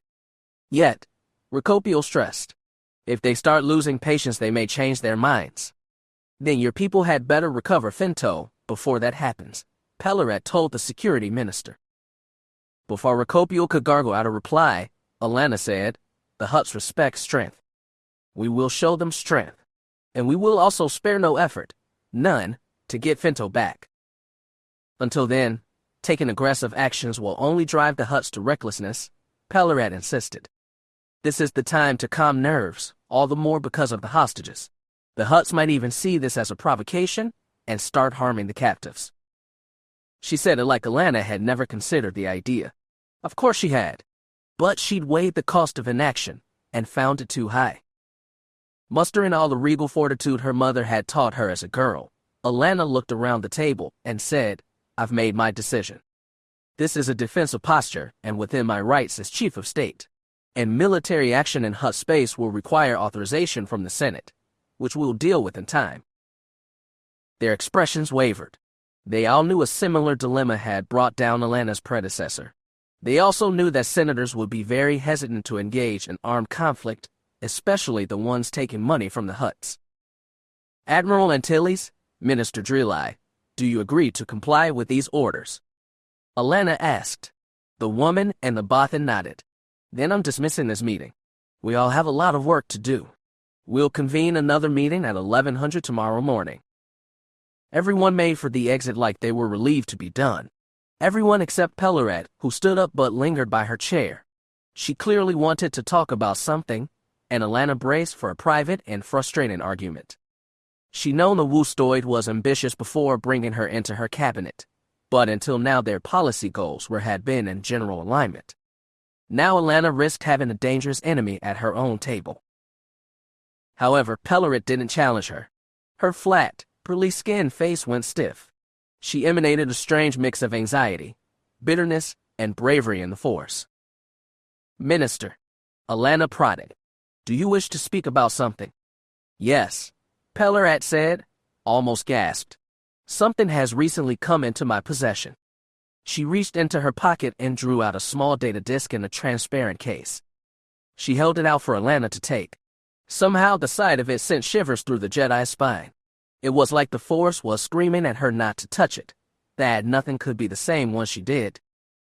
"This is the original," Pellerat told her, voice slightly shaking. "I've made copies. The metadata for this recording, as well as its contents, place it as being taken inside the Fountain Palace on Hapes, approximately 1 week after your birth." Allana stared at the disk, chest tight with dread.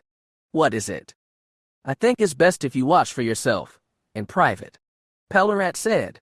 "However, if you do not resign your post within 3 days, this recording will be made public. If anything happens to me in that time, if I am killed or suffer something as natural seeming as an aneurysm, it will still be published. The entire galaxy will see it and know you for what you really are." And through Pellerat's storm of emotions, Allana felt something new, pure revulsion. "Take it," she insisted, shaking the disc once. Her head and heart screamed in protest, but Allana reached out and took it. "You may want to reschedule tomorrow's cabinet meeting," Pellerat said coldly. "I'll understand." Then she walked out, trailing the storm behind her. Its clouds swirled around Allana, surrounding her. She felt lost in a fog as she held the disc in both hands, wondering what awful secret it contained. There was only one way to find out. Allana left the cabinet room and went all the way to her personal quarters. It was an agonizingly long trip through the palace's tangled entrails, but when she finally reached her private space, she locked the door, drank a glass of water, shook off the outer layer of her emerald robe, and sat down to watch. The hollow image that flickered before her was a small fragment of life size. It showed pools of bubbling water, a spa of some sort. The camera seemed to be peering downward from a ceiling, and as Allana leaned closer, she made out one woman leaning back in a massage chair, receiving treatment by a cosmetics droid. Pellerat had said this way taken from the Fountain Palace on Hapes. Allana looked at the walls, the patterns of the floor tiles. They stirred something dim in her memory. Then a man walked into the spa. He wore dark trousers and jacket. Thick dark hair covered his face from view. He walked up to the woman in the recliner, who didn't seem to notice his presence. With a sinking feeling, Allana watched the man remove a cylindrical object from his belt. Without igniting the lightsaber, her father said, "I see you're making the most of your house arrest, Jacen." Allana had never known her great-grandmother. The woman had suffered some kind of brain damage after she was born, lingered for a few years, then died in coma. That was what her mother had told her. Now Allana wondered whether even Tenno Ka had known the real story. The truth played out before Allana's eyes. Her great-grandmother pulled the massage hood off her face and looked up, without budging in the chair.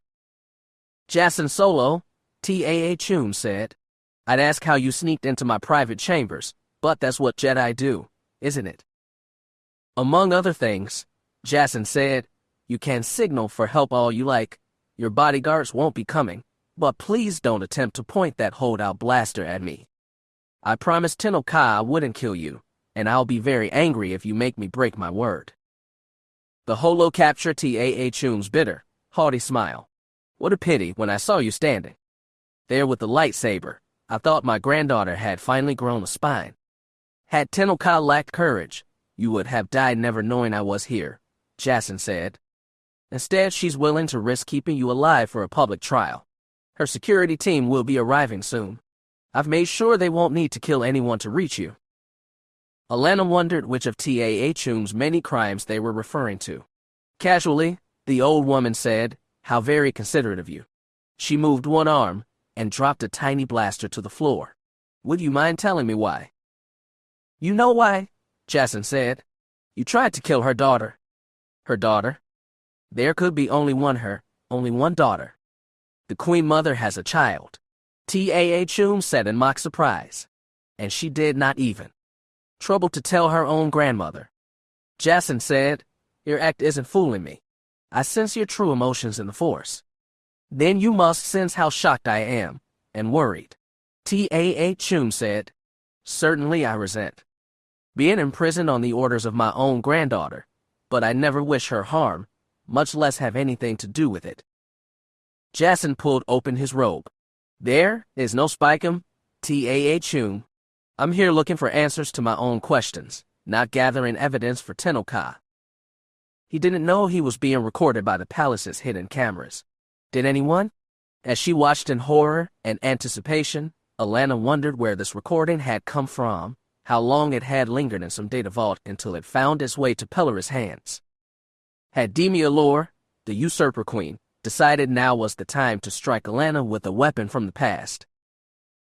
Haughtily, Jacen said, "That never crossed my mind, Jedi Solo, but I do hope that when you see my granddaughter again, you'll be good enough to pass along my concern for her and her daughter." She batted her eyes coyly. "By the by, you wouldn't happen to know who the father is, would you?" "That would be me," Jacen said. Allana heard no love or pride in his voice, just a cold threat. "I'm very determined to protect my daughter." He used the Force to jerk Jacen's recliner upright. The old woman asked, "What are you doing?" "I'd like some answers, and we don't have long before the security team arrives." Jacen leaned forward and touched the old woman's scalp. "So we can do this the easy way." Tiny light sparked from his fingertips. Or we can do it the hard way."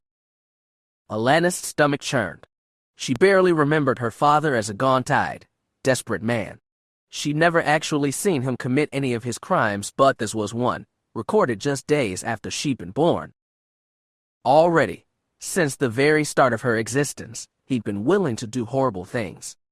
For her? Chun gasped in pain. You're a Jedi. You can't do this. Sure I can, Jacen said. The Jedi learned some new tricks during the war with the U.S. Hinvom, or hadn't you heard? Chun twisted in her chair, but Jacen did not relent. More light sparked from his fingertips to her skull as he violently intruded into the mind of the helpless old woman. Allana knew her great-grandmother had been a vile person, but it did nothing to alleviate the horror she was seeing. When he finally stopped, Jacen leaned close enough to whisper. Allana, horrified and ensnared, leaned close to hear the faint buzzing audio. First, Jacen said, I want to know why. Chun made a pained groan. You couldn't believe I would allow the child of two Jedi to claim the throne. Hapes will never be a Jedi kingdom. I don't think that's Tenel Ka's intention. It is your intention that concerns me. You've already persuaded Tenel Ka to involve a Happen fleet in a matter of no concern to us. I won't allow you to make a Jedi tool of the Hapes Consortium. You see, that wasn't so hard. Now tell me about the Dark Nest. The Dark Nest. She sounded truly confused. The Gorog. Killix. How did you get them to go after the baby? I don't know. More light sparked from Jacen's fingers. Chun cried out and began confessing things Allana didn't understand. The former queen had been trying to claw her way back to power, and had struck some deal with the Killick Nest that involved killing Tenel Ka's newborn daughter in exchange for technology. The cruel interrogation was interrupted by a loud sound, and Jacen spun toward the chamber entrance. Apparently someone was pounding on the door. Just one more question, he said hurriedly. Will there be any more attacks on my daughter? Not your daughter, no. Chun said. But your daughter should not be your only concern. I'm listening. I didn't rule Hapes for all those years by being a fool. I knew you and Tenel Ka would figure out who attacked your daughter, and I knew you would come after me. There was another loud bang at the door. We're out of time, Jacen said. Tell me why I shouldn't kill you now. Or, if I die, Tenel Ka is a target. If I am imprisoned, if I am disgraced, Tenel Ka is a target. If you want your daughter to grow up with a mother, Jacen, you must spare me. That is the only way. For a moment the scene seemed frozen, Jacen in dark clothes, hovering over the far from helpless old woman. Then, in a voice that made Allana shiver, her father said, Not the only way. There is another. He touched her head again with both hands. Lightning, force lightning, sparked across her skull. The woman opened her mouth, but all she managed was a wordless scream as Jacen scoured her mind and ravished her brain. And the worst part wasn't the agony on the old woman's face. It was what the recording showed of Jacen's. Allana saw no anger in her father, nor sadistic glee, nor any speck of passion. His face was grim and a little sad. He was a man doing what he felt he had to. Nothing more, nothing less. That was all she could watch. Allana flailed one arm, smacked the holoprojector, and turned it off. Deep breaths scraped through her chest. She felt on verge of tears, but they never came. She'd known what her father had become, but over 40 years Kida's had become not even a memory, only a faded echo. She never forgot him. How could she? But she'd allowed herself to forget the depths he'd reached, the depths that were her inheritance. As she emerged from her shock, Allana remembered how she'd gotten this recording, and why. Watching it had nearly destroyed her. If this were to be seen by the public, as Peller had threatened, then it would destroy her career as well. It would lay bare not only her parentage, which Jacen had gone to murderous lengths to protect, but it would reveal Allana herself as a liar who deceived the entire galaxy. Still sitting, breathing deep, trying to perform Jedi common exercises and failing, Allana thought about her grandmother. She knew Leia had faced a similar dilemma with the public revelations about her own father, but for the life of her she couldn't remember how Leia had handled it. However she'd done it, it wouldn't help Allana, not now. Her leadership, just 3 years old, was already cracked and near to breaking. Peller's well-timed blow would shatter it. She thought on that vision Jacen had supposedly had, the beautiful one that had driven him to do such awful things, the one where Allana had sat on a throne of balance, presiding over an era of peace. 3 years. Just 3 years. Now it was over. Allana lowered her face into her hands. For some reason, she still couldn't weep. Chapter 9. They said Coruscant was a world that never slept, but the South Bottoms looked appropriately dark and still at this late hour. Few lights shone from the sprawling warehouses, but flames from distant factories were like distant torches, lighting furrows of ever-rising smoke. Dark Nova had several facilities within the South Bottom sprawl. One of these was a former meatpacking facility, though it hadn't been used as such for a long time.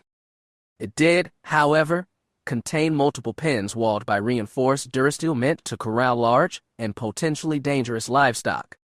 This was as good as any place to keep a captive hut. Zakhir's people currently had Finto in one of those pens. Their walls were steep and slick and rose up 4 meters on every side, and the ambassador had no chance of getting out, but to be extra certain his kidnappers had locked a chain and collar, meant for the neck of a bull nerf, around the worm's fat tail, a meter from the wiggling tip. Idril watched the captive through one of the security cameras looking down on the pen. Zakhir said that Finto had made quite a ruckus after his capture. The durasteel walls bore a few dents to prove it, but after several days the great worm seemed to have surrendered to his fate. He simply lay there, bloated and still in the middle of the floor. His eyes were closed in sleep. He looks rather peaceful, Idril observed. For now, said Zakhir, but I wouldn't want to get in that pen with him. Fair enough. Idril walked out of the security room, and the Falleen followed. The packing facility contained high sprawling corridors, vast empty pens, and industrial meat carving machines long silent. Their footsteps seemed to echo forever down the near-empty halls. We're ready for when we have to pull him out of there, Zakhir said. Got some sedative gas we can pump in. It's supposed to be able to knock out a rancor. I'm glad you're prepared. The Falleen wouldn't let him miss the hint. I'd like to get that worm sold as soon as possible. You have any plans for that? Idril didn't, his master did, and frankly he was a little confused as to what those plans were. He thought that the Redder's aim was to sow war between the Alliance and the Hutts. A large-scale conflict would do wonders for KDY's profits. However, he'd also tasked his servant to deliver something special to Minister of State Pellerat. Idril didn't know what was on the recording, but he assumed it was blackmail material the minister would use against Allana Dijo. Yet, according to Edril sources, Pellerat was pressing to appease the worms, not fight them. Maybe Rator wanted to cleave the Alliance instead of fighting the Hutts. Idril simply didn't know. So many of his master's orders were inscrutable, but he was a servant of the House of Qvot and had been all his life. He would, now and always, do as he was told. Zakhir was glaring at him. The Falleen wouldn't let this go. Calmly, Idril said, it's time to make the Alliance an offer. We're going to send it directly to the Chief of State to make sure she gets the message. Zakhir's eyes narrowed. All right, fine, but I don't want this to blow back on me, you understand. I'm still trying to remain anonymous in all this. Don't worry.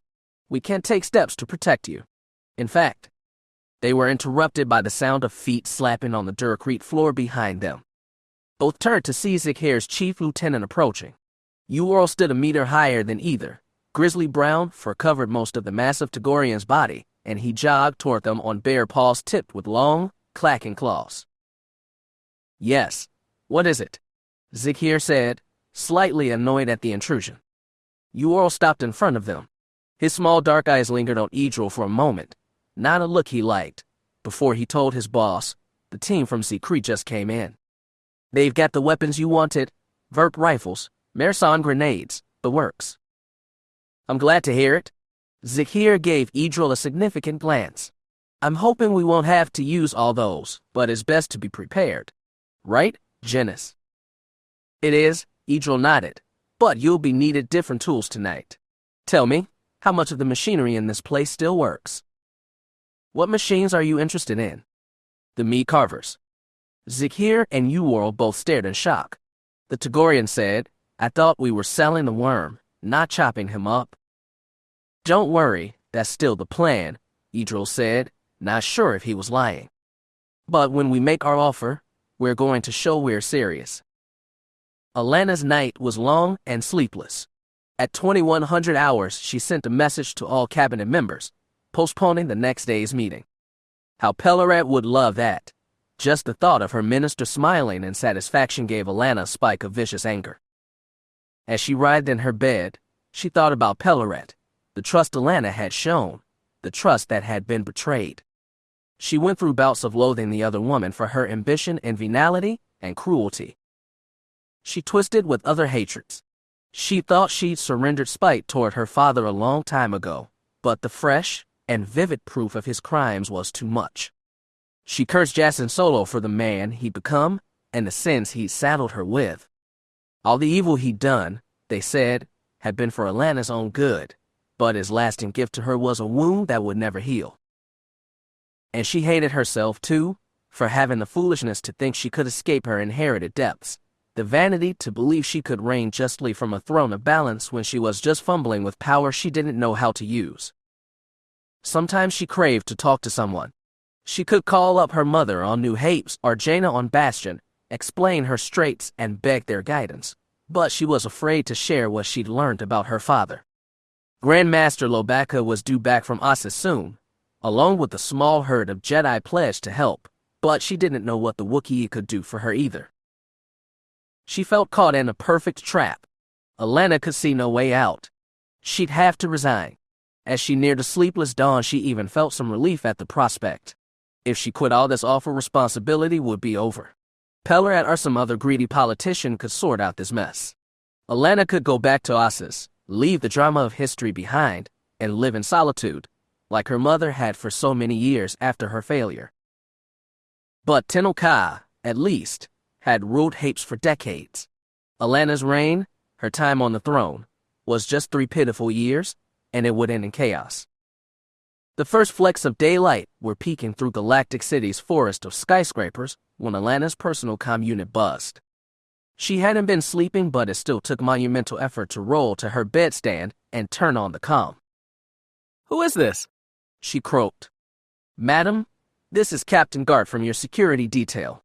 Local police have, found something you should see." With a sigh, Allana propped herself into a seated position. "Can't you be more specific?" "Well, I haven't seen it myself, madam, but the officers who responded to the scene said it looks like a piece of a hut." It took Allana a half-hour to wash, dress in something halfway dignified, and make her way to the palace's security center. That was roughly the same amount of time it took for Coruscant police to transport the object they found atop a barely used landing pad near Eastport. Once handed over to the palace's security teams, the object was scanned for traces of explosives or any dangerous chemicals. Finally, 1 hour after Allana received the call, the package was brought into a sterile white chamber for her to view. It was, as she'd been told, a piece of a hut. Specifically, it was about 2/3 of a meter's length of tail, ending in a blunt tip. The hide was a deep maroon color. The slime on the rough skin was dry and flaking. Allana had no doubt it belonged to Finto. "How many people saw this?" she asked Captain Gart, who'd come with 3 forensic specialists. The police received a call from someone using the neighboring landing pad about an hour before dawn. They're going over security footage now to determine when the package was placed there and, hopefully, by whom. He added, "This is everything they found at the site, including the original container and its, contents." The end of Finto's tail rested in a shallow durasteel crate, with walls 1 meter high on each side. The bottom had been lined with some kind of plastic, which was splattered with dry green blood. There was no lid on the crate. Allana asked. "No, madam. I'd say this was left for us to find." Of course it was. Finto's tail was a message, and only part of one. Allana walked to the lip of the crate and peered into it. Resting beside the slightly curved chunk of hut tail was a rectangular communications device slightly larger than her hand. It lay atop a piece of folded flimsy with printed text. "We've scanned the communicator," Gart said. "There's no hint of explosives. It appears safe to use, but we caution against it." "What does the note say?" Gart gestured to one of the forensics technicians. The woman bent over and pulled out the flimsy with two gloved hands. She unfolded it carefully and held it out for Allana to read. The message said, "This communicator has been coded for voice activation. It will respond to the Chief of State only." And for now, the Chief of State was still her. She'd been ready to throw her authority away, and at this moment she'd be glad to let Pellerat take on this mess, but the kidnappers would speak to her alone. So, for a few more hours at least, she'd carry the weight. "I'd like to speak with them," she said. Gart almost jumped. "Madam, this is clearly very suspect. We believe. You already said there's no explosives here. No poison. No immediate danger. The kidnappers have clearly put a lot of effort into staging this. We don't know their intentions, and we certainly can't trust them. Captain, the people who did this have Finto. I need to speak to them. Now, if you want to take this communicator to a laboratory, hook it up to some devices so you can trace the signal, then please do so, and do it now." She'd come just short of shouting. Gart nodded shakily. "Yes, madam. We'll make preparations immediately." It took another half hour for the forensics people to pick up the little communicator with their sterile gloved hands and move it to another section of the palace, where the government's best technicians plugged it into a computer array that would, Gart said, allow them to trace the signal and get the location of the kidnappers. Allana knew it wouldn't be so easy. There were plenty of ways to disguise the source of a signal. Most involved routing the transmission through a labyrinth of relays. Still, her people had the best resources available, and if the kidnappers could evade even their tracing techniques, it meant they were quite formidable. Once everything was set up, the communicator was placed on a table in the middle of the laboratory, a set of wires stretching to the computer at the side of the room. Allana stood over the device, looking at it with foreboding. A half-dozen technicians and security officers stared at her, bleeding anxiety to match her own. She could drown in so much worry. It was a drawback to the Force. Still looking at the device, Allana said, "Please, I want everyone except Captain Gart and one technician to leave the room." It took another minute for the rest to clear out. Allana didn't look at them as they did. She stared at the communicator and tried to focus. She tried to get something from it with the Force. Some Jedi could detect lingering traces of an object's previous user, but she'd never had that talent. Nonetheless, she felt something from that communicator. A darkness. A danger. But that might have been coming from herself. There was nothing to do but activate it. Allana bent close, carefully tapped the switch on the communicator's face, and said into his audio receiver, "This is Chief of State Allana DJO." For seemingly forever, nothing happened. Then a voice said, "It's a pleasure to speak with you, madam." The voice was deep but mechanically distorted. Allana glanced sideways at Gart and his technician. They were glued to their computer as they tried to trace the call. She knew she had to keep him talking. "I wish we were speaking under better circumstances. There were more civil ways you could have used to get my attention." "Yes, but there's something to be said for bold statements. As a politician, you should know that. There's also no excuse for pointless butchery. You've proven you have Finto. Can you prove he hasn't been harmed any further? I'm afraid you'll just have to trust me as far as that goes. You've given me no reason to trust you. But I do need Finto back, and I am willing to work with you. So please, state your demands." "My demands are this. At 1400 hours this afternoon, your people are to bring 1.5 billion credits worth of Orodium bullion to the following location on Coruscant. Latitude -45.18907 degrees. Longitude -52.68715. For brevity's sake, that's a landing zone in the South Bottoms." It could have meant they had Finto somewhere in the bottoms. It could not. Either way, the industrial zone sprawled larger than most of the galaxy's biggest cities. Allana asked, "Will Finto be there, alive, and with no further harm? If you have what we require, then you'll have your money." And she thought, a small army's worth of security personnel ready to ensnare you. But the blackmailer had to know that. "We require one other thing," the voice said. "The delivery must be performed by one of your people, and I don't mean some minor minion. I mean the money must be brought by someone with authority, someone who is known." say, a prominent senatorial ally or a cabinet member. I'm sorry, I don't understand. We will give you Finto. You will give us the money, and your representative. Think of it as an exchange of hostages. You give us money and someone important, and we'll give you someone more important. That's absurd. I can't agree to that. Then you won't get Finto, except in further pieces. Allana tried to steady swirling thoughts.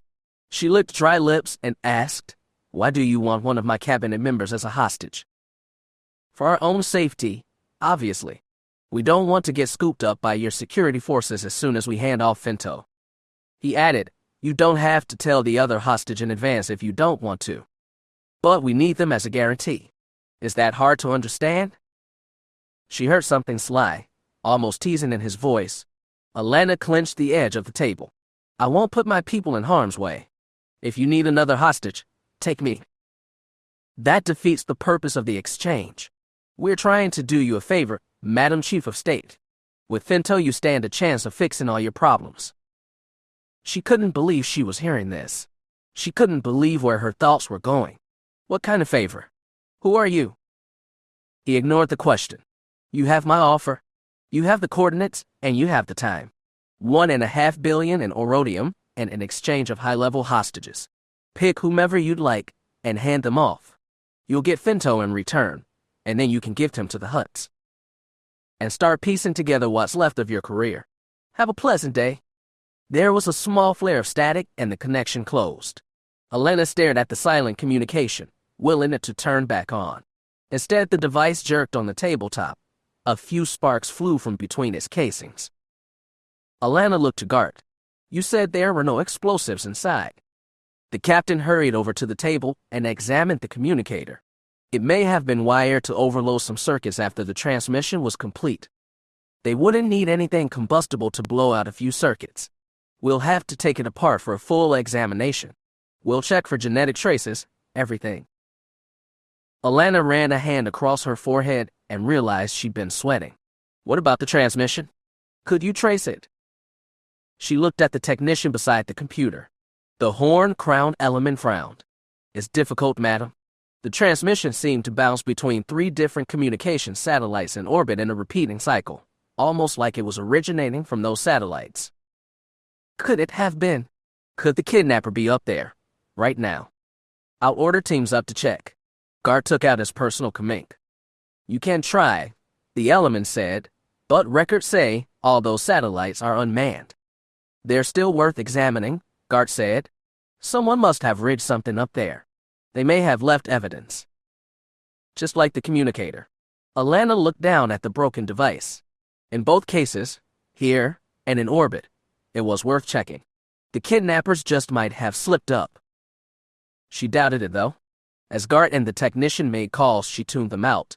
The conversation she just had with the purring yet mechanical voice resonated inside her. She felt certain, for a few moments, that her opponent had known everything about her, even the dilemma she found herself now. Because he was doing her a favor, and the most sickening part was that the idea had occurred to her even before he said it aloud. The man wanted an exchange of hostages, a prominent senator or a cabinet member to keep as insurance. He said those words, and she'd instantly thought of Pellerat. The minister had said that if she were killed or injured, even by accident, then the recording of Allana's father would be released. But if she were merely taken captive, it might not go out. If the minister was out of communication, not even publicly missing, Allana felt certain it wouldn't trigger the release. She didn't know how long Pellerat might be captive for, but it would give Allana the time, an excuse to send people to the minister's office and personal quarters, to ransack it, to turn up every trace of the recording and destroy it. She could do it. She was the chief of state of the Galactic Alliance. She had the power, and what was the point of power if you didn't use it? A puzzle was completing before her eyes, and the full picture dazzled her. She could get rid of Pellerat. She could get Finto back. She could present the ambassador to the Hutts, free the 100,000 innocents of Starcrosser IV, and negotiate an ending to this mess. She could keep her awful secret. She could save countless lives. She could save herself. All it would cost was 1.5 billion credits and Eris Pellerat. She told herself it couldn't be that simple, that easy. There was no guarantee at all that the kidnappers would return the minister alive. They might, but Allana couldn't be certain. What even if she sent the woman to her death, she could save so much in return. So many lives. So many innocents. And herself, of course. It was so perfect she couldn't believe it. It was like the mysterious kidnapper had arranged all of it just to save her from Pelleris' snare, though the thought was outrageous and she couldn't figure out who could work such an elaborate scheme or why. Allana did know one thing. Salvation had offered itself. If she turned it down, she'd ensure her own destruction. Quietly, voice dry and cracking, she excused herself and hurried from the room. Darth Kroan lingered in his office, thinking. He'd never actually spoken with Allana until now. He'd seen her from afar several times and once performed a perfunctory handshake at a banquet, but that was all. He made a point not to spend time around Force users, lest his own talents be outed, and on his few meetings with Arlen felt he'd been careful about not using his powers at all. But he'd wanted to speak to her for years. He'd wanted to pry at the spawn of Darth Ketis and discover what kind woman she was. He'd wanted to see where her darkness lay, for darkness lay in everyone, especially those with power and the means to use it. He wasn't worried about the call being traced. KDY had pioneered communications encryption technology they shared with no one, not even the government. His identity was safe. Idril, of course, had done his part perfectly. Everything was going according to plan. Now it was out of Darth Kroan's hands. Surrendering power was always difficult for a Sith, but he was prepared to wait. Allana might choose to hand her enemy over to death and save herself, thus taking her first definite step toward the dark side. Or she could refuse Kroan's gift and allow herself to be ruined. Kroan would rather see Allana take her father's path, but if she chose the purity of self-destruction instead, that was acceptable too. No matter what she decided, he would win. Chapter 10. Brenna had always wondered what it was like aboard a Hutt starship. She'd pictured dirty, labyrinthine dens of iniquity, where alien crewmen stabbed each other over Sabacc games and nobody cared. The reality aboard Ekmor's excess fortune was surprisingly normal. The 800-meter Chalandian was crewed by a mix of species, including humans, and Brenna didn't feel especially out of place as she was put to work on the ship's technical staff, doing odd jobs much like she'd done on Starcrosser IV. It wasn't glamorous work, but C4 promised she'd be moved to something better once space opened up, and, he implied, when the current situation was over. Excess Fortune was one of 2 warships that circled the captive Starcrosser IV in deep space past the edge of the Circumtor system. It was well within Hutt territory, but the worms were taking no chances with their prize captive. Brenna was working hard in the bowels of the ship, and while she didn't have much in the way of spare time or available viewports, she did sometimes pass a porthole that looked out on the captive spaceliner. At this distance, it was just a silver speck, no bigger than her thumbnail, but she knew it had over 100,000 souls aboard. She knew rationally that they weren't here because of her. If she hadn't agreed to sabotage the comms, they'd have gotten somebody else, just as somebody else had killed the engines. She'd just been doing the job. Still, it was hard not to feel responsible, at least a little. She consoled herself that Hutts were rational actors. They were after money and security. Harming the hostages would provoke a war with the Alliance, and that was the last thing they wanted.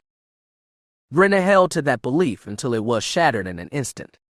She was in Excess Fortune's mess when she heard. The Hutts were famous for gluttony, not generosity, so she was poking her way through an undersized serving of Toydarian sludge pudding when Ezefi, a Poloic also on the maintenance team, slapped his tray beside her and bent his long legs to sit down. "Bet you're glad you got off the Starliner," he said. Brenna, already frowning from the subpar meal, turned a dour look at him. "What do you mean? You haven't heard. They just dumped 10 hostages out in airlock." Brenna dropped her spoon. "What? Why?" "Not sure exactly, but from what I heard, somebody cut off that ambassador's tail and dropped it in a landing pad on Coruscant." He twisted his long snout in disgust. "You know, for the authorities to find, to show they were serious." "You mean they I don't think they killed him, but who knows? As if he shrugged. The Hutts are mighty mad, though. Surprised they only spaced 10. Fear effect. Brenna stared at her tray, last scraps of appetite gone. Like I said, you're lucky to be off that thing, as if he told her. I heard the one who took out the engines got transferred to one of the other Chalandians to head the engineering team. They've got something lined up for you too, right? As a reward. Brenna barely heard. She stared at her pudding and passed it, past everything. When she assembled her thoughts, she rose without a word, carried her tray to the disposal, and walked out of the mess hall. She just walked. Long, fast strides calmed her temper and let her think, not that she had anything pleasant to think about it. Slowly, inexorably, she was faced with the horrible realization. She, Brenna Tresor, shamelessly self-interested, born to neither money nor privilege in an irrelevant backwater, was actually important. The things she did mattered to countless people she didn't even know. It made her want to throw up. She wanted to get specific, to be sure of things before she started beating herself mercilessly. Brenna's job got her viewer access to a few of the ship's sensor clusters, and she found one on XS Fortune's starboard flank that looked out on Starcrosser IV. She was even able to pull up an exterior camera recording for the full, awful detail. She watched in the cramped isolation of the access booth as Starcrosser IV jettisoned its captives. At first glance, it looked like a tiny, brief explosion from the side of the hull, halfway between bow and stern. When she magnified and replayed, she could see 10 pale specks, 10 bodies, burst away, then disperse on straight and divergent vectors. She watched the recording at max magnification 3 times. That was as much as she could stand. She turned off the recording but remained in the booth. She didn't want to leave. She didn't want to walk the corridors of Egmore's ship, look at the faces of all the other mercenaries who were just as vile as her, and pretend it was just a job.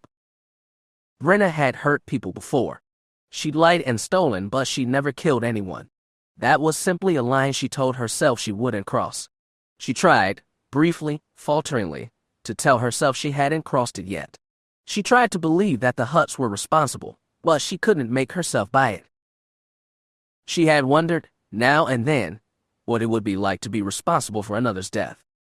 She'd known killers. Some said it ate them up inside, while others, to their own surprise, had found they could sleep soundly with their crimes. There didn't seem to be any pattern as to who couldn't handle it and who could. It turned out Brenna was in the former category. When she finally emerged from the sensor booth, Brenna tried to go about her business without looking any of her crewmates in the eye. She had to keep on acting like everything was normal, and she had to figure out what she'd do about her conscience. She found herself thinking about so-called Chance. He was a liar too, of course. He wouldn't even tell her his real name. Maybe he killed people, but somehow she doubted it. He seemed like he'd really believed all that bilge about preserving the long peace and helping the common good. He'd given her his contact information. She still had it, stuffed in the personal bag tucked beneath the bunk in her quarters. She also had easy access to several of XS Fortune's auxiliary comm nodes. You had to be careful about sending a message from those. Any outbound communication was logged in the central computer and somebody would notice it. But she was good at sneaking around and hiding her tracks. It was what had gotten her aboard the ship in the first place. In the middle of the Chalandian's night shift, when the hallways were dim and mostly quiet, she slipped out of her quarters, the data card Chance had given her concealed within a fist. It was mid-morning in Galactic City, and Chance Calrissian was in his office at Tendrando Manufacturing Headquarters, trying to get his material together for the afternoon shareholders meeting. He was adamantly trying not to think about certain things. One of them was that a piece of the missing Hutt ambassador had been found on an empty pad at Eastport. A second was that the Hutts had responded by blowing 10 passengers from the captive Starliner out an airlock and publicly broadcasting the footage. A third was that the Senate had declared a full emergency session for late this afternoon, coincident with Chance's shareholder meeting, where the Defense Council would raise a motion about authorizing limited military action in Hutt space. All of them were out of his control. You had to focus on what you could control and let the other cars fall where they would. It had been an early piece of fatherly advice, and he'd always tried to heed it. He was trudging through meeting prep when the comm unit on his desk buzzed. His first instinct was to ignore it, but in times like this, you never knew when an emergency would pop up. So, with a sigh, he tapped the button on his desk and said, "Yes. What is it?" "Sir, you've just received a message on your personal priority channel. Would you like to see it?" "A message? Who from?" "Uncertain, sir. The message is marked for your eyes only. It's a very small file, so I presume it's text only." "All right, fine. Send it over." He pushed aside his data pads and flimsy sheets to see the screen built into his desk. The dark glass flickered, then lit up with lines of white text. As his eyes drifted over them, his jaw slowly dropped. "Greetings from the corward edge of the Circumtor system. We've got quite a gathering here, 2 fighting fish, and 1 starcrosser that's 10 people lighter, with plenty more left to void. Confession. Some of this is my mess, and I need help cleaning up. Now's your chance to help the common good. You can pay me back by telling me your real name, and how you won that Sabacc game. Last confession, I had a skifter." Chance read it 3 times, then sunk back in his chair. Brennan Tracor was someone he hadn't been trying not to think about.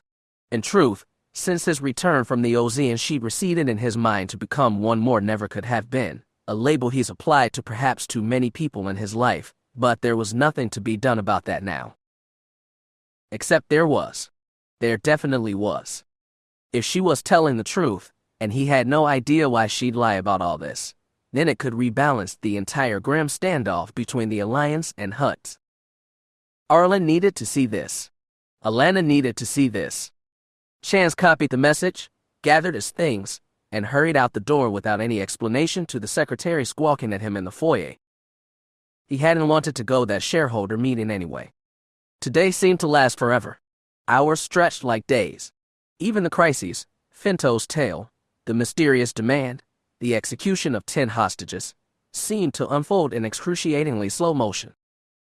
But in all that drawn-out time, Allana didn't change her mind. She thought hard.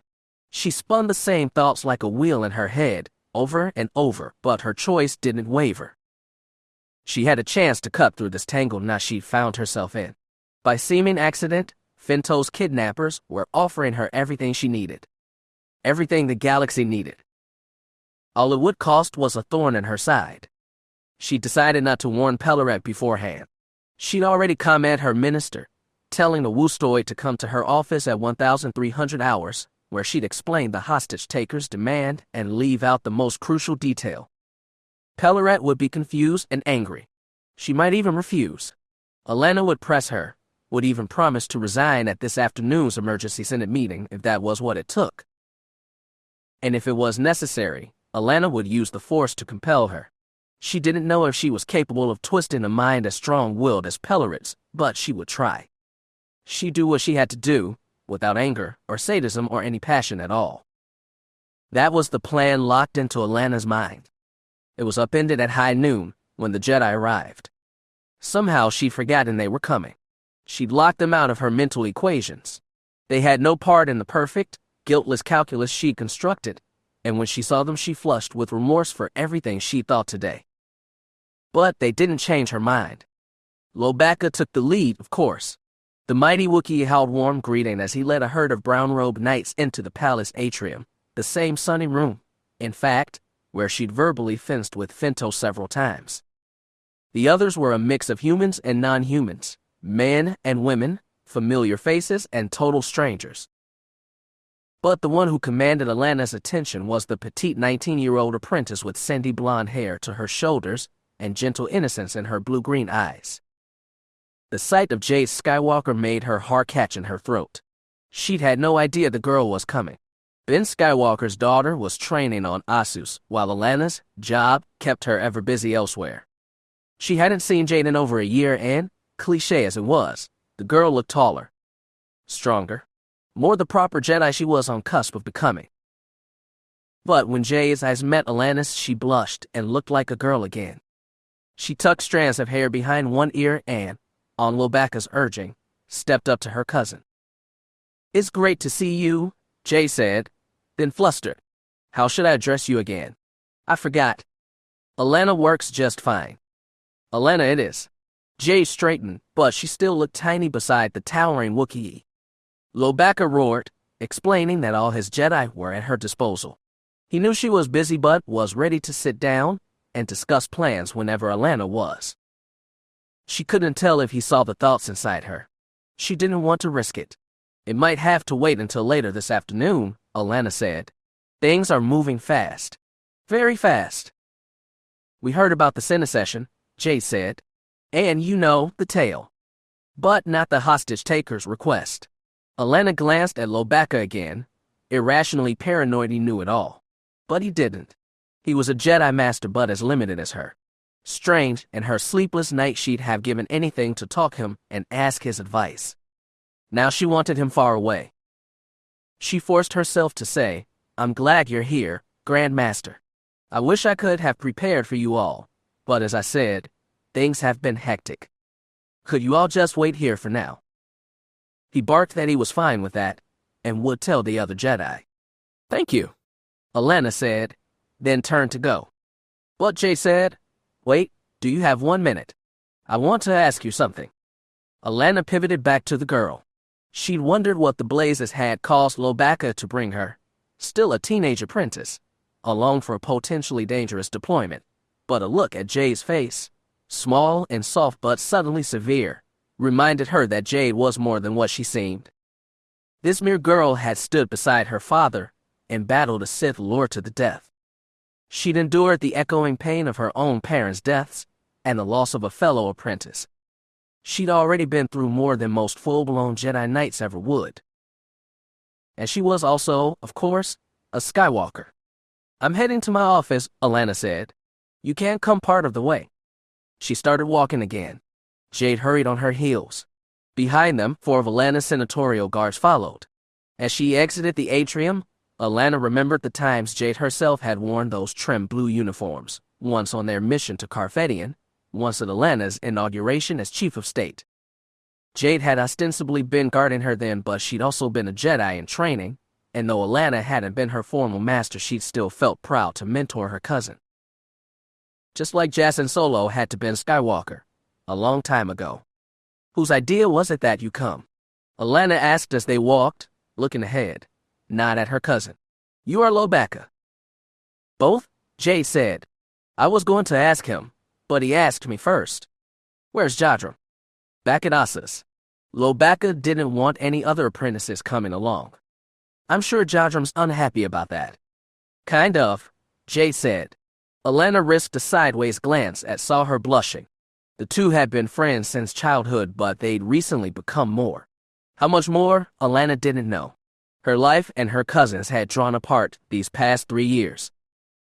Jade, Allana, and the 4 guards got into a lift. The 2 Jedi stood side by side. Allana stared at the sealed door as they ascended. Once the comparison to Jacen and Ben appeared, she couldn't get it out of her head. She'd not seen it firsthand, but Ben had told her about it later. After an early withdrawal from the Force, Jacen had been the one to draw him out of his shell. Jacen alone had made Ben feel like a real Jedi and a real man. And Jacen, so Ben believed, had been just as proud to mentor his cousin.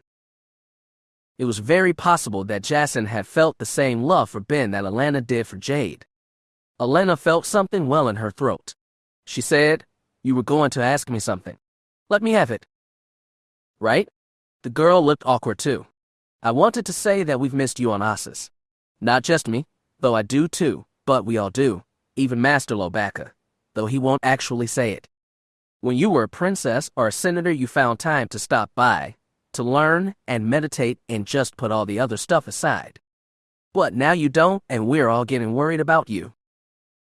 That's what you chased me down to tell me. Jade shrugged shakily. More or less. The lift doors opened. They had to walk another hallway to another wing, and then another lift before they reached Allana's office. She walked fast. Jade took long strides to keep up. You're not wrong, Allana told her, but I'm a lot busier as Chief of State than I ever was a senator. I understand, but I just want to make sure that you still, well, feel like a Jedi, despite everything else. Of course I'm still a Jedi. Allana pulled open the outer layer of her emerald robe, displaying the lightsaber tucked inside the sash at her waist. "I know that," Jade pressed, "but being a Jedi and feeling like one's two different things." Allana didn't know what she was talking about. "I've been one basically all my life, Jade. What else would I feel like?" "I don't know. I'm just saying you're the first Jedi we've had in charge of the Alliance since, well, you know." Allana almost stumbled. She wanted to tell Jade that she was aware of Jacen's missteps far better than a girl who'd been born long after he was dead. But when she looked Jade in the eye, her thoughts spiraled. Jacen had loved Ben, but the love had become twisted along with the man. Jacen had gone so far as to torture Ben out of the sick conviction this would make his cousin into a better Sith apprentice. Neither of them had ever imagined their relationship would become so mutilated and evil, yet it had. And Jacen's downward spiral had begun with him blasting away the mind of Taa Chum, without anger or pleasure or passion, just doing what had to be done. "We're a little worried," Jay said tenderly. "A lot of people think Jedi aren't meant to have certain kinds of power. They think it's dangerous." "I'm aware of the risks," Allana said hoarsely, "and I can manage by myself." Jay's voice was softly skeptical. "Well, I wanted to be here for when you do need help, especially after all the help you've given me." They were approaching the second lift. Allana couldn't take this conversation anymore. She said, "I appreciate that, Jade, I really do. But for now I need you to wait with the other Jedi. If I need you, I'll let you know." She stopped for the lift doors and gave Jade a stern look. The girl wilted slightly. "All right, I understand. Thanks for talking to me, Allana. Even for a few minutes. It means a lot." Was she trying to twist the knife? "It was no problem," Allana said. "I'll see you later." The lift doors opened behind her. Allana and two guards got in. Jade and the other two guards remained outside. Allana resisted eye contact with her cousin as the doors slid shut and the lift capsule shot upward. In the sudden quiet, with only the shutter of the capsule for noise, their last words echoed in her mind. Allana had said, "If I need help." Jade had said, "When?" Allana felt sick. Her knees went weak, and she had to brace herself against a wall. She thought this was her agony alone to face, but it wasn't. She was a Skywalker, and every Skywalker existed in the shadow of Darth Vader. Darkness was their heritage, and so was light, and they faced the eternal dilemma together, fates inextricably bound. "Are you all right, madam?" asked the guard. "I'm fine," Allana said, but she had to close her eyes. Jay's face flashed in the darkness, and for one awful second, she saw herself and Jada's Jacen and Ben. She saw a mentor lead her adoring cousin into misery and pain, all because darkness had twisted her mind and convinced her that every evil step she took was necessary. She thought of Jade and saw an unbearable future. She had to step away. The door opened. Allana staggered into the familiar halls outside her office. When she reached the door, she gruffly told the guards to leave her. For the first merciful time in what seemed like forever, she was alone. Allana collapsed in her chair. She looked at the chronometer. Still 20 minutes until she was to meet Pelleret. Like everything else today, those 20 minutes could stretch to eternity. Her certainty lay shattered. The offer from Finto's kidnappers was too perfect. If she sent Pelleret off to be captured and likely killed, she would stain her hands forever. She might succeed in everything else, even in resolving the Cladwine mess, but she'd be indelibly touched by darkness. And once she started down that path, she dreaded where she, and the one she loved, might end up. Because that, too, was a lesson from her father. Terrible deeds done for love of someone could still damage that person for the rest of their lives. She learned that all too well, which left her with only one option. She'd have to resign. Pelleret would press her to do it immediately. Then Allana could retreat to Ossus, live in seclusion, and let the rest of the galaxy go to hell, because her glorious reign on the throne of balance had toppled after 3 short years. The thought filled her chest with ashes, but the only alternative was to follow her father's path. And that was something she could no longer bear to do. The clock ticked on. Allana sat at her desk, physically and mentally exhausted, waiting for the chime that would announce Pelleret's arrival and the collapse of her life. When the noise sounded 10 minutes early, she was only slightly surprised.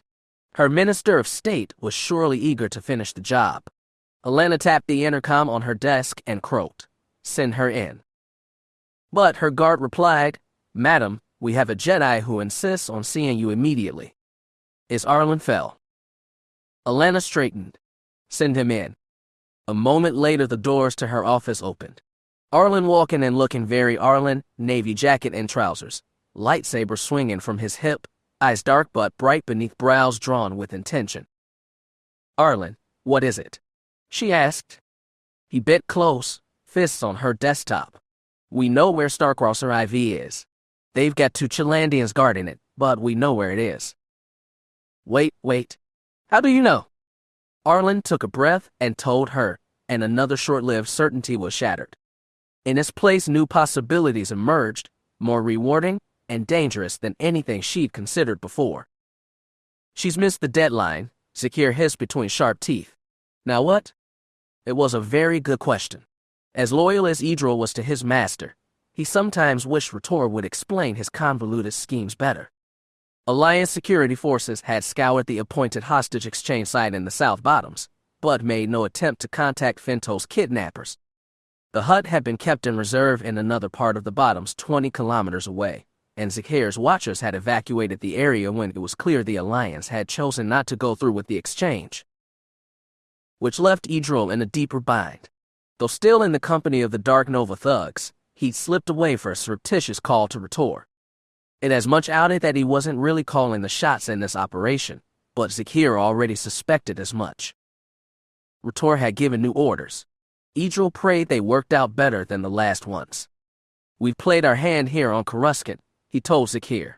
"For whatever reason, the Alliance doesn't want Finto. Now we'd better take our prize elsewhere." "You mean sell him to the worms? They are the ones who want him back." Zakir's fat green face furrowed. He'd been ambivalent about this whole kidnapping scheme in the first place, and was particularly wary about risking the ire of Khajiitics. His Dark Nova was a respectable syndicate, but it was a small fish compared to the Hutt's criminal empires. Idril couldn't let him hesitate for long. "You must have smuggling ships that can get Finto past customs scanners." "It's doable," Zakir grunted, "unless the Alliance already suspects we nabbed the worm. If they suspect us, it's all the more reason to get far away." Idril added, "We're not talking about moving your whole operation. We just need to relocate Finto." "We?" Zakir sneered. "You're not part of my organization, last time I checked." "No, but this is my operation." Idril jabbed a thumb at his chest. "That also means I'll take some of the risk. When I'll ship Finto out of here, I'll go with him." "So you can sell him to the worms, personally?" "Well, I didn't think you'd want to do it, since you're trying to stay under the Hutt's notice." Zakir made a growling sound in his throat and his eyes flashed. Idril was uncomfortably reminded that Fallen were natural predators. "All right," Zakir said. "We'll move the Hutt. I have a freighter already on standby in case we had to make a run for it." "I knew I could count on you." "Who's going to captain it?" "Uorl. Uorl, come along. He's a good enforcer." Zakir crossed arms over his chest. "But I'll be in charge of the ship." Idril failed to hide his frown. The Fallen asked, "Got a problem with that?" "Just surprised. I thought you wanted to stay clear of the Khajiitics." "I do. But I also want to make sure I get my money's worth out of all this mess." He pointed a claw-tipped finger at Idril. "And before you ask, no, I don't trust you." Idril smiled bitterly. He'd never expected honor among thieves. "I said this would work out for both our benefits. I meant it. And I'm going to hold you to it." Zakir lowered his hand. "It'll take about 2 hours to call in the freighter, sedate Finto, and move him on board. If you're not ready when we are, we leave without you?" "Don't worry," Idril said, still bleakly smiling. "My bags are packed. I'm ready to see this through to the end." It was what Rator wanted of him. If only he knew where the end of this road lay. Allana remembered her first time addressing the Alliance Senate. It had been after the fall of Hapes. Her grief and anger had been fresh. She hadn't been appointed senator yet, Indeed, she'd been speaking in favor of the Happen Exiles' accession to the Alliance, but she'd looked down on the grand bowl of the arena from on high and felt the weight of history on her shoulders. It was a personal history. She'd been painfully aware of all the dead who'd put her in that place, Zek and Terran, their loss still raw. Her mother, the example for everything. Her grandparents, Han and Leia, who'd each taught different kinds of strength. Her grandfather Isolder, whom she could barely remember. Regal forebears from Hapes and Alderaan she'd never met. Her father, of course. She felt the same march of ghosts behind her now, but only Jacen's held close. He pressed against her chest and stole breath from her lungs. She wished she could have met his absolved self on Zanima II, as Jaina had, but when she closed her eyes she only saw his face as he'd blasted away Taa Chum's mind. No anger, no sadism, no passion. Just hard, grim duty. She'd been about to send Pellerat to her doom with the same bleak determination. She'd been so close to making that choice. If she'd been in a vacuum, as her father had, when he'd made his worst choices, Allana would have gone through with it. Instead, she was going to do something he could have done, but did not. She didn't know if it would work. Very likely she would leave this chamber in disgrace. But at least she'd do it as a Jedi. The Senate's vote came first. Though she was on the high rostrum in the center of the chamber, Allana stood aside and let Minister Drillai put forth the motion from the Defense Committee. The proposition was simple. Should the Alliance be allowed to deploy military forces inside the boundaries of Hutt space in order to retrieve its citizens? Admiral Antilles, as acting Supreme Commander, also got a chance to speak. She stressed that any military incursion would be limited and deliberate, with the single goal of protecting Alliance citizens whose lives were under threat. Though both had been briefed, neither even hinted that Starcrosser IV's location had been identified.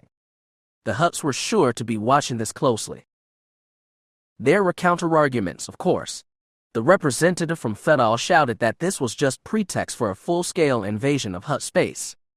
Another said the end goal was clearly an extended campaign for Cladoine. The senator from Commoner, which had over 20,000 citizens captive aboard Starcrosser IV, said that voting the motion down would be an act of collective cowardice.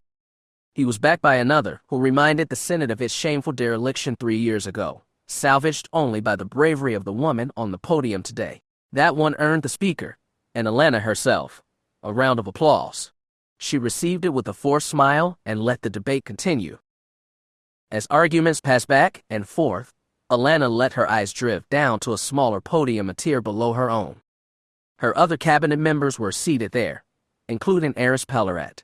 Allana's afternoon meeting with her Minister of State had become an all-hands cabinet session where Arlen laid out the location of Starcrosser IV and how Chance Calrissian had received it. Their reactions had ranged from hopeful to dubious, but Pellerat had remained ominously quiet throughout. Allana hadn't given her the opportunity to ask for a one-on-one meeting, but she felt the Woostoy's attention lingering on her. Once, while the senator from Exodine argued in favor of the motion, she glanced down as Pellerat glanced up. Their gazes met, then rebounded in different directions. Allana didn't know if Pellerat was bold enough to announce her true parentage in the middle of this already tense Senate meeting, but it didn't matter. She wouldn't get the chance.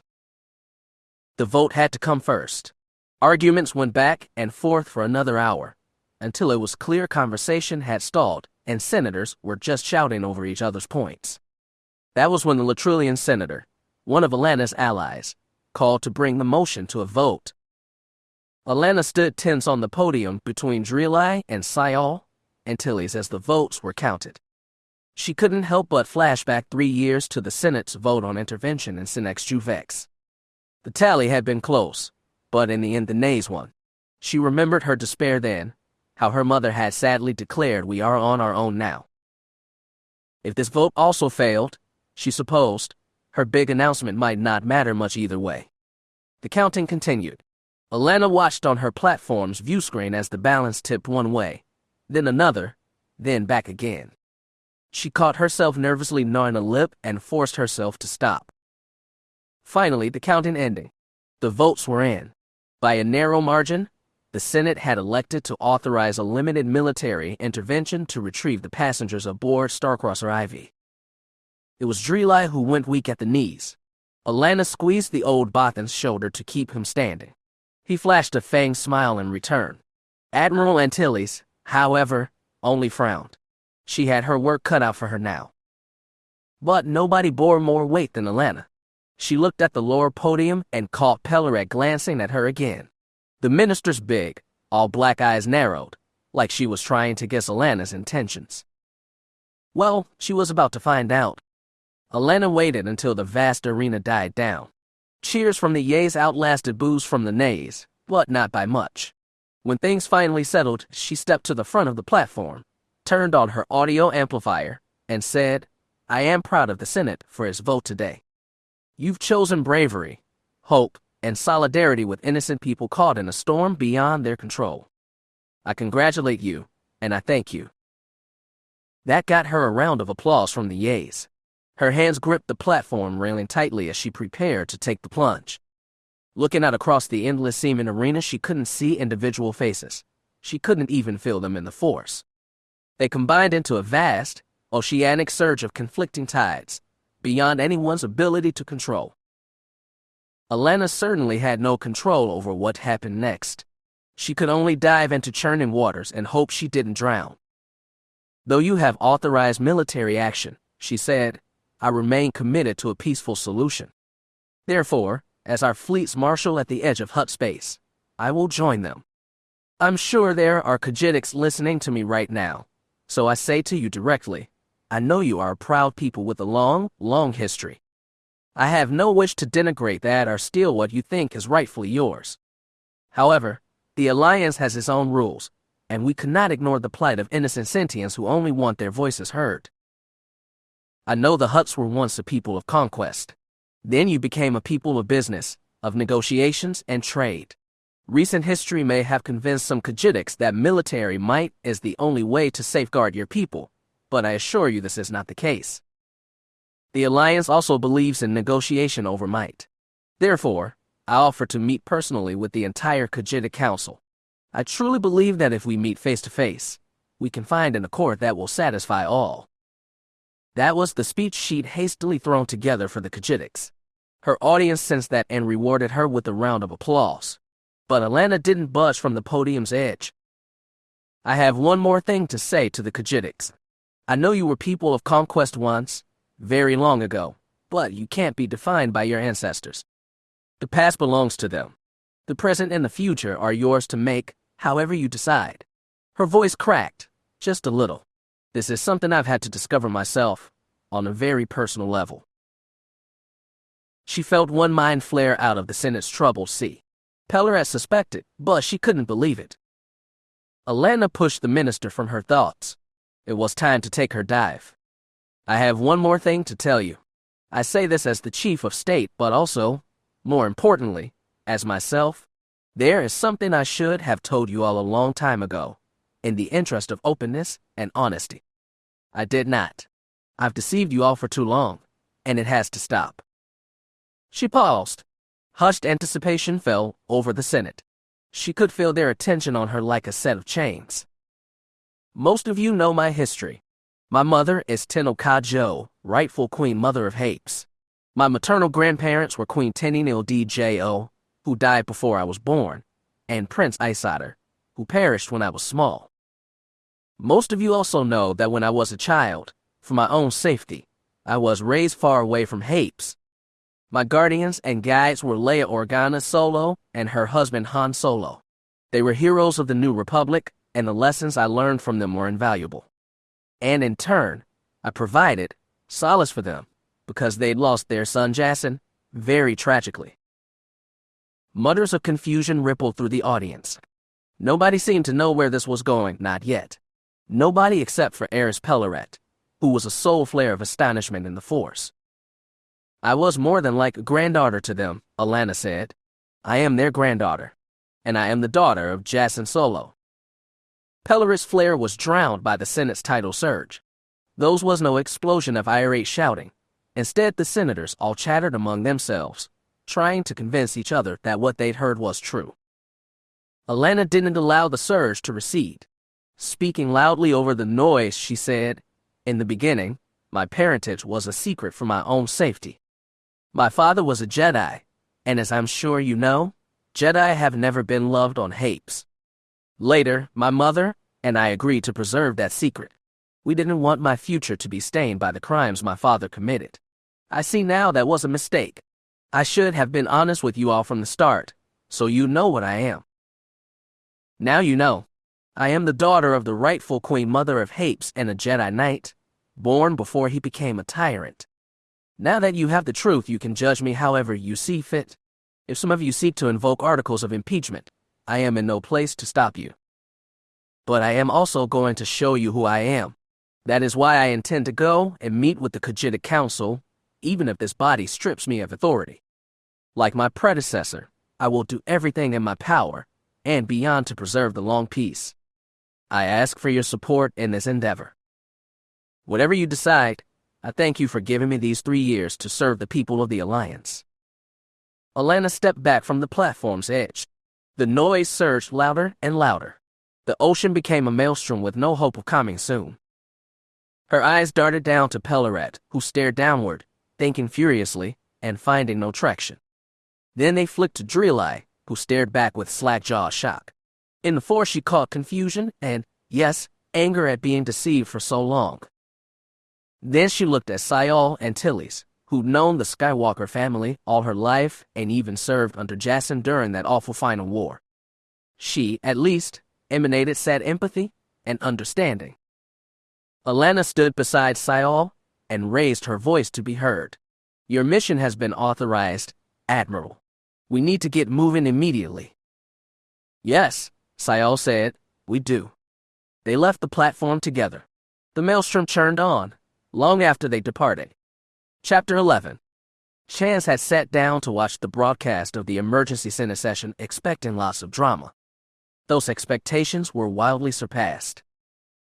He'd watched along with a room full of Jedi in one of the lower levels of the government palace.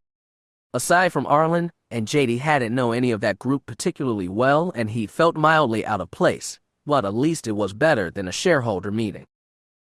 When Allana dropped her bomb, his first thought was, of course, because he'd known Allana all his life. In his earliest memories, she was Amelia, a war orphan tagging along with Han and Leia Solo.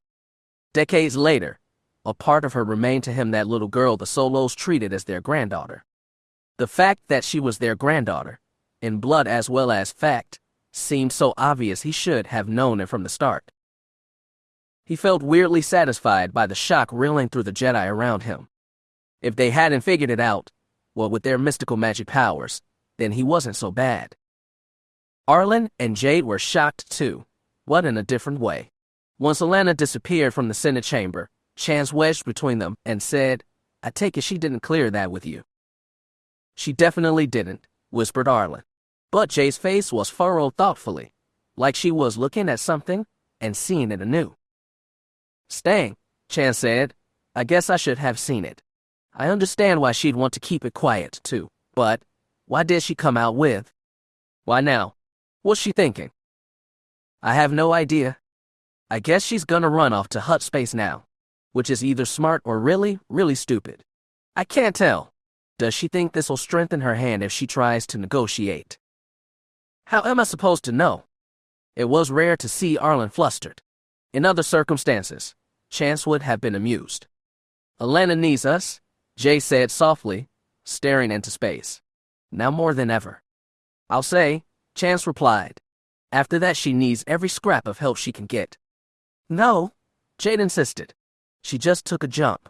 Now she's in free fall. We have to catch her. Chance looked at Arlen, wondering if this was some Jedi metaphor beyond his grasping. His friend ran a hand over his face, finally wiping off the shocked expression, and said, helping her is what we're here for. All the Jedi in this room? We'll do whatever she asks. She knows that. So you're going to sit back and wait for orders. Do you have a better idea? Well, I'm not going to get in the way of Jedi business, but I've got business of my own that feels pretty unfinished. Arlen's eyes narrowed. This is about her, isn't it? Ooh, piped Jade. Chance wasn't sure how to explain, even to himself. Arlen said, this con artist we met in the Ocean. She's the one who told us where the Hutts are keeping Starcrosser IV. How would she know that? Good question. Arlen turned a still narrow gaze on Chance. How would she know? Chance winced. Her message had been brief and vague, but Brenna had admitted that some of the current mess was her fault. He had a sneaking suspicion that she'd passed on their discovery of the Wookiee arms shipments directly to the Hutts. It would explain how she'd earned herself a place aboard one of their warships. Arlen clearly had the same suspicion. Listen, Chance said, I'm not going to make excuses for what she may or may not have done. But she just helped us. A lot. All of us owe her, and we can't just abandon her. And how do you know she's not right where she wants to be? If she were, she wouldn't have risked sending that message. If the Hutts find out what she did. Right? Arlen admitted. Nothing pleasant. So what do you plan to do about it? I don't know exactly, but she's probably still near Circumtor. If Allana's going to be sending an Alliance fleet there, I thought, maybe. You could hitch a ride. You're not getting in the way of Jedi business. You're stepping on the military's toes now, Chance. That's way worse. The Navy's going to have its own mess to worry about once they get to Circumtor. Somebody has to try and help her. Oh, for Sith's sake. Arlen sighed and rubbed his temple. It's because she's pretty, right? If she were some ugly Sneevil or something, you wouldn't care. Chance had to laugh. You're one to talk.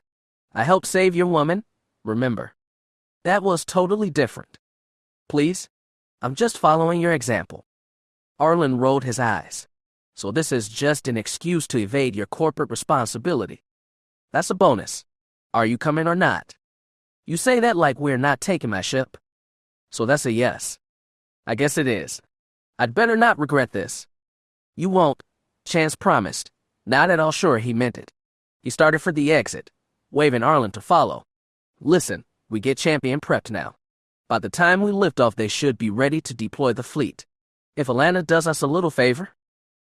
Hey, Jade called, tripping after them. Are you really going out there? Just the two of you. Don't underestimate Champ, Arlen wagged a finger. Are you sure you won't need help? It sounds like you're going to try a rescue operation, but things could get really crazy. They could, Chance said, which is why you should stay where it's safe. The glare she gave him reminded Chance that Jade wasn't an ordinary 19-year-old. For that matter, she wasn't an ordinary 19-year-old Jedi apprentice. If you get the Grandmaster's permission, you can come, Arlen told her.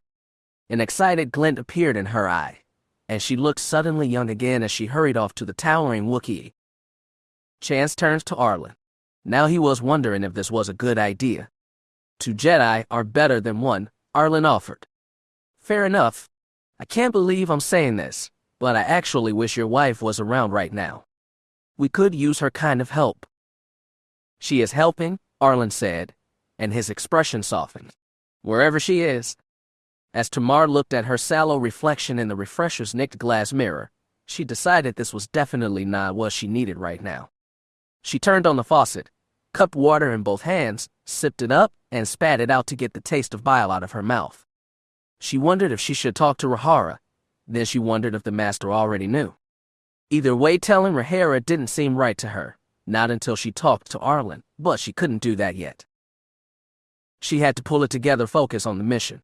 Tamar washed her face, smoothed her hair, told herself she could handle it, and walked out of the refresher.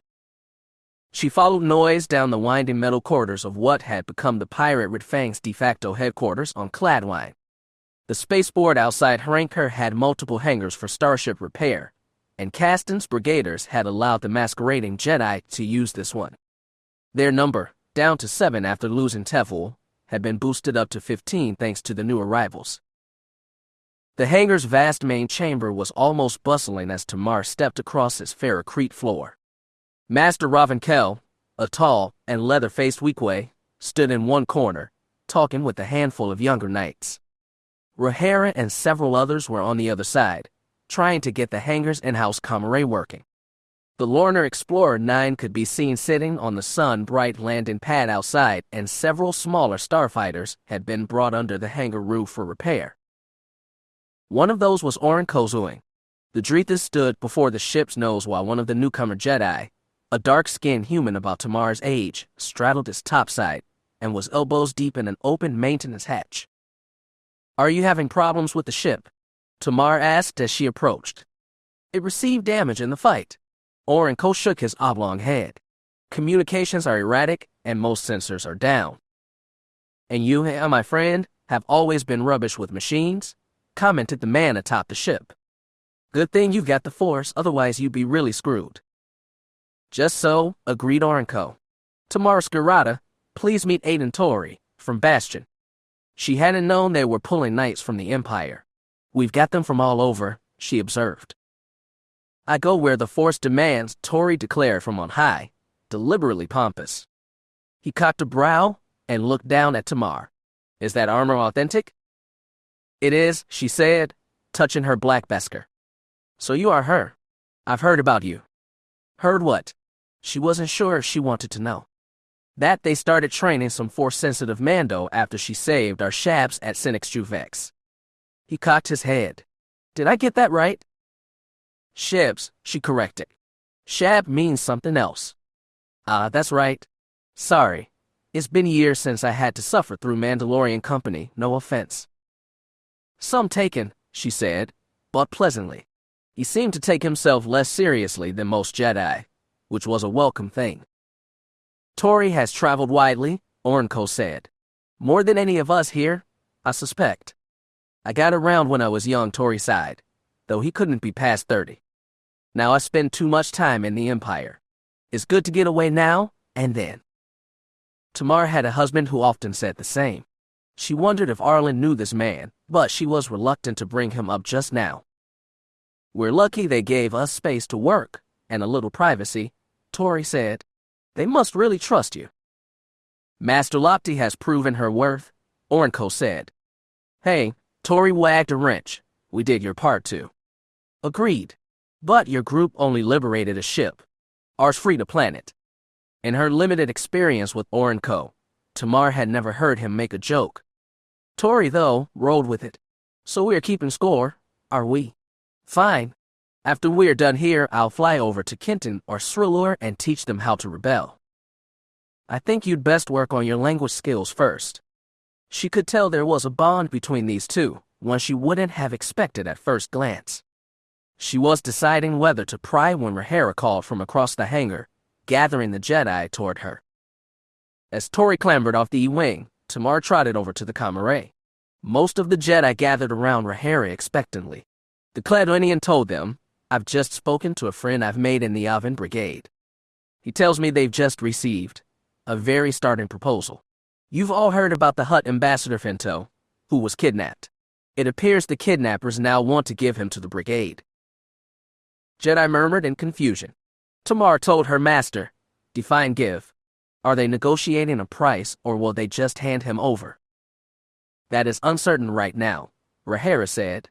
"The brigade is negotiating a place on Cladwine to meet and hopefully hand over the Hutt." "They already have Woolaga," said one Jedi. "Do they need Finto too?" "The more hostages the merrier," someone else suggested. "Finto isn't an ordinary hostage," Master Kell said. "His kidnapping sparked a crisis between Nal Hutta and Coruscant. I'm sure the Alliance has been trying desperately to get him back." "Who are these kidnappers, and why do they want us to have him?" Orenco asked. "I don't know," Rahera admitted. "The brigade doesn't either. The kidnappers are trying hard to keep their identity hidden." Tamar didn't like that. She didn't like a lot of things about this. "I hate to be the one to look a gift Hutt in the mouth," she said, "but if the brigade gets Finto, they're not going to give him away easily. The Alliance needs him more. This seems like it could create a wedge between Cladwine and Coruscant, just when they need to work together." "I'm on the same wavelength," said Aiden Tori, arms crossed and serious now.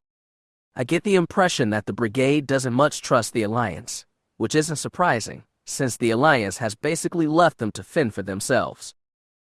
Maybe it is meant to divide them. Maybe that is only a side effect." Master Kell looked cuttingly at Rahera. "Either way, we cannot just sit on this information." The Jedi tensed, eyes darting between the two masters, wondering if there was going to be some split between the Jedi leading this mission. For a moment, Tamar thought Rahara's loyalty to her home and sympathy for the brigade might overwhelm her devotion to the Jedi. But she said, "You're right.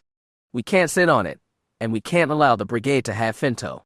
The Alliance needs him most, so the Alliance must have him." More murmurs, more tension.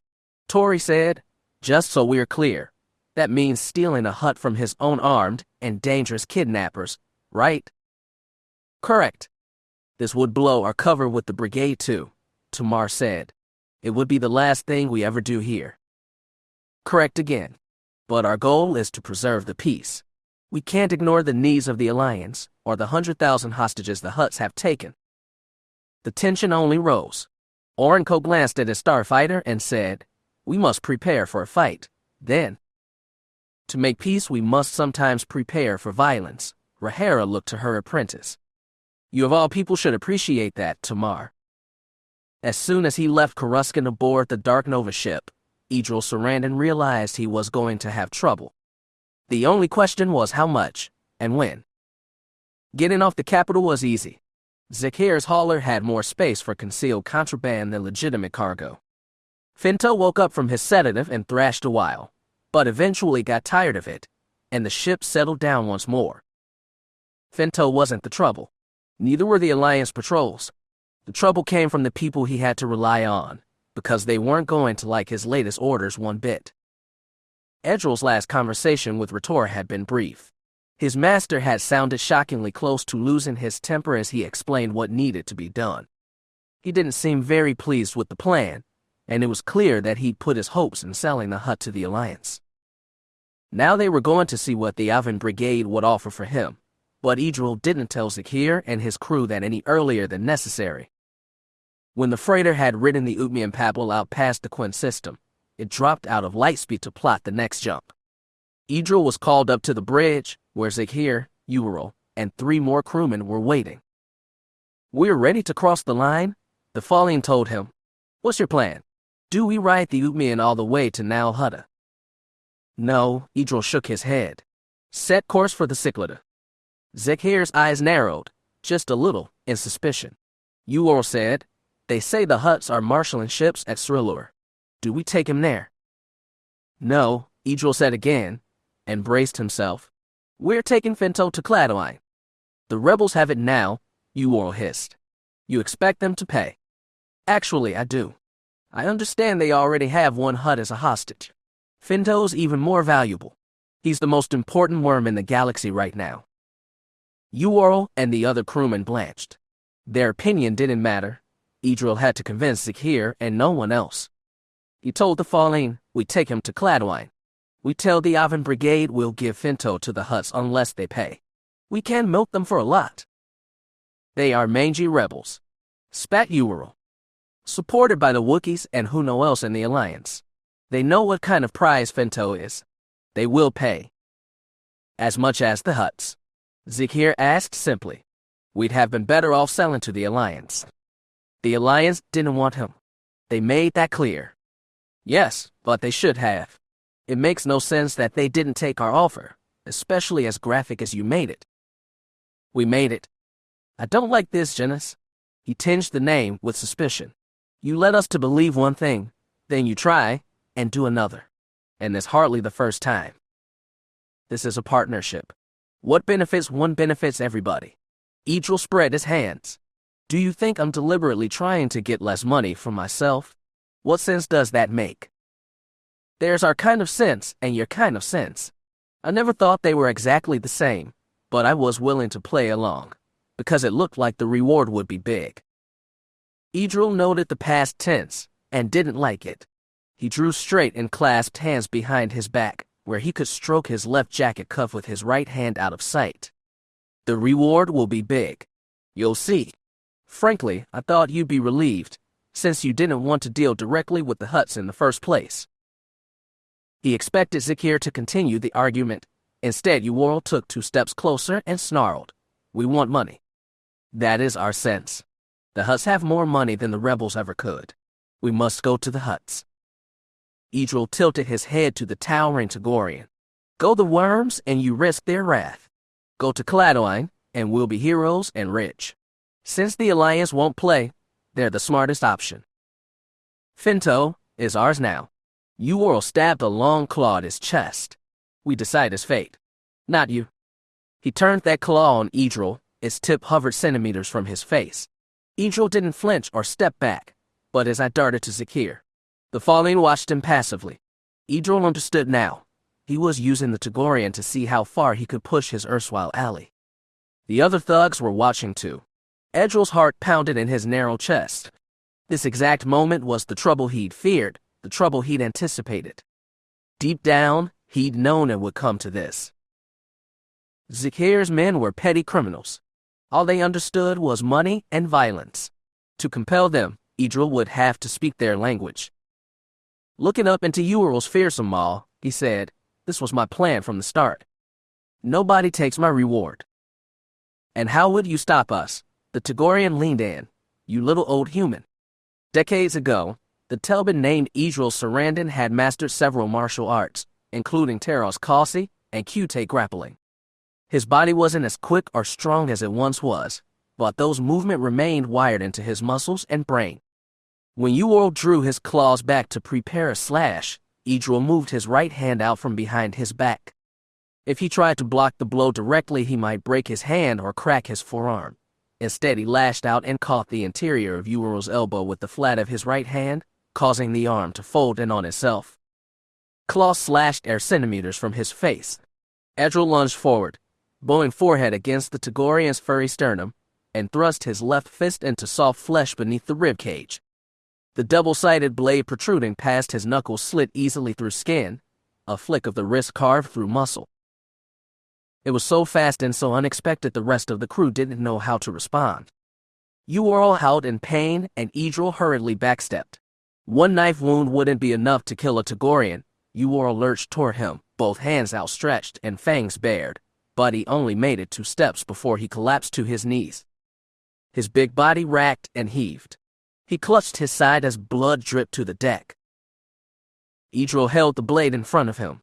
Neither Zakir nor the other crewman came closer. "This knife is poison," he said. "It'll take him a long time to die, but if you get him to the infirmary, he should last until we reach Cladwine." "What happens then?" Zakir asked, murder in his eyes. "We make the deal, and I give you the antidote. You have it with you." With his other hand, Idril pulled open his jacket to display 8 small glass vials stitched to the interior. "One of these is the antidote. The rest are poison. So don't think you can just take it from my dead body." The other crewmen stared in shock. Ural hacked and groaned on the floor. Idril's eyes never left Zakir. The Fallen was still seething with anger, but a little respect showed in his eyes too. He was, after all, a professional who could appreciate a job well done. "Get him out of here," Zakir waved to Ural. "Patch him up and keep him alive. If he dies, I die," asked Idril. "You die slowly. If this plan goes through, if we get our money and the antidote, then you're getting off the ship. If I ever see you again, I'll kill you." "That goes without saying." Idril lowered his left hand to his side. Blood drip dropped off the blade, but he didn't bother to clean it. "Now, can we please set course for Cladwine?" Chapter 12. The Jedi gathered in a loose circle inside the hangar, by the wall farthest from the tall half-open doors. Cladwine's gold afternoon sunlight slanted through the gap, but they were all huddled in cool shadow. The good cheer from earlier was gone, and everyone had been preparing for the operation to steal Finto, not quite knowing what it would entail. But now they did. Rahera's contact had told her where the Oven Brigade planned to receive the prize hut, and now she told them. "You must admit it's the smart thing to do," she said, "but it doesn't make our job any easier. Are the weapon batteries around the fortress still working?" Asked Tamar. "They weren't destroyed in the fighting," Rahera said, "so we have to assume they're operational." "Which rules out an aerial attack," reasoned Tori. "It was never to be an attack," Rahera shook her head. "We'd risk hurting innocents, and Finto. Then how do we do it?" The answer was consternated silence. Tamar summoned a mental image of Hranker's central fortress. Old battlements of cyclopean brick had been reinforced with modern durasteel gateway. Anti-air laser cannons perched atop the parapets. The compound inside the walls was topped by a landing zone, and they could be certain Fentos kidnappers would land or hover at the pad when they deposited their prisoner. The facility would be hard to infiltrate without a good schematic. Tamar didn't even know where to begin. To make things doubly hard, Rhaenyra was the only Klatooinian in their group, and she was made up in her red fang costume, complete with gold necklaces, studded ears, and scarred left jowl. None of them could simply walk around unnoticed. Tamar stroked her palm against the bulge of the lightsaber sealed inside her utility belt. The Jedi had kept their trademark weapons carefully hidden these past weeks, but some had retrieved them in preparation for this mission. Tamar had gotten her weapon from her long-dead Babur, who'd in turn inherited it from his Jedi mother. Touching it gave her confidence. "I have one idea," Orenco said, "but I do not think anyone will like it." "Tell us," said Kel. The Drethys hesitated. Before he could will himself to speak, they heard the sound of boots clapping on Ferrocrete. Everyone turned to the hangar entrance and saw a group of Avon Brigade members walking in from the landing pad. The Jedi collectively tensed. Tamar suddenly wished she had her helmet on, for full protection, instead of clipped to her belt. The brigade leader Castan was in the front. The Klatooinian had no weapons in hand, but some of his followers dangled rifled at their sides. He called in basic, "I see crew is here all, Red Fang." Rhaenyra instantly dropped into her pirate persona. Her followers made way so she could swagger to the front of the group and meet Castan. "You got another mission for us?" she asked. "I think yes," Castan said. "Something that could use special touch." He looked around the group, small dark eyes intense. Tamar felt them linger on her exposed face. Then he looked to Rhaenyra again. "A unique group you have." "I recruit from all corners," she replied. "I am surprised you get so many to help Klatooine. They know there's riches to be had." Rhaenyra flashed her fangs. "You said we get a share of the bullion you found in the Hutt's headquarters. What happened with that?" Tamar couldn't believe she'd try and bluff her way into the fortress now. You didn't need the Force to tell Castan was in an adversarial mood. But he took on a considerate tone. "I did say, maybe we can work something. Your crew come to fortress. Right now, all you." It was everything they'd wanted, but Tamar's instinct screamed danger. The other Jedi knew it too. Reverend Kell asked, "You need all of us. What for?" Castan kept his gaze on Rhaenyra. "Have questions for you. I can't answer them here, if you like."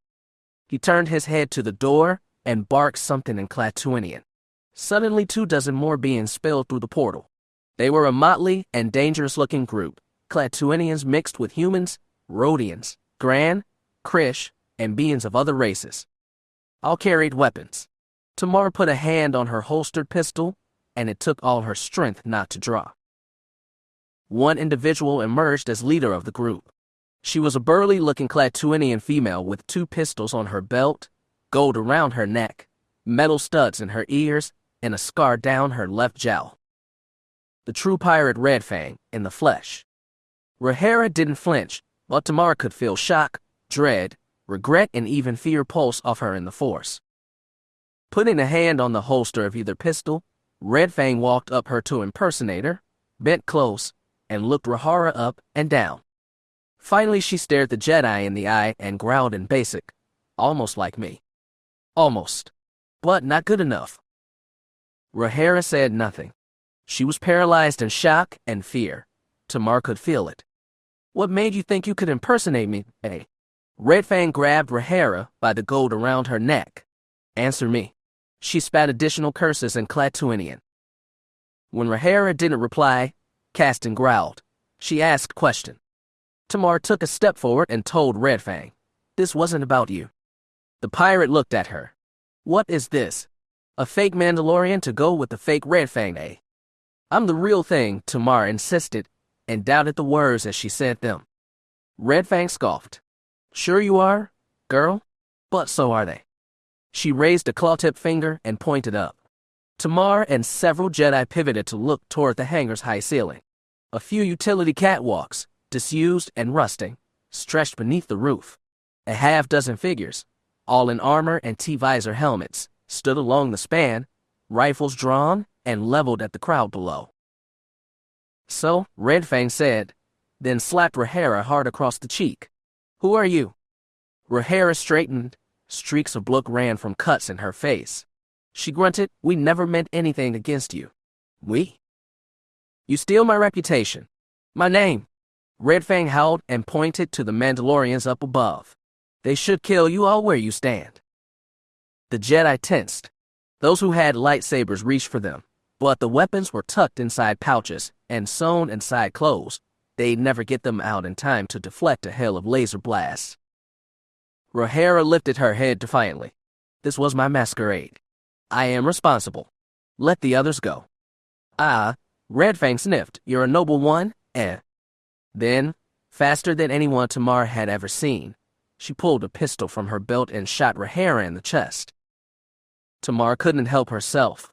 She grabbed her own pistol, lifted, fired. Her hand was shaking, and the blast went into a wall. One shot was all Tamar got. Rifle bolts from on high slammed into her back, sparking against Beskar and knocking her to the ground. She still clasped her pistol, but a booted foot stomped down on her hand. "Stop. All of you, stop," Castan shouted. He wheeled on Red Fang and began snarling at her in Klatooinian. The pirate, clutching her wounded shoulder, barked back defiantly. Tamar twisted her neck to see the Jedi. They stood where they were, frozen. The few with blasters in hand kept them low. They were giving in. They surrendered. Tamar wanted to lash out at them all. Then a mind touched hers. Oren Cole, mournful but firm, told her that surrender was the only option. It might even be the path to victory. Certainly it was the only way to stay alive. She twisted her head, saw pirate thugs standing over her and Mandalorians aiming down from the catwalks. He was right. It was shameful and infuriating, but he was right. But as a pair of brigaders pulled Tamar off the floor and restrained her arms behind her back, she stared through a black veil of tousled hair and saw Rhaenyra lying face up, smoking hole through the heart, face frozen in a final expression of shock. A teacher, a friend, a Jedi, and proud daughter of Clatooine, and that was how she'd ended. Somebody had to pay. Tamar gritted her teeth and swore it. She'd exact the price herself if she had to. Jedi preaching be damned. The others felt her anger. Oren Cole touched her again, trying to calm her, telling her vengeance wasn't the way. It might not have been his way, but it was the oldest one she'd known. And in the end, the first lessons went deepest. Seen from orbit, Quinn was a cerulean sphere studded with islands hosting its prized gem cities. The planet had long existed on the edge of Hutt space, and decades ago the Khajiitics had cooperated to build a giant patchwork space station where the different crime families might have a presence. Quinn Station had become a gateway to Hutt space, and it was the location the Alliance's chief of state had chosen to present herself. Clearly, the Hutts had expected as much. When the advanced task force, under the command of Admiral Antilles, exited hyperspace outside Quinn's gravity well, 3 shining Chilandians and a half-dozen smaller warships held close to the station, waiting. Thankfully, the Alliance came prepared too. At the fore was Riptide, a new and potent MiG-110 Star Defender. Supporting it was a cluster of other Mon Calamari cruisers, Nebulan D frigates, and compact Bothan gunships. None of that might would solve Allana's many problems, but it was still good to have. The Alliance task force hung back, away from the planet. The Hutt Chilandians stayed near the station. Neither side moved to close the distance. Standing near the fore of Riptide's bridge, Allana had to squint to see the lethal specks of giant warships. Ominous quiet seized the bridge. Syal Antilles' footsteps, quick and light, were like thunderclaps as she stepped up to Allana's right flank. "All units report full readiness," she said softly. "Weapons are warm and shields are down. We can't change either any time." No communication from the Hutts. "Not yet." Antilles eyed the same specs. "I imagine they're waiting on us to make the first move." "Not us," Allana thought. "Just me." She whispered, "What's the latest from Coruscant? Have I been impeached yet?" The older woman stiffened. Antilles said, "Articles have been drawn up, but nobody's put it to a vote yet. Perhaps his supporters are unsure it will pass." Are they waiting to see the outcome here, Allana thought. She'd begged the Senate not to judge her by what she was but by who. They were about to find out the person Allana Solo DJO really was very soon. So was she. Admiral, take us closer to Quinn Station. Approach slowly and stop at a distance of 300,000 kilometers. That would be well outside firing range of the Chalandians, unless they started moving too. Antilles relayed the order quickly, and also ordered Riptide and the other Mon Cal cruisers to launch advance wings. Allana watched through the viewport as D-wing fighter bombers streaked ahead, their ventral as foils, for now, folded against their bodies rather than extended for combat. Minutes passed by. The Alliance ships drew closer to Quinn, but the Hutt ones didn't budge. Allana remained alone at the fore of the bridge. She was intensely conscious of being watched. When the crew weren't focused on their tasks, their eyes invariably gravitated to her. Though she tried not to dwell on it, she could feel their thoughts too, an unsteady swirl of confusion, resentment, sympathy, and curiosity. She also could feel the Jedi aboard. Lobacca and the others were much further away, in one of Riptide's private cabins. She'd been tempted to invite the Grandmaster, at least, to join her on the bridge, but decided against it. What happened next, success or disaster or anything in between, had to be Allana's choice. It had to be seen as her choice. When the task force stopped at the assigned distance, Antilles returned to Allana's side and asked, "Your orders?" "Hail Quinn Station again. Tell them I'm present and ready to talk." Antilles relayed orders to her communications crew, but Allana could feel her doubt. She didn't think any of this would work, but like a veteran officer, she followed orders. Allana wasn't confident herself. If she had Finto, it might have been different. A part of her wished she'd follow through with the mysterious offer and exchanged Pellerat for the ambassador. It would have made things so much easier. But they said the dark side usually did. The response came a few minutes later, as expected.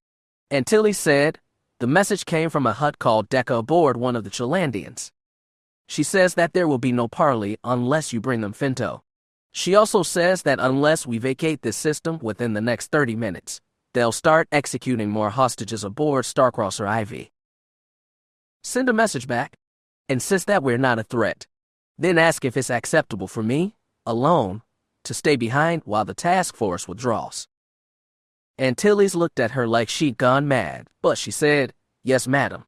We'll ask."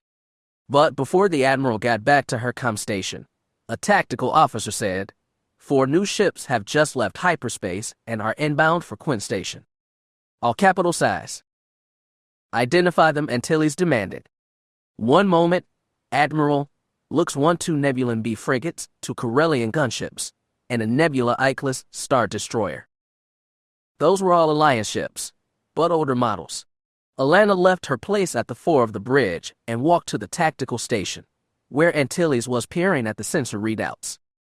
Allana only got halfway across the deck when the comm station reported, "We're being hailed." The Star Destroyer identifies itself as the Anacona and asks to speak with the Chief of State. "Anacona," Antilles scowled. "That's the flagship of the Kashyyyk Home Fleet. How did it get here? Did it break the Third Fleet's blockade?" "I don't know, Admiral," the tactical lieutenant flustered. "Either it had broken the blockade around Wookiee space, or, more likely, somebody in the Third Fleet had let them pass by without notifying Alliance Command. Either way, it was a bad omen, and bound to get worse." Allana got to the comm station before Antilles and demanded the link be opened. A quarter-sized hologram appeared before her. It was Karajith himself. The Wookiee First Minister had no formal greeting. Instead, in a series of barks and growls, he proclaimed that he'd come to prevent the child of Kashyyyik's destroyer from capitulating to the Hutts. Allana flushed in shock and shame. When she stood before the Senate and declared her true lineage, Allana had been aware of many possible implications. One she'd forgotten was that Karajith might be emboldened by discovering that her father had ravished his world. Family ties, like honor and life debts, meant a lot to Wookiees. "Another hail," the comm officer said. "It's the Hutts. Can we open a 3-way? Allana asked. "1 second, madam." The officer worked his controls quickly. The image of Karajith flickered, then was joined by another flickering holo. This one showed the wide, fat face she assumed to be Dekka's. The Hutt and the Wookiee spoke their native tongues, but machine-translated text ticked fast beneath their images as they immediately tried to speak over each other. "There will be no capitulation," Karajith barked. "The child of Jacen Solo is a liar. When the Senate votes, she'll have no authority." "How dare you intrude?" Dekka fumed. "You Wookiees have meddled in our affairs already. We cannot accept this outrage. Remove your ships from this system, or you will be destroyed." "We'll never bow before a worm," Karajith insisted. "The Wookiees will never be slaves again. Cladoline is just the start." "You threaten us, you savage. This is intolerable." Dekka's holo died. Karajith's connection closed a moment later. Allana, who'd not gotten in a word, stared at the dark space where they'd been and wondered if that three-way link had been a bad idea. "The Hutts are on the move," the tactical officer announced. "Two of the three Chilandians are pushing away from Quinn Station and aiming for the Wookiee fleet." "And the Wookiees are falling inbound?" Antilles said. "Madam, this is going to get very violent very fast. I recommend a complete withdrawal." But to run would be untenable. Reckless and disobedient as the Wookiees were, they were still Alliance members. If Karajith and Dekka exchanged blows, if one of them killed the other, it would spark the very war she'd come here to prevent. It would certainly trigger an impeachment vote that would end her political career. Smoldering with frustration, she wished once more, wished fervently, that she had taken the kidnapper's offer. If her moral righteousness was going to destroy the Alliance, she'd have been better off following her father's path anyway. But it was too late for that. Allana couldn't run. She had to try and stop the fight. She said, "Comms, send a message to the Jedi. Tell them I need Grandmaster Lobacca up here now. He needs to talk sense in Karajith." As the comm lieutenant complied, Allana spun on Syal. "Admiral, I need you to take the entire fleet forward. All ships stand ready for combat. Launch full fighter wings." Antilles blanched. "You don't mean—" "We're going between them, Admiral. If the Hutts and Wookiees want to kill each other, they'll both have to shoot through us first." Allana stared at the older woman, daring her to defy orders. For a second she thought Antilles might. Instead she nodded and complied. Allana didn't know if Karajith would be willing to open fire on fellow Alliance ships.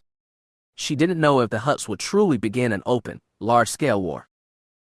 But she was about to find out. Brenna and everyone else aboard the XS Fortune were getting restless. This was the 5th day the Chilandians sat in deep space, keeping guard over the captive Starcrosser IV, and there seemed no signs of changing.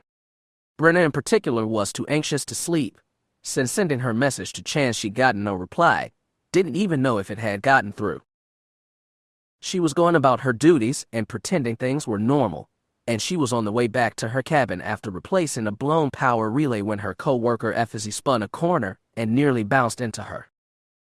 She hadn't seen the long-legged Paloic in 2 days, and she opened her mouth to greet him. Instead, he shoved a yellow hand against her chest and whispered, "I don't know what you did, but they're coming for you. Go back." Her jaw dropped. "What? They already turned your quarters, now they're heading this way." Effizy pushed her hard. "Run." She staggered, turned, and started walking. Not actually running, that would draw attention, but she hurried down the corridor, glancing back every 10 or 20 seconds. Effizy was gone, but she saw a cluster of armed Weequay maybe 15 meters behind her. After the initial shock died down, she understood. The Hutts must have found the message she'd sent Chance and identified its author. She'd been dreading this, and had been lucky for Effizy's warning. She had a plan. Not a good plan, but a way to stay alive. If she lost those Weequay on her tail, she might even pull it off. Maybe. She reached into her left pocket and reassured herself with the hard metal edges of the keycard she'd purchased.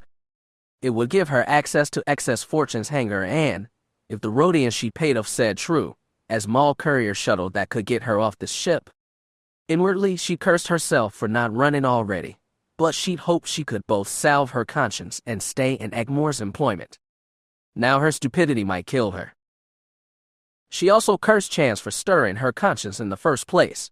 If she ever saw him again, Admittedly unlikely, she'd punch him in his smug Coruscanty face. Brenna knew excess fortunes in size by now, including the quickest way to the hangar. She made one sharp right turn, then another, then found the long straightaway to the lift tube that would take her down 4 levels. She swung to pass a waddling Gamorrean, then risked a look behind her. The weakways were still following. She cursed aloud, an angry whisper, then broke into a sprint for the lift, hoping the porcine alien would shield her from view. She was 5 meters from the doors when they split open of their own accord, and 2 more weakways walked out. Brenna kept her head down and tried to walk right past them, but one of them reached out and snared her left arm in a vice grip. Brenna didn't ask questions, didn't complain or act confused or deny who she was. Her right hand was still free, and she reached into her pocket to grab her second precaution, a tiny Malaxian hold-out pistol. As the weakway twisted her arm, she spun to face him, pulled out the gun, shoved its muzzle into the hard curve of his hip and squeezed the trigger. She'd fired a blaster before, but never in a real fight, under real threat. There was a first time for everything.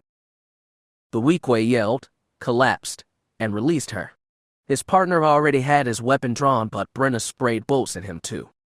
Her trigger finger was twitchy, her aim bad, but at this range she landed one shot on his shoulder, another on his bicep. He cried out too and dropped his gun. Brenna heard shouts and footsteps behind her. She didn't risk looking back. She ran for the lift and slammed the button to summon it. Luck was with her, the capsule hadn't moved and the doors immediately opened. She ducked through the portal just as laser bolts sizzled over her head. She slammed another button. The doors took an eternal heartbeat to close, right before the weakways could reach her. The capsule shuddered downward. Brenna didn't know if more would be waiting for her. She hadn't had time to grab one of the weakways' more powerful blasters. Her little Malaxian was all she had. She had the pistol lifted when the doors opened on an empty hall. She lowered it to one side, then sprinted down the hall, slowing to turn a corner, then walked briskly past a pair of Sacaeans who didn't even notice the hot gun at her side. One turn, then another, and she thought she might actually make it. She saw the entrance to the hangar ahead and couldn't restrain herself anymore. She broke into a sprint, passing a confused Rybot on her way down the final hall. She was sliding her keycard through the security reader when she heard shouted behind her. The first laser bolt hit the door just as it started to slide open. Brenna fired a few shots from her tiny pistol without even looking, then ducked and raced into the hangar. 6 different ships were parked in the expansive space, and she sprinted for cover behind the nearest one, an old Kamajala fighter, while looking for the courier shuttle. Pursuers spilled through the entrance behind her. Brenna spotted what she thought was the right ship and prepared for a mad, desperate dash. Then another door on the hangar's far side opened. More weakways poured through. 2 took positions right beside the shuttle. There was no way out now. Brenna's heart pounded. Her mind whirled. Her hiding place beside the Kamajala wouldn't last a minute. The weakways would find her and then she'd be tortured or just plain shot. She looked around and racked her memory of this ship for anything that could save her from her own damn fool conscience. Then she saw another door, small and narrow, set within a reinforced frame. She recognized it and knew what it was, her only hope. Brenna didn't even bother with the pistol. She just clutched it to her chest and ran in a half-crouch. Bolts sizzled around her, one pocked the floor, and nearly burned off her foot. She reached the door, slammed into it, and pounded on the control panel for entry. It unsealed with a hiss. Right before she slipped through, a laser bolt hit her left shoulder. Brenna had never been shot before. First time for that too. It felt like half her body was burning, and she couldn't douse the flame. She stumbled through the portal, hit the controls with her right hand, and sealed them as the weakways raced after her. As soon as the door hissed shut, she shot the control panel twice. Sparks flashed and smoke gushed. That would hold them for a minute or two, nothing more. She knew what came next. There was a hole in the floor, a shaft to the deck below. Gritting her teeth for the pain in her shoulder, she tried to climb down the ladder. Her left hand trembled and lost grip. She fell back against the wall of the narrow shaft, then dropped 3 meters to the deck below. her ankle twisted with the sprain. For an awful moment she gave up. She hurt too much, she'd barely be able to walk. The second doorway, the vestibule to the ship's utility airlock, was just 4 meters away, but she didn't think she could make it. But she heard the door above her scraping open, and knew she had to move. Brenna staggered for the airlock, bracing herself against the wall with every painful step. She nearly fell through the portal when she reached it, but she held herself upright, opened the latch to the utility closet, and pulled out the first vac suit she could get her hands on. It was going to be big for her, but it didn't matter. It would have an air supply and magnetic boots. If she got out the airlock, she'd be safe on the exterior of the ship, at least for a little while. There were other airlocks, and if she could get to them without being spotted, she could re-enter the ship, find a new place to hide. And then what? Brenna didn't know. She couldn't allow herself to think about it. Every movement was painful, but she shoved one leg, then another into the suit. Then she pulled it around her waist, shoved her arms inside the bulky sleeves, and sealed it to her neck. She just grabbed the helmet when the weakways dropped to her level. She used her good arm to wrench the red handle on the wall. Alarms sounded. The decompression process began. Brenna shoved the helmet on her head as the vestibule's heavy interior doors began to close. 2 weakways fired into the vestibule, and she ducked, using the door's cover. A third flung himself into the closing portal. He got halfway through before the heavy door crunched against his armor-plated chest. The inner hatch was unable to close, and that should have triggered a failsafe to stop the whole procedure, but the outer door began to open too. Air rushed out of the chamber. Brenna flailed with her good arm in a stupid attempt to push the weakway back into the hallway. Instead, he grabbed her wrist. His comrades tried to pull him into the hall, and he tried to pull her. "Wait," she cried inside her helmet. "You idiot, you can't." The outer door opened wide. Air gushed out of the chamber. Something knocked the weakway from behind. His body scraped through the inner door.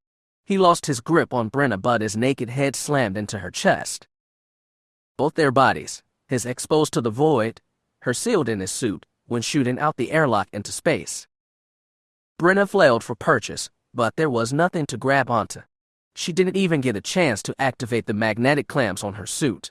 She and the doomed weakway simply fell into the void. Their bodies were pulled apart and drifted fast on divergent vectors away from the Chalandian. Brenna watched, breathing hard and helpless, as the giant warship filled her vision, then shrank as she fell further and further away. Deeper into the depths of space, with only blackness and winking stars to hold her. Chapter 13. When the Hutts had ruled Cladoine, they'd kept prisoners in the old fortress at the center of Hrankar.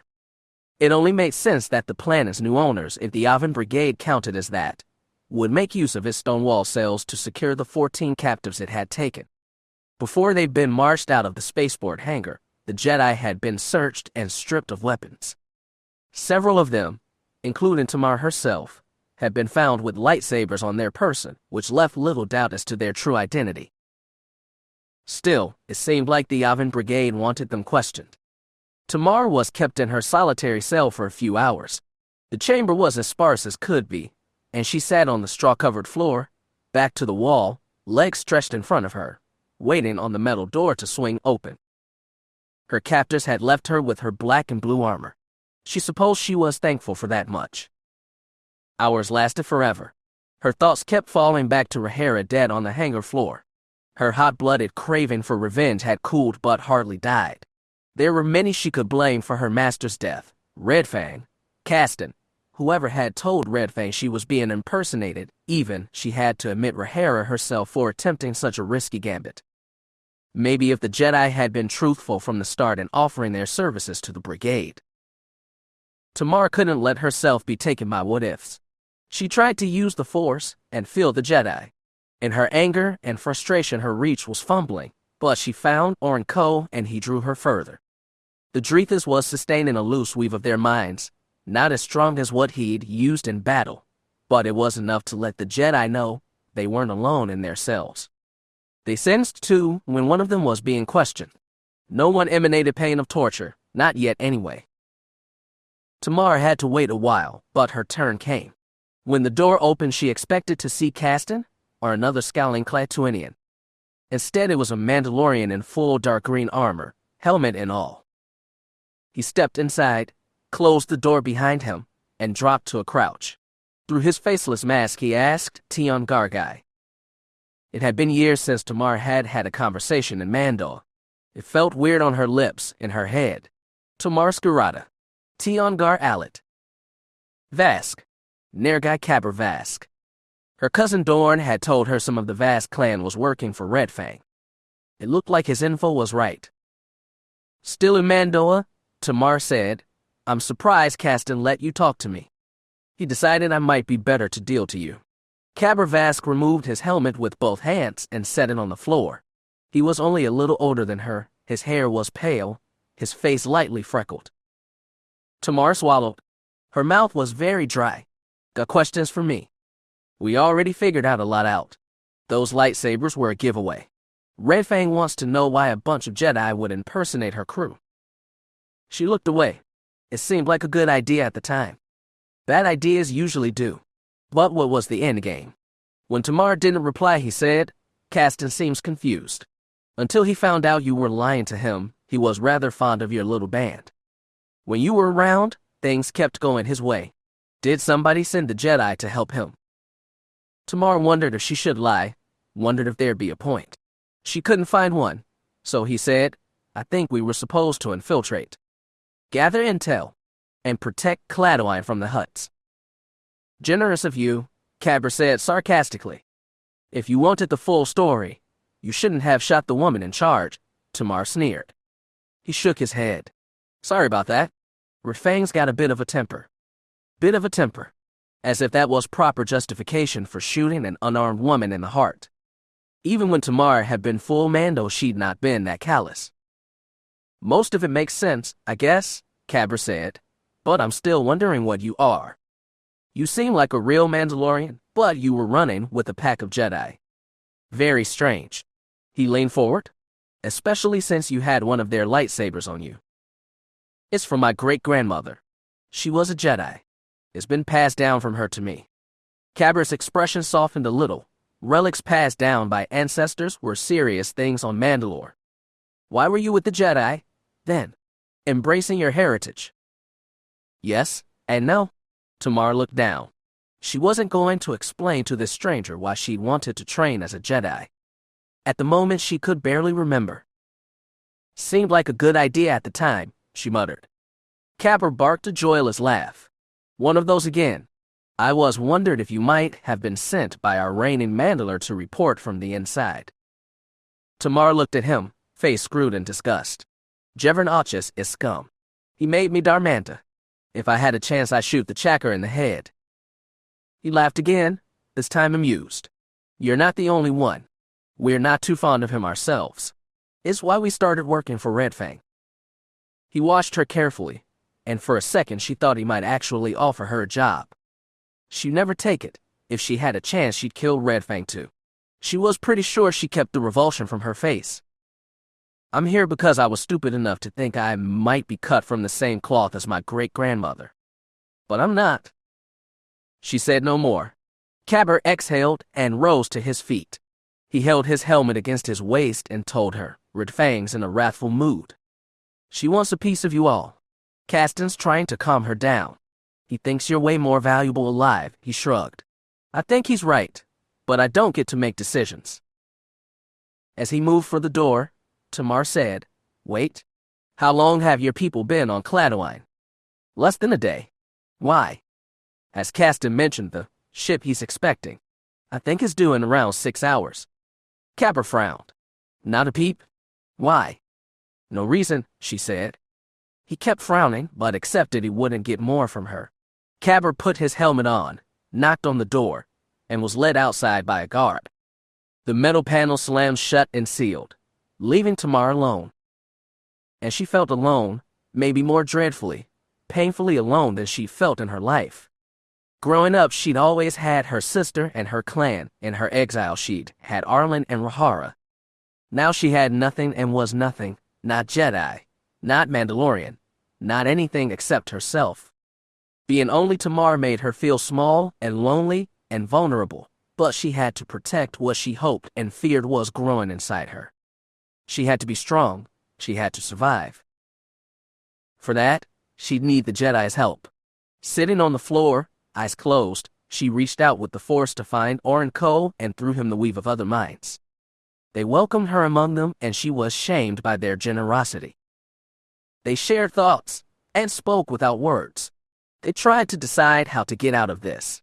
Tamar, less eloquent than the rest, listened and learned until they decided what part she should play. A long time ago, Brenna had been lost in space like this. She'd been 9 or 10. She couldn't remember. There had been an accident aboard a space station in the Zebatrope system and not enough ships to evacuate everyone. Her parents had found a vacuum suit small enough to fit her, but somehow her safety tether had gotten cut and she'd been expelled into the void. She'd floated for a long time. She didn't know how long, but it had felt like bleak eternity. To calm her fear that nobody would come for her, she tried counting stars. She'd counted and counted, lost track of which she tallied, and tried again from 0. She'd counted and counted, but it couldn't keep the icy fear at bay. She'd drifted until she thought she was already dead. But they came for her in the end. They pulled her aboard a shuttle, stripped her out of her suit, gave her food and water, and told her she was okay, until she finally believed it. Brenna had been terrified of deep space ever since. She didn't even like being in the cockpit of starships. The sight of all that black, spangled with uncountable specks of white, reminded her what a helpless creature she really was. Decades later, she was drifting again. So much black, so little white. Nothing to hold on to. Nothing to hear except the rasp of air inside her helmet as she slowly consumed her oxygen supply. She should unseal her helmet and get it over with. Brenna knew that. There was no hope for rescue. But she'd heard that decompression in the vacuum was an awful way to go. She'd heard your blood vessels burst and your lungs exploded while the cold cracked your skin. Gradual asphyxiation was peaceful, at least, or so she'd been told. Damn that Chance. He should be the one dying slowly in space, not her. He was probably back on Coruscant, flinging money around and enjoying the good life with his creepy friend. He'd probably forgotten all about her. Most people would. She lived her life to make money, not friends. Back in the Ozean, some people would wonder what happened to the lady who used to hang around the Gold Crest and win at cards, but they wouldn't wonder for long. In a couple months, nobody would remember she'd been there at all. Such was the sum total of her life. Like her parents, she never amounted to anything. Brenna cursed herself for indulging in self-pity in her final hours. It made her want to wrench off the helmet, but she just didn't have the guts to do it. She tried to focus, just for a distraction, on the dwindling flecks of starships. The 2 Chalandians and Starcrosser IV were smaller than her thumb held in front of her, but they were the only specks of reality she had. She was watching them longingly when new ships arrived. One second there was empty space, the next, a dozen more flecks. Brenna was too far away to see them clearly, but they were big ships, bigger than the 3 previously present. They didn't have the bronze tint that marked Hutt vessels. These were the off-white of warships. She didn't see explosions or the flash of lasers, but the new ships spread out, maybe for an encircling maneuver. The Hutt ships seemed to shift as well. She wondered, with a swell of hope, if Chance had gotten her message after all. She killed hope as soon as it came. It didn't matter if the Alliance was out there or not. They might have come to save Starcrosser IV, but nobody was coming to save her. Around the time Starlight Champion slipped from the safety of Alliance systems into perilous Hutt hyperlanes, Chance allowed himself to wonder what the hell he was doing. Not on a literal level. Literally, he, Arlen, and Jade were shadowing the division from the Alliance 3rd Fleet that had been tasked with breaching Hutt space and reaching the Circumter system via the Kaga Run. Once there, they were to secure the safety of Starcrosser IV and his 100,000 passengers, or barring that hold the Spaceliner's hostage-takers hostage. It was potentially a very messy situation, and Chance had no place in it. He was businessman, and even if his friends were Jedi, he wasn't a fighter or even a good pilot. Sure, he shared with them an interest in the common good, but he had no mystic force to watch over him during reckless acts of daring doing.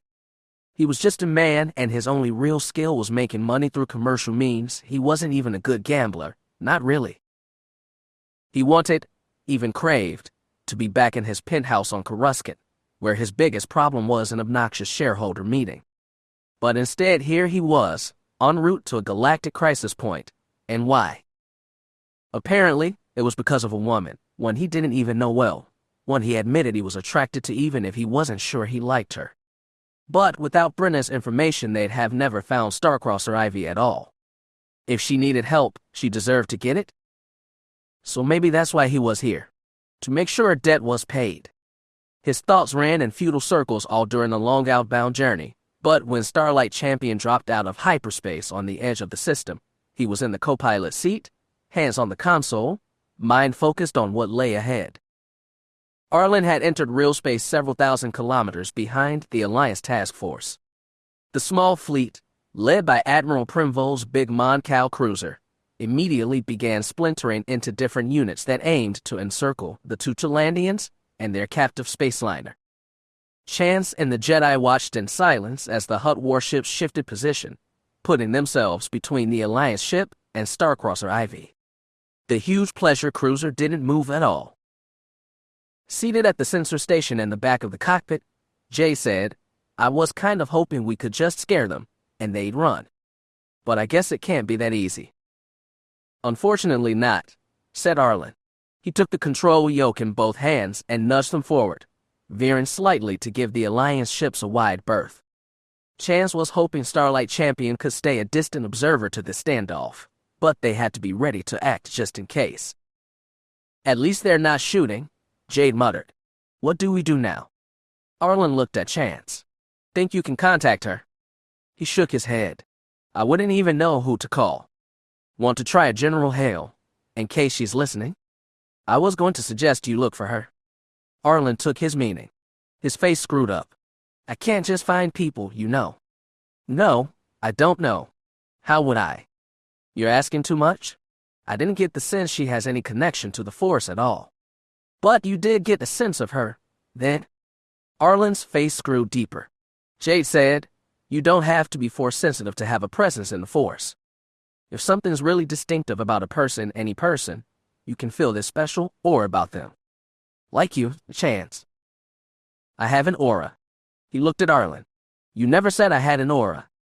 His friend gave a labored sigh. "Some people with strong personalities do tend to stand out in the Force, if you're familiar with them and know what to look for."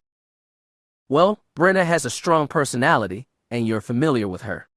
"Not that familiar. I can't promise anything." "Sure, but can you at least figure out what ship she's on?"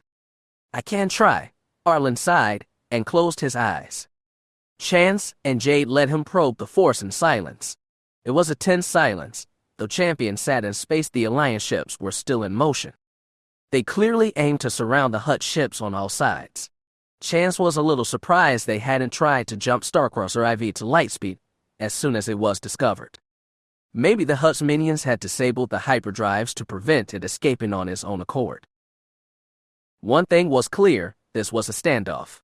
The Chalandians could destroy Starcrosser IV, but the Alliance fleet could destroy the Chalandians. This was going to end either through negotiation or in a bloodbath. Damn it all, he wished he was back on Coruscant. Arlen exhaled softly and opened his eyes. "I think I found her," he said. His tone was grim. Chance put hands on his console. "Great. Which ship is she on?" "I'll try and hail it." "That's the problem," Arlen said. "She's not on a ship." The Alliance capital ships were packed so tightly together only a snub fighter would have been able to weave between them. Even that space was dense with tri-wing interceptors and D-wing attack craft that had shunted power from engines to shields just like the bigger ships. On one side of the Alliance formation, closer to the planet, a pair of Chalandians held position. On the outer flank, the ships from the Wookiee home fleet stood their ground. Nobody had fired yet, but one spark was all it would take to turn it into hell. Allana had flung out a message to both sides, telling them that the Alliance would only fire if fired upon, and she'd offered once more to open negotiations involving all parties. She'd gotten replies from neither Karajith nor Dekka the Hutt, but nobody had started shooting either. She hoped everyone was contemplating how perilous a cliff's edge they stood upon and would back away. The mood on Riptide's bridge was understandably tense. Admiral Antilles paced the deck, boots clacking in the ominous quiet. Grandmaster Lobacca, who'd come up in the futile hope of speaking with Karajith, lingered by the console, a brown giant who at least drew some of the anxious eyes from Allana. The chief of state remained near the fore of the bridge. Through his curved viewport she could see fragments of all three fleets, plus the warm blue curve of Quinn. Everyone stayed where they were, but someone would have to make the first move. Allana nearly jumped when the communications office announced, "Admiral, we just received a long-range transmission. It's from Admiral Primvold, text only." Before Antilles could respond, Allana said, "Let's have it, Lieutenant." The comm officer glanced at Syal for permission, then read, "They've arrived at the Circumtor system. They have Starcrosser IV and 2 Chilandians encircled. No shots fired yet. Awaiting further instructions." Finally, some good news. Allana said, "Get me a broadcast on all frequencies." After 30 seconds, the lieutenant nodded for her to go ahead. Antilles and Lobacca hovered off either shoulder but did not interfere as Allana bent to the audio receiver and said, "This is Chief of State Allana Dijo. I'd like to inform you that elements of the Third Fleet, as authorized by the recent Senate vote, have located Starcrosser IV outside the Circumtor system. The Starliner and its captors have been surrounded by an Alliance fleet. They are interdicted with no hope of escape. In light of this new situation, I request to begin negotiations over the fate of the hostages, Cladoine, and the ultimate relationship between Coruscant, Nal Hutta, and Kashyyyk. I await your responses." On Allana's signal, the officer killed the broadcast. Silence reigned once more. Lobacca grunted softly that he didn't think Karajith would actually fire on another Alliance ship. The real wild card here was the Hutts. Allana thought so too. When the comm officer reported a hail from Dekka's ship, her heart pounded. "Put her on," she said. A hollow image appeared, showing Dekka's broad head. The computer once more translated her words as she spoke. "Your invasion into our space is an outrage. Furthermore, it changes nothing. The 100,000 creatures aboard Starcrosser IV are still our hostages. If you attempt to free them, our warships will destroy everyone aboard. You would lose your own ships too." Allana put steel in her voice. "And not just at Circumtor. If I learn that even one more hostage has been harmed, I will order all ships here to open fire. We will attack your vessels, and when we've destroyed them, I'll authorize the destruction of Quinn Station." "You'd never succeed," Dekka belched. "Of course we would. With the Wookiees on our side, we'd outnumber you 3-1. The Hutt's huge eyes bulged. "You would not dare. You'd declare war between our peoples. A war you'd lose? Don't you know who I am, Dekka? I am the child of Jacen Solo, despoiler of Kashyyyk, and the granddaughter of Leia Organa, slayer of Jabba and Bildorian." She leaned close to the holo. "She had no mercy for your kind, and neither will I." Dekka's huge mouth worked for something to say. In the end, she simply closed the transmission. Allana exhaled. Lobacca grunted, complimenting her on her bluff. "I wish it were," Allana said, then put a hand on the comm officer's shoulder. "Lieutenant, send a message to Karajith. Tell him that if the Hutts fire on our ships, or if we fire on theirs, the Wookiees are welcome to join. We won't get in their way." The lieutenant looked up at her, probably wondering what kind of woman Allana really was. Then he did as ordered, so they could all find out together. Theirs was a plan composed without words. Tamar wasn't sure she understood everything the Jedi needed of her, and they needed a lot, but at least she was certain how to begin. She started by banging on the metal door of her cell, demanding to talk to Cabber Vask, and she waited just long enough to wonder if the Mandalorian had left the building. Instead, he showed up, and Tamar explained she was ready to talk. She'd tell Caston, Red Fang, and the rest everything they wanted to know. She had no preconditions. She no longer cared what happened to the Jedi. Cabber's face was hidden behind his helmet, but she could tell he was intrigued. He left to relay her message, then returned 10 minutes later to lead her out of her cell. When he slapped stun cuffs on her wrists, she didn't protest. He took Tamar to what looked like an operations center. Communications consoles and a hollow projector were installed in room carved from old red stone. Caston and several other brigaders were waiting for her. So was Red Fang and a few of her crew, including 2 more Mandalorians. All of them eyed Tamar, skeptical but expectant. "We heard you have truth." Caston's voice was just shy of a growl. "Tell?" Tamar gave them what they wanted, the truth. She talked about how Jedi masqueraded as Red Fang's pirates and seated themselves on the captured Kelandian. She talked about how they tracked the arms shipments and relayed information back to Coruscant. Her only obfuscation was personal. She made no mention of being Rahera's apprentice. Instead, she affected distance and disdain for the other Jedi, Rahera especially. Gradually, the skepticism in her audience melted. They were buying it, which meant Tamar could throw in the most important truth of all. She said, "I didn't know all of Jedi Lapti sources. She didn't trust me with that much, but she knew a lot. She even knew about the package you're going to pick up in a couple hours." Surprise flashed on their faces. She knew for certain Red Fang's people hadn't heard about Finto, and Caston hadn't planned to tell them. Before they could shut her up, Tamar said, "You're lucky you grabbed us when you did, because we were going to steal that worm out from under you." Lapti had a whole plan mapped out on how we were going to grab Finto and give him to the Alliance. Red Fang spun on Caston. "The missing ambassador. He's coming here." Caston growled, probably calculating what it would cost to get this armed, greedy pirate gang to play along. "Kidnappers from Coruscant are set to deliver soon." "Like I said, you're lucky the Jedi aren't going to get in the way," Tamar added. Red Fang shot Tamar a look. "And what do you want from all this?" They watched her closely again. Though Cabber and the other Vasks wore helmets, Tamar could sense their anticipation keenly. She kept her focus on Red Fang and swallowed the hate inside her. "I'm sick of playing by these Jedi's rules, and if you haven't heard already, I'm no fan of the current Mandalor. I've got no place else to go. If you're willing to have me, I can do things for you nobody, not even your other Mandas, can." The scar-clad Winian stalked closer. "You'd work for me, after I shot your leader in the heart." The next words were worst of all. "Shab her. Lapti brought it on herself trying to impersonate you. The thing about these Jedi is, they've got fancy powers, but they're just as brain-dead as all the other Chakra in the galaxy." Red Fang stared into her. Tamar didn't let herself flinch. When the standoff drew too long, Red Fang turned to Caston and said something in Kletuinian. Her tone was calm, but his reply was fierce, insistent. Red Fang argued back, and suddenly they were snapping at each other. Tamar understood none of it, but she could sense even the Vasks were surprised. Their argument ended as suddenly as it had started. Caston, simmering with frustration, stepped between Tamar and Red Fang and told the human she is willing to have you. "You stay in Fortress for now." "Fine by me." Tamar lifted her bound wrists. "Can I get these off, please?" Caston considered, then nodded. Cabber stepped forward and removed the stun cuffs.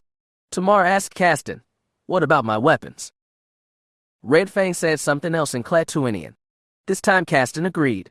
"You can't have blaster, but no lightsaber." "That weapon's mine. It's been in my family for over a century." She looked at Cabber. "Tell him it's important." A little reluctantly, the Mandalorian said, "She should have it back." "Only after she proves herself," Red Fang snarled. "Until then, only blasters." Tamar knew when not to press. She said, "All right, but I'm not leaving this fortress without my lightsaber." Red Fang and Caston seemed to accept that for now. The two Cladwinians fell close and spoke again in their own tongue, tense but lower in volume. As Tamar flexed her wrist, she muttered, under breath and in Mandoa, any idea what the fight was about. "Red Fang wanted you to kill one of the Jedi, to prove you'd turn sides," Cabber said. Caston wouldn't allow it. "She'd do that kind of thing often, when she's in a bad mood." "Charming boss. You wanted to join? Are you serious about that?" Tamar stared into his blank mask. "I can't go to Mandalore. I'm not fit to be a Jedi either, but I've still got to be someplace. If I can join her, at least I'd be with some Mando 8 again. She was sure Cabra would buy that. It was the truth. What about that Jedi she killed? She meant nothing to me? That lie was harder to tell. All right, he nodded slowly. You'll get your chance. They also had a fight about the hut. We didn't know about that. I didn't think so. Red Fang insists on guarding Finto when they bring him in. And I bet she demanded a price for it too. Naturally. Did she threaten to take the hut for herself if Caston didn't pay? She implied it. Well, I'm glad they've come to an agreement. Now can I get my weapons, please? Cabra walked, and waved her to follow. He moved slowly, keeping her beside him rather than behind as they walked the fortress's narrow stone hallways. As they moved, Tamar opened herself to the Force again. She felt Oren Ko and the other Jedi and told them, so far, so good. But now I need your help. It was a short walk to the sealed chamber where their weapons were being kept. A brigade member guarded it, and he opened the lock only after Cabra asked twice. Weapons were laid out on the floor of the small room, pistols, rifles, even a couple handheld explosives. For peace-loving mystics, the Jedi had come well armed. The lightsabers were what really caught her eye. There were 15 of them, including Rahara's, all lined up in a neat row of silver cylinders. Take your blaster, Cabra said brusquely. You had the Wester 250, right? She stepped over the row of sabers, bent down, and picked up the pistol. She stood up, faced Cabra, and said, I really need that lightsaber. She'd never been great at force suggestion, but she tried it now. She tried, and all the other Jedi in the building tried it too. She didn't know if it would work. Cabra seemed like a sharp knife, and she didn't know if he'd be amenable. But he didn't deny it right away. She felt him vacillating, pulled toward yes when he meant to say no. Tamar insisted. It's come down to me from the Clone Wars. It's a relic from generations of Scarada warriors. It's part of my clan. Hoping to tip the scale, she added, I used to have two, but that bastard ox destroyed the other one. That, and the mental pressure from all those Jedi, tipped him. Cabra said, Arches can burn. Take it. She thanked him, reached down, and picked up her great-grandmother's lightsaber. Holding it was the first pleasure she felt since Rahara's death. She slid it into the concealing pouch on her belt and said, We can go now. Cabra, still nudged along by the Force, turned and walked out. Tamar followed, but not before calling Rahara's weapon to her hand. She stuffed it in a second pouch and walked outside. Chapter 14. The long body of Starcrosser IV was at the eye of a silent storm. The two Hutt Chalandians hunched close on either flank, ready to destroy it at any moment. The vessels of the Alliance Third Fleet, in turn, circled the Chalandians. Nobody dared risk a shot at anyone else. All, it seemed, were waiting on orders from light years away. It was a delicate and dangerous equilibrium. Chance really hoped he wasn't about to wreck it. I can't see anything, Jade said from the sensor station. Are you sure she's out there? Someone's out there, and I'm pretty sure it's her, Arlen said. He was nudging Starlight Champion away from the Alliance fleet, and away from the Hutt ships too. From all Chance could see, there was just empty space ahead. There's no ships out there, Jade insisted. No heat signatures, no metal traces, nothing. Except what I'm feeling. Just keep looking. As Champion soared deeper into the black, Chance started to wonder if his friend wasn't imagining things. He would never know the Force, and never trust it more than the ship sensors, which weren't turning up anything. His spirits fell further when Arlen released Champion's controls. He let it drift with a frustrated expression. She's out there somewhere, the Jedi said, but it's hard. What's hard about it? I mean, you found your woman when she was floating unconscious in deep space. Remember? That was different. She was inside her ship and they all understood at once. Jay said, I'll scan for anybody's gone EV. Those are going to be hard to spot, though. Chance tugged Arlen's sleeve. If you can feel her, it means she's alive, right? Yes, but she might be running out of air or losing consciousness. That could be why she's hard to track. Well, get your Force working again and keep trying. Chance told Jade. You too. I am trying, she insisted. They were both trying. Chance was just along for the ride, barely more than dead weight. He felt helpless and useless and cast his frustrated gaze on all those stars. They were so damned many of them, an uncountable number, but the darkness between them was far bigger. If Brenna had gone EV, she could drift for 1 billion years, desiccated but preserved inside her vacuum-sealed suit, unless they found her now. Arlen didn't announce that he sensed something, but he took the controls again and steered Champion into a soft starboard roll. He added a burst of speed, then slowed. Finally, Jay said, "I think I have something." It wasn't a note of triumph. It was cautious, hesitant, afraid to be wrong. But it was all they had. "I think so too," Arlen said, also cautious. He veered starboard again. Chance leaned forward in his seat, staring at the starfield, until he found one pale fleck amongst the countless lights that looked a little bigger, a little different from the others. He tapped Arlen's shoulder and pointed. "Hey, do you see that?" "I feel it." The Jedi corrected and accelerated toward that point. They got closer, and the object got bigger. Chance worked the ship's exterior visual sensors and tried to find it. He had to pan across too many trackless stars, but eventually he found it and magnified. One body in a bulky vacuum-proof suit, limbs spread out like a 5-pointed star. "Guys, I've got her. I've got her." "She may not be conscious," Arlen warned. "I'll bring us close. Chance, Jade, get to the airlock. Be ready to go EV and pull her in." Chance was already out of his seat, Jade right behind him. "They said you saw a really bright light as you died. Some claimed that was proof of an eternal afterlife." Brenna sided with the ones who said it was a final synapse flaring out in your brain. There was a light in front of her now. Not dead center. It was on her right side and slowly slipping out of view like she was rotating away from it, or it from her. A little weird, that, and not how she'd expected oxygen-starved death to play out, but she'd never expected to die this way at all. Feared it, yes, but not expected. Maybe it wasn't synapses flaring. Maybe it was some God's damned angel coming to take her to another life, which she hopefully wouldn't screw up as badly as this one. The light went away, out of sight.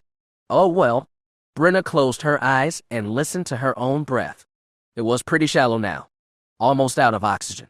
It seemed like asphyxiation was a peaceful way to go, so at least there was that. Better that bursting like a balloon during depressurization. She wasn't happy to die this way, but she was too tired to be angry. Too tired for regret even. Time to let it all go. When they got to the airlock, Jade had insisted she be the one to suit up while Chance remained outside the vestibule in case something went wrong. He almost protested that she was too young but held his tongue. She could do this better than him, he just hated feeling like dead weight. Arlen slowed Starlight Champion to a near stop, then angled the ship to catch Brenna. Chance sealed the airlock's inner door as Jade sealed herself in her EV suit and began to open the outer door. Chance watched through a small glass window as the hatch opened, revealing an oval of starlight. Jade was tethered to the vestibule wall, and Chance expected her to jump out into the void, but instead the girl stood with both hands on the portal's rim, head tilted out, just looking. At the same time, he felt Champion change just slightly. Jade and Arlen were searching as one, combining their thoughts and eyes to pull Brenna from the void. Two Jedi really were better than one. Jade stayed in the portal the entire time, but she stretched one hand out into space. Chance waited and watched until a second vac-suited body appeared. Using only the Force, Jade reeled it in close enough to get an arm around the waist, then pulled it inside the ship. As soon as both bodies were in the vestibule, Chance closed the outer door and began repressurization. He waited, bouncing on his toes until the chamber was filled with oxygen. He opened the door and darted in before Jade got her helmet off. Brenna lay flat and face up on the floor. In the bright light, her face looked pale. She didn't move her limbs, but her eyes fluttered. Chance grabbed her helmet, fumbled until he found the pressure seal latches, and opened it. He pulled it back. Brenna's head knocked softly on the deck. Her mouth opened wide as she sucked in air. Eyelids were closed but twitching. Her chest rose and fell inside the suit. Chance grinned triumphantly. We should get her to the med bay, Jade said. We can't hook her up with oxygen. Right? We'll get her out of this suit too. Together, Chance at her shoulders, Jade at her feet, the Force holding her up in the middle, they moved Brenna smoothly down Champion's narrow hallway to the medical bay, where they lay her on the sole flat bed. Brenna grunted in pain, like they were jarring injuries. As Jade and Chance pulled off the vacuum suit, revealing the burn mark on her shoulder, Brenna's eyes fluttered open and she managed to wheeze you. Me, Chance confirmed. Is this death? Chance realized he'd never felt so alive. Not hardly. After they pulled off the suit, Jade gathered it in her arms. I'll take this back to the airlock. Good. Then go tell Arlen is mission accomplished. Jade hurried off, leaving Chance alone with Brenna in the med bay. He scoured the equipment until he remembered where the pure oxygen supply was. He pulled a breathing mask from the tank and held it over Brenna's face. She squirmed and batted his hand away, but took the mask herself and drew in long, deep drags of oxygen. She did it for over a minute, and Chance could see the pallor coming back to her face. As she breathed, he fetched back the patches and slapped one on her wounded shoulder. I'm guessing there's a story to how you ended up like that, he told her. Her eyes settled on his. From beneath the mask, she said, You saved me. Well, I had help. You got the message. Those are Alliance ships out there. It's a standoff, best I can tell. Things aren't over yet, but we've done all we can do. So thanks, by the way. He wanted to know a lot more too, like how she'd ended up on that Hutchalandian and how exactly this mess was her fault. But he'd deal with that later. Right now he was glad not to have come so far for nothing. Enjoy the fresh air, he told her. I'm going to go up to the cockpit and see if they're still holding back Doomsday. He added a smile, but they both knew it wasn't a joke. He hurried to the front, leaving her behind, still smiling to himself, because even if Doomsday was in store, he'd won his small victory. Cladoine was deceptively peaceful when seen from above. The space overhead was mostly empty. The Chalandian the rebels supposedly captured must have been on the other side of the planet. The Dark Nova freighter hit low orbit before a bladeback fighter belonging to the Avon Brigade moved to intercept them. The pilot demanded they explain themselves in awkward basic. Idril was in the cockpit to reply. He certainly didn't trust Zakhir's people to do it. The Falleen and his crew were in the cockpit, staring murder at Idril as he leaned over the comm board and said they'd come to deliver a package from Coruscant to the Hrankor fortress. The wait was just long enough to grow tense, but the pilot replied, You are to land. I will escort. Will entrust our safety to you, Idril said, then turned off the link. The bladeback settled on their flank, and they began their descent into Cladoin's atmosphere. He turned to face Zakhir's accusing eyes. Well, he said, we'll get this over with soon, and our business will be complete. You're damned right, the Falleen said. Once you get off this ship, you're not getting back on. You find your own way back from Cladoine. Idril had expected that, and it was probably for the best, but he asked, What about the antidote for the poison in your friend? You'll give us that once the business is done. If you don't, we'll blast your head from your shoulders. He wasn't entirely sure Zakhir wouldn't do that anyway. He decided to make friends on Cladoine as quickly as possible. Well, Idril said, at least we understand each other. He pointedly turned forward and watched friction fires flare across the viewport. This had been a bumpy ride, but at least it was almost over. From the expanse of the ancient fortress's tacked on landing pad, you could see Hrankor spreading in all directions. Mud brick buildings crowded crooked streets and baked in the desert sun. Tamar could feel the heat on the dome of her Buick, and without her visor the midday light would be blinding. She could see it all though, the city and the beings who stood around the platform with her. They amounted to 8 Clatoinians from the Avon Brigade, including Castan, and 7 members of Red Fang's pack, including the pirate herself and 3 Mandalorians. Tamar didn't count herself among them, but supposedly she was number 8 for Red Fang. None of the brigaders seemed happy with that even split, and they kept passing suspicious looks at the pirates while stroking their holstered weapons. She was starting to wonder if this would blow up before she wanted it to. Thankfully, Saber Vask aimed his visor to the sky and declared, "Looks like we have incoming." They all looked up, Tamar included. The inbound freighter was a black fleck in the cloudless sky, growing steadily. The mood atop the platform shifted, everyone focused on the ship they'd been preparing for. Tamar had been preparing too, as best as she could. She'd mostly been shadowed by brigaders since getting her reprieve from Castan and Redfang, but she'd found just enough privacy to take out Rahara's lightsaber and carve a hole in the ceiling of a chamber directly beneath Master Ravrankel's prison cell.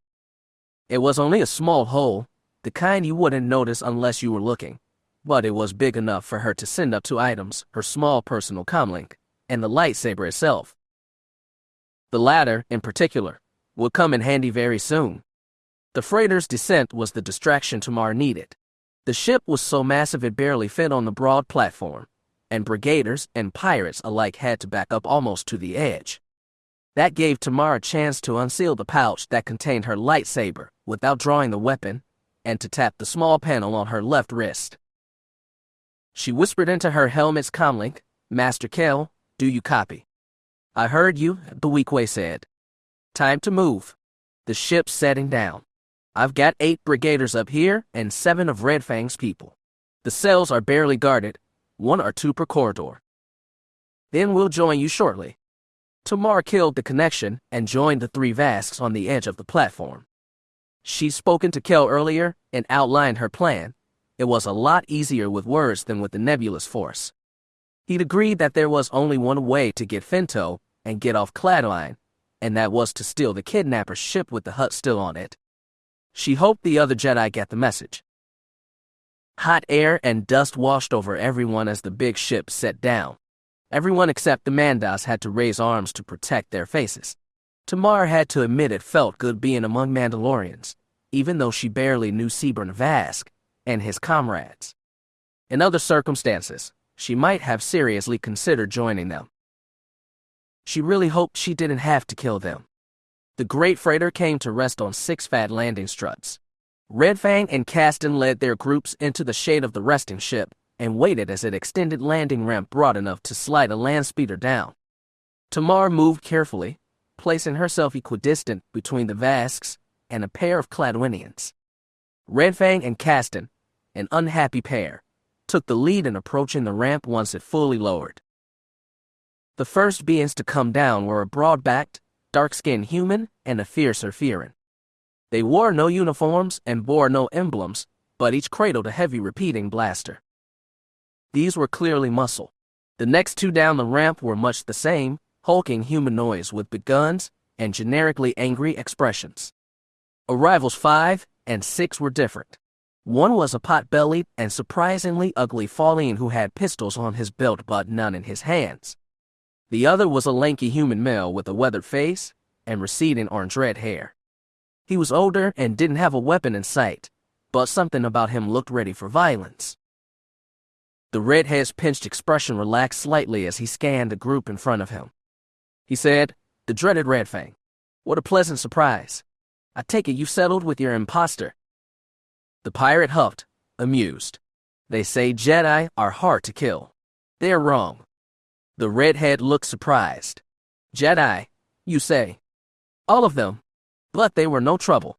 Redfang stroked the butt of one pistol. "You didn't tell me you were coming with a hut, Janice." "At the time, I didn't know," he said. From what little Tamara could read of him in the Force, he was speaking truthfully. Who was this man? If he truly tipped Redfang off to her imposter, then he was as responsible for Rahara's death as the pirate herself. They didn't give her time to wonder. Castan stepped between the two and said, "We want hut. Let me see." "Let's talk money first," the Falleen interjected. "We've been through a lot of hassle to get this damned worm, and somebody needs to pay us for it." He added a vicious glare at the redhead. "Stranger and stranger." "We can't talk money," said Castan. "We have hut bullion in Fortress. Name price." Before anyone did, Redfang said, "How do we know there's really a hut in there? You think we came all this way with an empty hold?" The Falleen fumed. "I would like C2, Castan said. The Falleen looked reluctant, But the redhead told him, bring Finto to the base of the ramp. Not all the way down, just enough for them to get a good look. The Fallen grunted, then trudged up the ramp and snapped something to the crew inside. Stranger still, Tamar pegged the human as the mastermind behind this operation, and the Falene's crew as his hired grunts, but nothing could be sure unless she interrogated the man. As they waited tensely for sight of the hut, a voice whispered inside her helmet. We are free, and the guards are incapacitated, but we may have to fight our way to the platform. Tamar searched with the Force and found a swell of confidence below. She whispered back, wait for my signal. Less than a minute later, a great voice bellowed from inside the freighter, release me, you scoundrels. You will pay for this. Everyone crowded closer to the end of the ramp. The 4 ugly guards remained to keep them from going up further, but the redhead walked back inside and joined the Fallen at the top. Through the cargo hole's wide portal, they could see the unmistakable fleshy mound of a hut. Finto was placed upon a repulsor bed, but his stubby hands seemed to be connected to the edges by thick chains. It was what they'd all been waiting for. Tamar whispered to Kel, we've got the hut. Come now. Where have you taken me? The maroon-skinned creature demanded. Dully, Tamar realized she'd never heard a hut speak basic.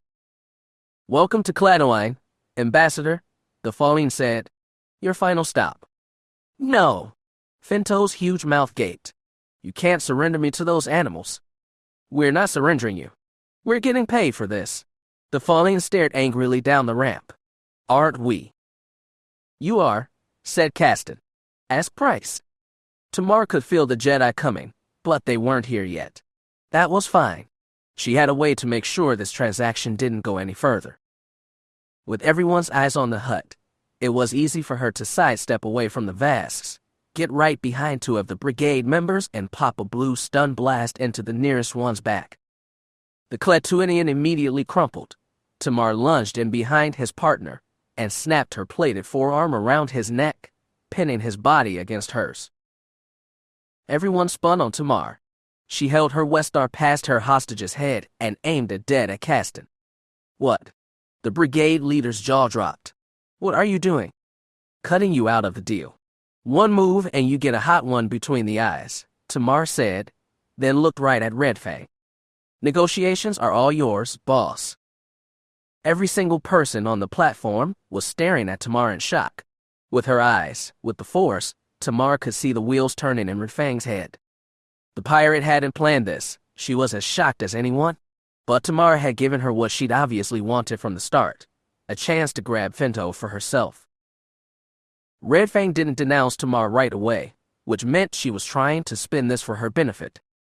Yet even a selfish, murderous, scheming pirate could be caught off guard. It would take her crucial seconds to decide what to do. The Mandalorians and her other minions didn't interrupt. For all they knew, this was Red Fang's plan, though Tamar could feel skepticism and, yes, betrayal seeping off Saber Vask. The Brigaders were not so patient. A young Kladwinian standing on the opposite side of the platform raised his gun and shot the nearest pirate before even Tamar could react. Then it all went to hell. Everyone was shooting at everyone. The kidnappers' 4 thugs started a retreat up the ramp, shooting indiscriminately. Up top, the Fallen was crying for everyone to stop, but nobody listened. The Mandalorians dropped to their knees and started aiming for Brigaders. Tamar, weirdly untouched by the breakout of violence, put a stun shot in her captive and lowered him flat to the deck. It was probably the safest place to be. She was on one knee, bent over 2 stunned bodies. She looked around, saw pirates and Brigaders all scrambling for cover while also shooting at each other. She saw Red Fang slash Caston across the face with her claws while hefting a big pistol in her other hand. Red Fang was distracted. She wasn't running. At that second, Tamar had a clear shot at her. She thumbed her Westar to full power, raised it in 2 hands, and squeezed the trigger twice. Both bolts hit Red Fang, burning holes just below the center of her collarbone, right where Rhaenyra had been shot. The pirate collapsed instantly. She was dead. Rhaenyra's killer was dead. Easily. Instantly. Nobody even seemed to notice. Still crouched in the middle of a firefight, Tamar dared ask herself what she felt. But she didn't feel anything. Not anger, not regret, not even relief. It was like she hadn't pulled the trigger at all. She was trying to make sense of her emptiness when the Jedi arrived. The platform, already a frenzy of blaster bolts, became a storm of luminous blades. They swept out of the fortress entrance, past Tamar's crouching body, straight toward the freighter's ramp. The kidnappers, though still standing, hurried to the top and tried to close it. The great metal plate hinged upward, but some of the Jedi extended their hands and the force to arrest its ascent. Tamar finally had the sense to join them. She rose, pistol in one hand, lightsaber in the other. She ignited her great-grandmother's blue blade and deflected a volley of laser bolts that spewed her way. She looked at their source. Saber Vask stood 10 meters away, rifle aimed, legs straddling the body of a fallen comrade. The faceless figure boiled with anger at her, and she caught one simple, bitter truth as it roared in his brain: never trust a Darmanda. Because, after all, that was exactly what she was. Tamar didn't return fire. Feeling sick, she ducked low and sprinted to join the Jedi, now hurling themselves over the lip of the half-raised ramp into the freighter where their prize lay. Idril had never expected things to go so horribly wrong. First Zakhir's recalcitrant thugs, then Red Fang's pirates, finally the Jedi. This job was never supposed to be this complicated. Idril bit back the urge to blame Ritor. There was no way his master could have expected this many surprises. Ritor was halfway across the galaxy. Everything was in Edril's hands now. As soon as he saw the first lightsaber-wielding alien clamber onto the ramp and into the ship, he knew the cause was lost. As fast as his old body could carry him, he sprinted for the freighter's cockpit. Behind him, Zakhir's minions fired pointlessly at advancing Jedi, while Fento, the bloated eye at the center of the storm, vainly bellowed for everyone to stop. Idril could think of only one way to salvage this. Only a single crewman, a befuddled-looking Nalroni, was in the cockpit, and as soon as he arrived, Idril snapped, "Get us airborne, you fool. Hurry!" The Nalroni dropped into the pilot seat, short for bristling. Thankfully, the freighter's engines were still warm, as were the repulsors. It pushed off the ramp with a jerk and rose high. Through the viewport, Idril could see the sprawl of the Klatooinian city fall away and be replaced by cloudless sky. "Make for orbit, maximum acceleration," Idril declared. The pilot hesitated, and he snapped, "Do it. Do it now." His throat scraped, but the idiot complied. The freighter veered upward and began a steep ascent. Idril could still hear blaster bolts, the weird hum of the Jedi swords, and the pathetic bellowing of the hut. Idril clasped the pilot on the shoulder. "Is the landing ramp closed?" "Yes, it's sealed. The Jedi must have shut it after holding it open. Damn them all," he said. "Open it again." The imbecile blinked. "But we're in the upper atmosphere. When we clear the envelope." "That's the point. We vent the Jedi into space." It was the only way. Emptying the entire hold would cost them Fento too, but at least they survive. The pilot tapped his console buttons and flipped some switches. The ship shuddered higher, burning through atmosphere. The blue sky was steadily darkening to black. They were almost in space, almost free. But the pilot moaned, "The door, I can't open it." "Can't you override safety protocols?" "I tried," the fool whined. "I'm getting a mechanical error. It's like something cut the struts that extend the ramp." "Not just something. Damn the Jedi. Damn their laser swords. Damn." A hand grabbed the back of Edril's spine. Fingers reached around to stab the sides of his neck, drawing blood. The hand released but threw him against a bulkhead. His skull snapped against metal and stars flashed in his eyes. When the sparks died, he was staring into Zakhir's ugly face and breathing the stench from his mouth. "I'd rather kill you now, old man, but if I give you to the Jedi, they might let me go." Zakhir grabbed him by the throat again, this time squeezing his palm around Idril's windpipe. "You're the one they really want, you and your mystery boss. I hope they get both of you. I hope they rip your brain open with their force and steal every secret from that miserable human skull." He gasped as Edril's blade slid into his stomach. It was a big stomach, and Idril had to pull out and stab 2 more times, fishing the knife in the feline's guts, before the green hand finally released his throat. Zakir staggered back and grabbed his gut, like he was trying to hold back all the blood spilling from his shredded flesh. As he dropped to his knees, he looked at Idril with enduring, stubborn hate. Then hate left his eyes, and everything else. Zakir planted face down in a pool of spreading blood. Idril was breathing hard. He collapsed into the nearest empty chair. The pilot was watching him, wide-eyed, but said nothing and kept hands at his controls. "Keep flying," Idril rasped. Each word was painful. He touched his throat and his hand came away covered in blood. He was weak, too weak to stand. He was old, and while it hadn't dulled his mind, his body, once so perfect, so handsome, simply couldn't handle this anymore. He realized how quiet it was. The blaster fire had stopped. He couldn't hear lightsabers either, but he had no doubt who'd won the fight. Damn it all. Damn Finto, damn Zakir, damn the Jedi. He stopped short of damning Rator. He would not, could not, go so far. His entire life had been one of service, and it hadn't been a bad one, overall. It just seemed so bitter now. Zakir had been right. Once those Jedi tore into your mind, they could do anything. They could even force him to betray his master, and that simply would not do. Idril dropped his knife to the deck, pulled open his jacket, and found the small vial sewn inside. He'd not been lying when he told Zakir they contained a mix of antidote and poison. None were labeled, and he alone knew which was which. He twisted painfully in his seat to look out the viewport. No planets, no moons, no spaceships, nothing but blackness and stars. A great big emptiness. Somehow that was fitting.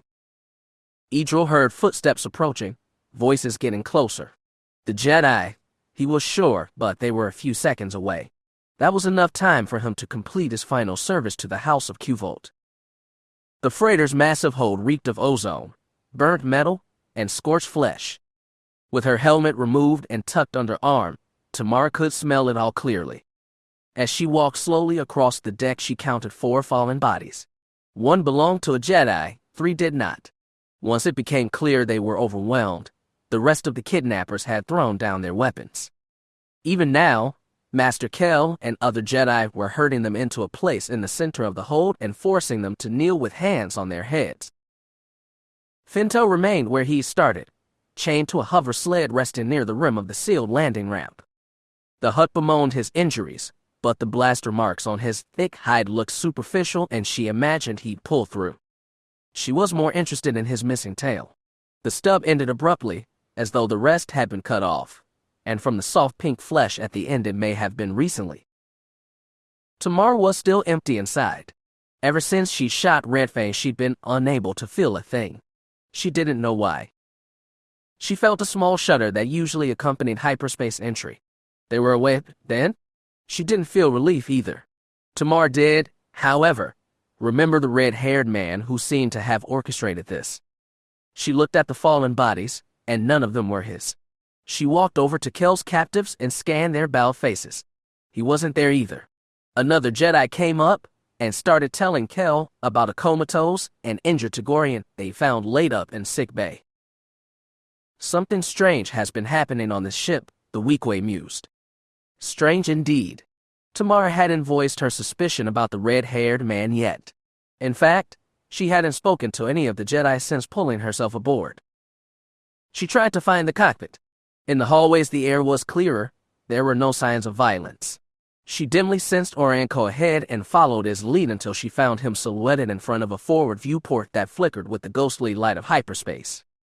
A young Nalroni sat at what must have been the pilot's seat, looking very subdued. Thanks for the help, a voice said. We couldn't have done it without you.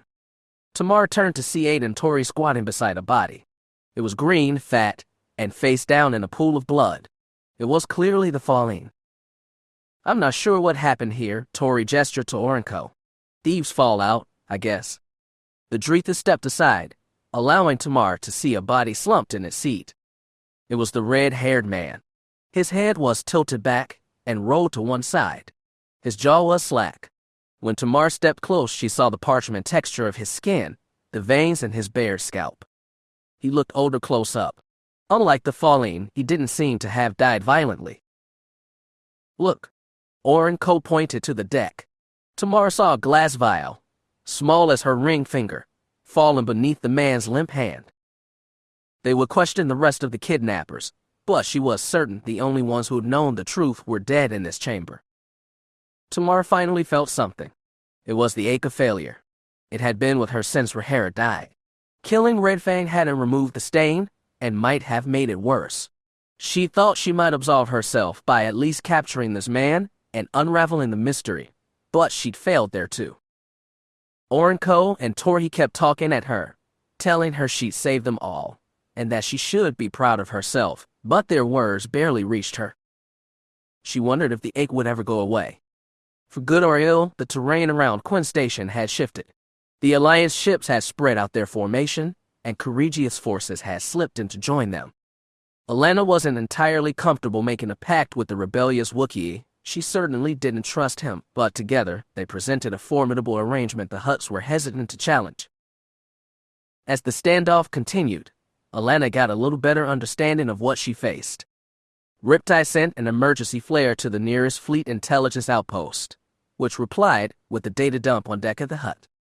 It turned out she was a senior member of the powerful Besadii clan, often ranked a second to his reigning Khajiitic. This meant that Dekka was important, but not important enough to make big decisions unilaterally, and Allana had the strong suspicion this standoff was drawn out so long because Dekka was waiting on word from her superiors. Riptide had also relayed a few updates from Coruscant.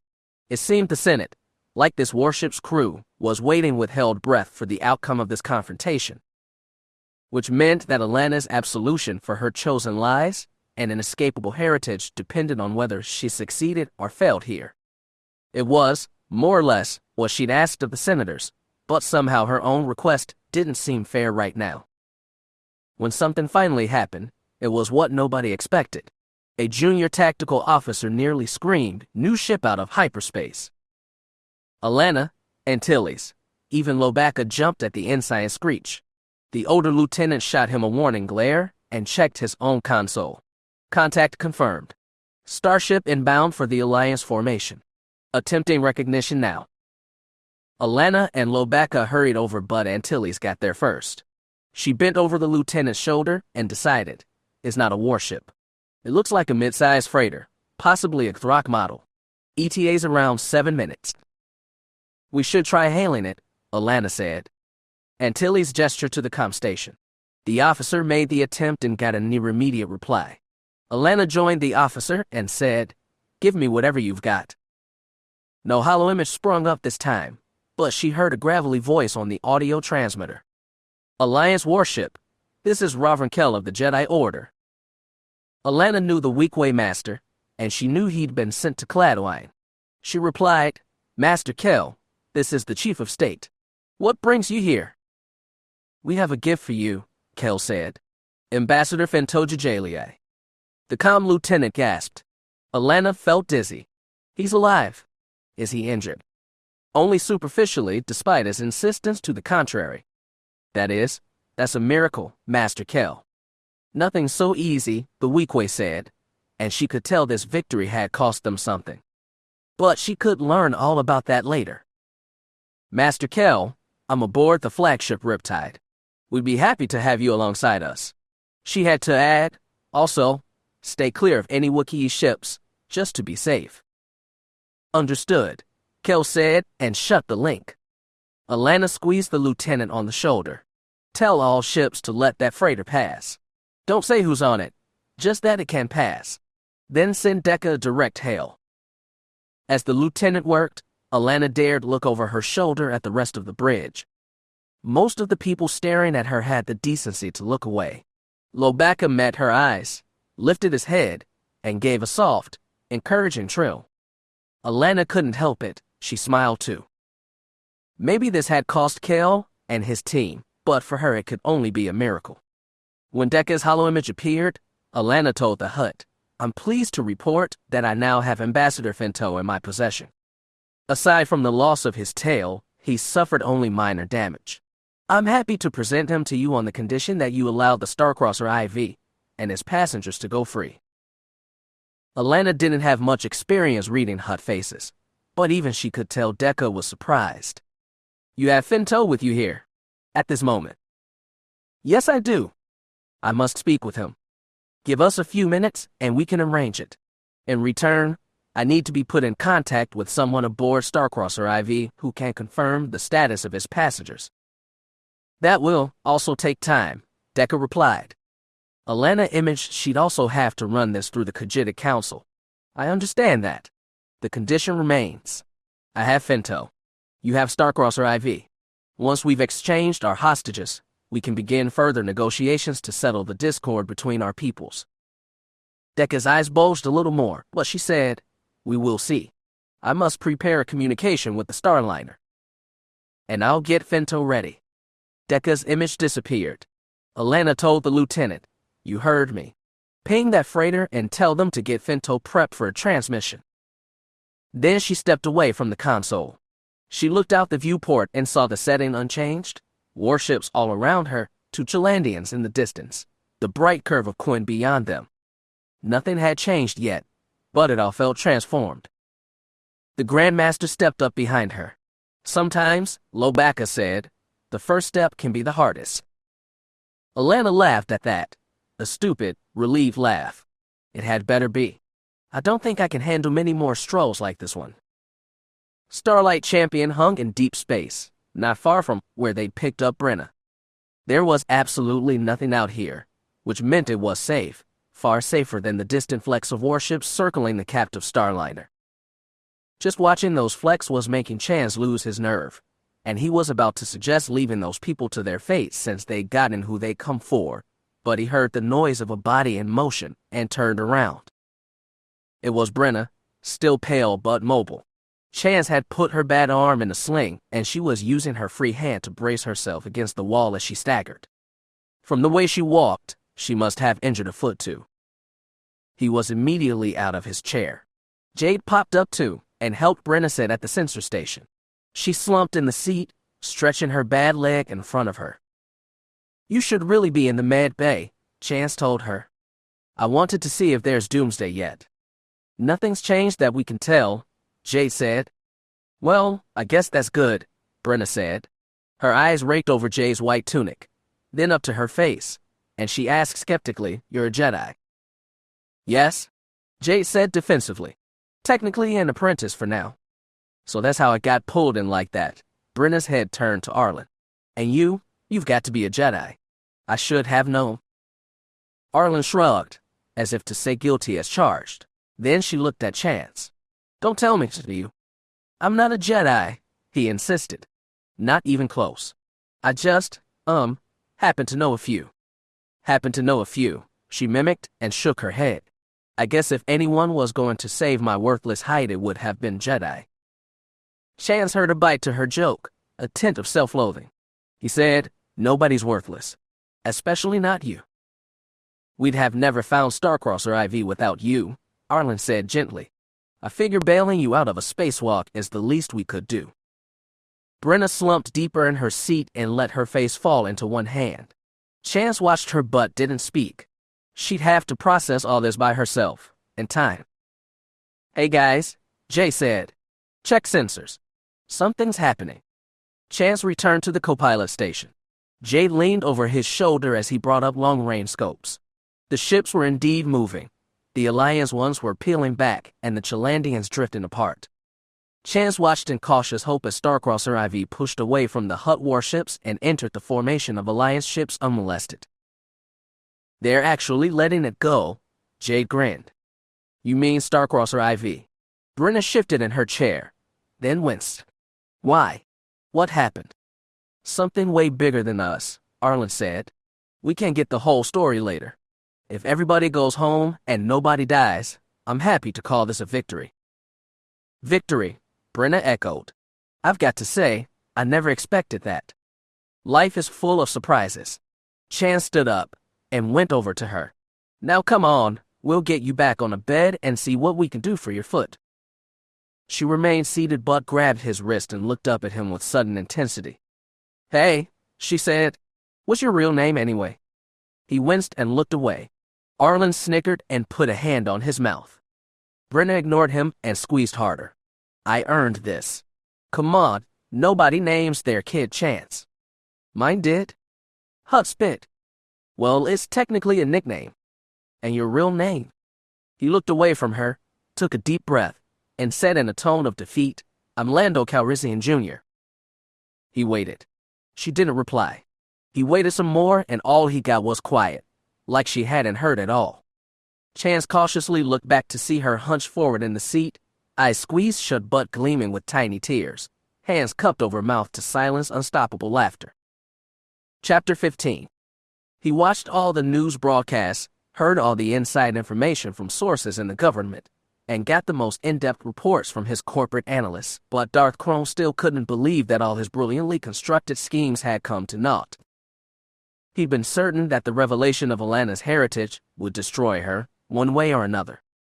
Yet the Senate hadn't even held an impeachment vote. Instead, more and more senators seemed to be backing Allana in her ongoing negotiations with the Hutts, which in turn made more progress as more senators backed her. At least, he told himself, his meddling wouldn't be traced back to him.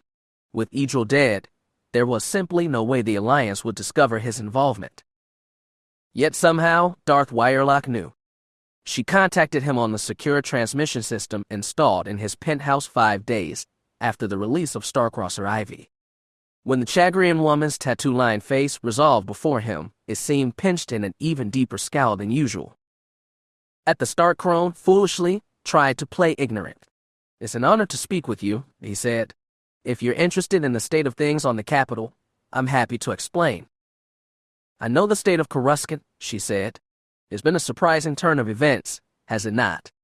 Very, Kroan agreed. A week ago, I and everyone else thought Allana Jo's days were numbered, yet somehow she pulled through. If she can complete a treaty with the Hutts, her position might be stronger than ever. To what do you attribute that, Lord Kroan? Honestly, I'm still making sense of it. It seems like she dispatched Jedi agents to Kladoine who recovered the missing ambassador. They allowed her to make the breakthrough. What about the announcement of her heritage? That surprised me, he said truthfully. Specifically, the way she'd announced it had shocked him. Some believe it actually helped her cause. The Hutts and Wookiees have long memories.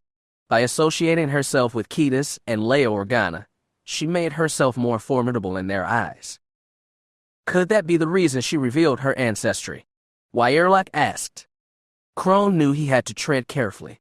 I'm not privy to her thoughts, but it may have been. If so, it was a huge gamble, but it seems to have worked. Wirelock hummed thoughtfully. Other details still elude us. What do we know about the ambassador's kidnappers? The Alliance believes a criminal league called Dark Nova is responsible. Its leader was killed during the confrontation with the Jedi at Kladoine. And why would Dark Nova cause its own destruction by kidnapping Finto, then trying to sell him to a pack of rebels instead of the Alliance or the Hutts? Kroan's body tingled. If she knew the truth and caught him in a lie, he'd ruin his place in the one Sith. But if she was truly ignorant, and he confessed, there must be a reason, Wirelock pressed. What do your sources tell you, Lord Kroan? He couldn't take the chance. He wiped damp palms on his thighs and said, Lady Wirelock, the kidnapping of Finto was my idea. She was totally unsurprised. And what did you hope to accomplish? I wanted to drive a deeper wedge between the Alliance and the Hutts. If it weren't for Jedi meddling, I'd have succeeded. Jedi meddling is an old excuse. Wirelock's voice was acid. I expected better of you. He fought a wince. There are some factors no one can predict, but I did the best with my available resources. I had my most trusted agent contact Dark Nova and act as my intermediary. He was with them all the way to Kladoine. Perhaps your minion was at fault. No, he wouldn't have her blame Idril. The old man deserved better. My agent did everything in his power to advance my plans. According to the reports I've seen, he poisoned himself rather than be captured by the Jedi. A loyal servant to the last. The best I've ever had, Kroan said, and he meant it. He was not a sentimental man, far from it, but he'd miss Idril. He'd miss his talents, his loyalty, and even his company. Idril had been more than just a tool to him. He'd been a constant of his life since childhood, maybe the only constant to endure his transformation into Sith. "I'm sorry for your loss," Wirelock said, "but I wonder, why did you try to send Finto to Cladorine rather than the Hutts, or better still the Alliance? I assume you had him held on Coruscant first." He'd already confessed some of it. Kroan had no choice but to spill it all. "I did offer Finto to the Alliance. My offer was turned down. They needed Finto badly. Why didn't they accept your offer? Did she already know all this? Did she just want him to say it? Or was she really ignorant? Damn her either way. If she wanted to know everything, she should try leaving her cavern on Shidu Mod once in a while. My agent performed other tasks for me before his death. One was to deliver incriminating proof of Allana's parentage to one of her political rivals. That rival, I assume, attempted to blackmail Allana with it. I offered to give her Finto in a way that would also remove that problem for her." "You spoke with her directly?" "Via comms more encrypted than anything the Alliance knows about. It will not be traced back to me." "That was a foolish risk." Wirelock shook her head. "Did you need to talk to Ketis' spawn so badly?" "I wanted to judge her," Kroan admitted. "And what did you learn?" "From the conversation, and from her actions afterward," Kroan judged, "she is strong against temptation." "That even I could see," Wirelock said bitterly. "What evidence did you have against her?" "A recording of her father, killing the Queen Mother of Hapes. Our agents recovered it from the Fountain Palace's more encrypted security tapes years ago." "I am familiar with the recording," Wirelock said, and he thought the side of her mouth twitched upward. "I'm sure it was painful for her to view, and were it published, it would have scandalized her." "Her announcement defamed the recording as blackmail material," Kroan said. "I'm sure that's why she did it." Wirelock sighed. "You made bold moves, Darth Kroan, and they failed miserably." He swallowed hard and couldn't deny it. "Still," she said, "they were at least clever ones, and might have dethroned Allana if things had gone differently. You should have brought them to me first." Kroan blinked. "I assumed you would reject them." "I may have.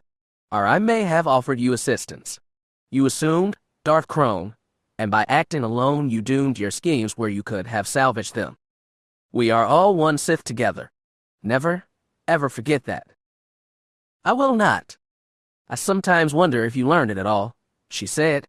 "Think on it for the future, and don't consider another such scheme without informing me." Kroan gave an obedient bow. Wirelock closed the connection without another word. He exhaled through clenched teeth. The gall of her, he thought. The brash insistence of her own importance when all she did was tend a sleeping old man, like a glorified nursemaid. Yet he had no choice but to obey her. Kroan was one Sith among many, and he had to play by their rules.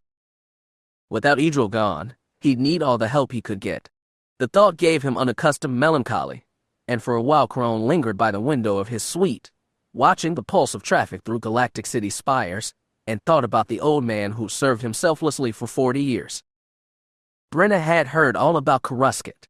She'd seen plenty of holos, read about it in histories and archives, and listened to long bragging stories from natives slumming in centrality.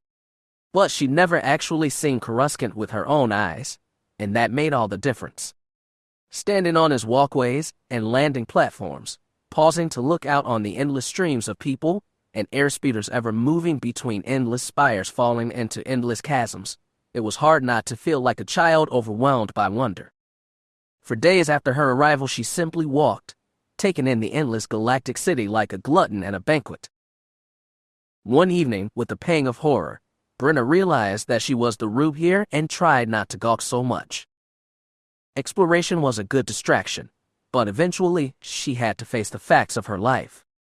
She'd lost all the money she'd gotten from Egmore, and she definitely wasn't going back into Hutt service again. The only option for her, it seemed, was to slink back to the Ocean and resume her old games at the Gold Crest and other casinos, assuming the management would still help her win. After all she'd been brought and seen, going back to her old life felt like defeat. She didn't explicitly say so to Chance Calrissian when he took her to dinner her third night in Galactic City, but she wanted to. Instead, as they twirled spools of Rakopian noodles and listened to the soothing tunes of a live swing bop band, she asked him, "How do you ever get bored here?" Chan swallowed a mouthful of noodles and frowned. "Who says I get bored? Why else would you go running across the galaxy with your friend? There's plenty to do here, and from what you've told me, your job keeps you plenty busy." "The job's just a job. The job you inherited from your parents, Calrissian. The job that keeps you richer than greased-up Hut." She shook her head and looked out the window. Galactic City was even more stunning at night. There's so many people who kill for a life like this. Literally. I know I got born lucky." A look of introspection softened his face, but he banished with a sharp smile. "Especially since I didn't have to kill anybody. It's not my style." Brenna still looked out the window. "You still haven't asked how I ended up on that Chalandian," she said. "No. He got serious again. But I can guess." "All right, Calrissian. Guess?" She turned to him.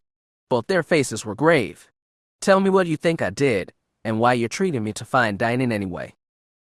Chance looked at his plate and prodded a pile of noodles with his fork.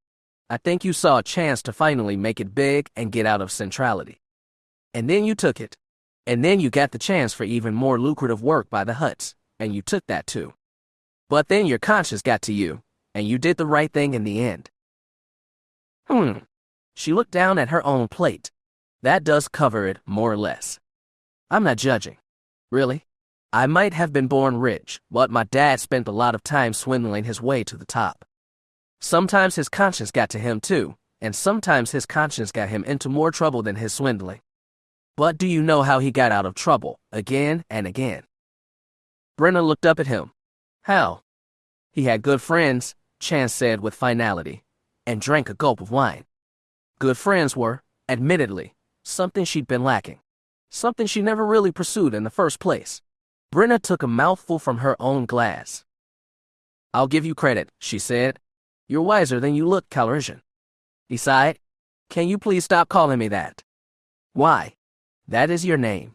Lando richer than a Hutt Calrissian Jr. But everyone calls me Chance." "Everyone? Even your enemies?" "I don't have enemies." She snorted. "You run an interstellar business conglomerate. Of course you have enemies." "Well, fine. But they're called competitors, not enemies." "Subtle differences. I see." She drank again. Chance drank too. They ate a little more in silence. Then he asked, "What do you plan to do now?" "I have no idea," she confessed. "I suppose look for the next outbound starliner to centrality." "Oh, come on." He put down his fork. "You finally got away from there. You're not going back. If you can't find a way to make money on Coruscant, you can't find it anywhere. You do have talents besides cheating at Sabacc games." She was afraid he'd bring that up. Brenna scowled. "If you're bringing up my dirty secrets, I've got a question for you. I want an honest answer." "Shoot," he said, straight-faced. "I had a skifter when I played you, but the damn thing was on the fritz. I could never get the cars I wanted from it." She leaned forward, almost into her noodles. "Was that your creepy Jedi friend?" "He's not creepy. All Jedi are creepy." "Was it him?" Chance averted eyes. "Probably." "I knew it." She slapped the table, drawing attention from their neighbors. Sitting back, arms crossed, Brenna asked, "What else was he doing? Did he read my mind and give you little hints through the window?" They weren't hints. He just sort of nodded or shook his head a couple times. Unbelievable. Karkin Jedi. And they wonder why lots of people don't trust them. "Well," he said, "maybe they wouldn't give you trouble if you didn't cheat at cards." "Maybe," she admitted. "I'll think about it, Junior." "No. Please. That's worse than Calrissian." He waved a hand frantically. "Seriously, just call me Chance." "All right," she acquiesced and unfolded arms. "I'll try to stick to that." "Please do." Chance picked up his fork and twirled a mouthful of knotted. After washing it down with a little more wine, he said, "I really do think there's a place for you on Coruscant, and you can get it by totally legitimate business." "Maybe," she said, then narrowed eyes at him. "I don't want special favors from you. I don't want to owe you, and I don't want you to pull special strings at your company just for me.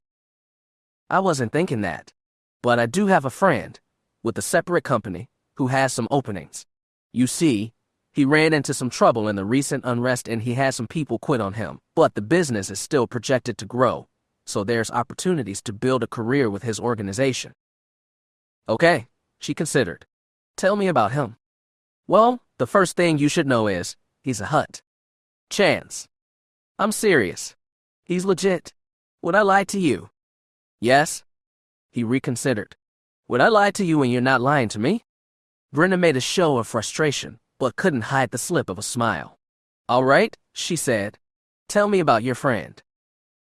When Tamar and Arlen reunited, they had a lot of catching up to do. As they cooked, served, and consumed a meal in the Galactic Starlight Champion, Arlen explained his latest misadventures with Chance Calrissian, first in Centrality and later at Circumtor.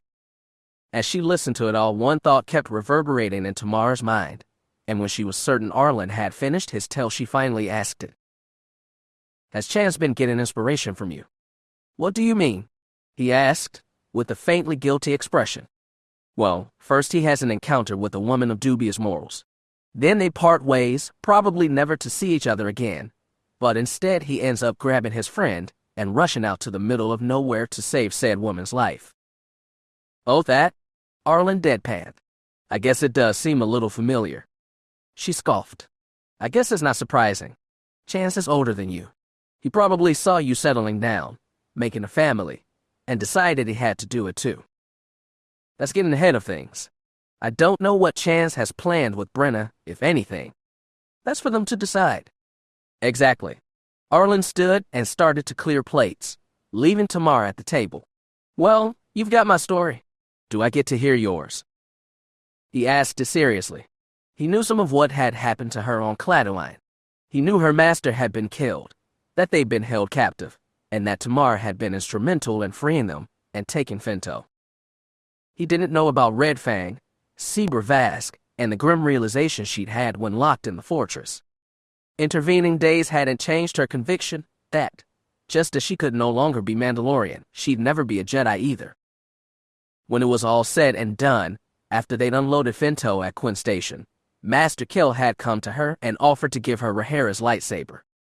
He congratulated Tamar on her successful mission, claimed her master would have been proud, and promised to recommend her to a new teacher once they got back to the Jedi Temple. Tamar had been shocked. For some reason she'd assumed that Kel, a Jedi Master, would have seen into her heart and read her discomfort as well as Rahera. But he was not Rahera, her teacher had been special, and now she was gone. And though all those happy Jedi believed otherwise, Tamar knew her teacher wouldn't be proud of what she'd done on Cladoine. She'd refuse the lightsaber. If a new master offered to take her on, she might refuse that too. She didn't know how to tell Arlen all this. Now that they were in the same room, she started to doubt if she ever could. She tried to convince herself she had to tell him, because he was her husband, and if she didn't tell him these unhappy truths it would tear her up inside and ruin their marriage while it's still new. But as she looked up at his expectant face, she just didn't have the words. Maybe later, she told herself. She had more important news for him anyway. It's an even longer story than yours, and I'm getting tired, she said. To tell the truth, I've been feeling a little off lately. What's wrong? Arlen frowned. Are you sick? Not exactly. But when I was on Cladoine I had some nausea, and I wasn't sure, so I waited until I could check with human doctors, and they were sure. She forced herself to look him in the eye. I'm pregnant. His face went blank. He mouthed the word a few times without saying it. He backed into the counter, jostling plates, and finally broke into a grin. That's beautiful, he said. You're beautiful. It's all beautiful. Suddenly Arlen was on her, taking her under the arms and lifting her up. He kissed her once, then touched her abdomen and felt with the force for the life they'd made together. All the while he smiled like a giddy, bearded boy. Tamar felt his joy and envied it, because when she tried she couldn't feel it herself. When his enthusiasm became too much she tried to dampen it. I don't know what this will mean for Jedi training, she said. Most of those Padawans aren't even old enough to make kids, let alone care for one. It doesn't matter. We'll find a way. Arlen touched her face and kissed her again. Then he pulled her close, both arms around her back, and nestled his face into her hair. We're going to have that kid, and he, or she, is going to be one hell of a Jedi. I'm sure of it. We're going to raise them together. We'll teach them the Force together. And they're going to be the most rambunctious, talented Mando Corellian Jedi there ever was. The Masters won't even know what to do with them. Tamar didn't resist. She let him rock her, pressed her face into his shoulder, and listened to all the wonderful things she knew could never be. The negotiations at Quinn Station began small, with just Allana, Deca, and Khajiit converging with their respective entourages. In the following days, the congregation grew larger piece by piece. More Hutts arrived, including several members of the Khajiit Council. The Alliance sent more of its own personnel, including Minister of State Pelleret. When it became clear these talks were legitimate, representatives from Cladoine arrived, including members of the Avon Brigade and a half-dozen other militias that had sprung up during the planet's liberation. The Clatoinians trusted no one, not even their Wookiee benefactors, but they understood what they'd lose if these talks failed. Everyone did. Allana was at the forefront of all the conferences. For over 2 weeks, she never left the Quinn system. Shuttling regularly between the station and Riptide, she worked rigorously and met with all parties. When Pelleret arrived with her diplomatic staff, the two women kept a wary distance but communicated through their respective personnel. Pelleret made no attempt to obstruct Allana or damage the proceedings. Failure would ruin her career too. With so much at stake for so many parties, failure became unthinkable. Success, however, was under constant revision. Cladoine had won independence with force of arms, and Allana was determined to bring them under the safe aegis of the Alliance, even if she didn't say that plainly to the Hutts. The Cladoinians themselves were hesitant. Many didn't trust the Alliance, but they also knew they needed support. The Wookiees were unexpectedly helpful and pledged economic assistance to Cladoine, like they'd given him militarily. Things were moving on Kashyyyk as well. 2 weeks into negotiations, Khajiit resigned as First Minister. The Alliance Ministry of Justice wouldn't pursue a case against him, but it was made clear his further political activity was unwanted. According to Lobacca, many at home saw him as a glory-hungry warmonger, and the Wookiee Parliament might have impeached him had he not stepped down. Allana hoped cooler heads would prevail with the new leadership. The real hard part would be convincing the Hutts to let one of their worlds, claimed by them 25 millennia ago, to simply go his own way.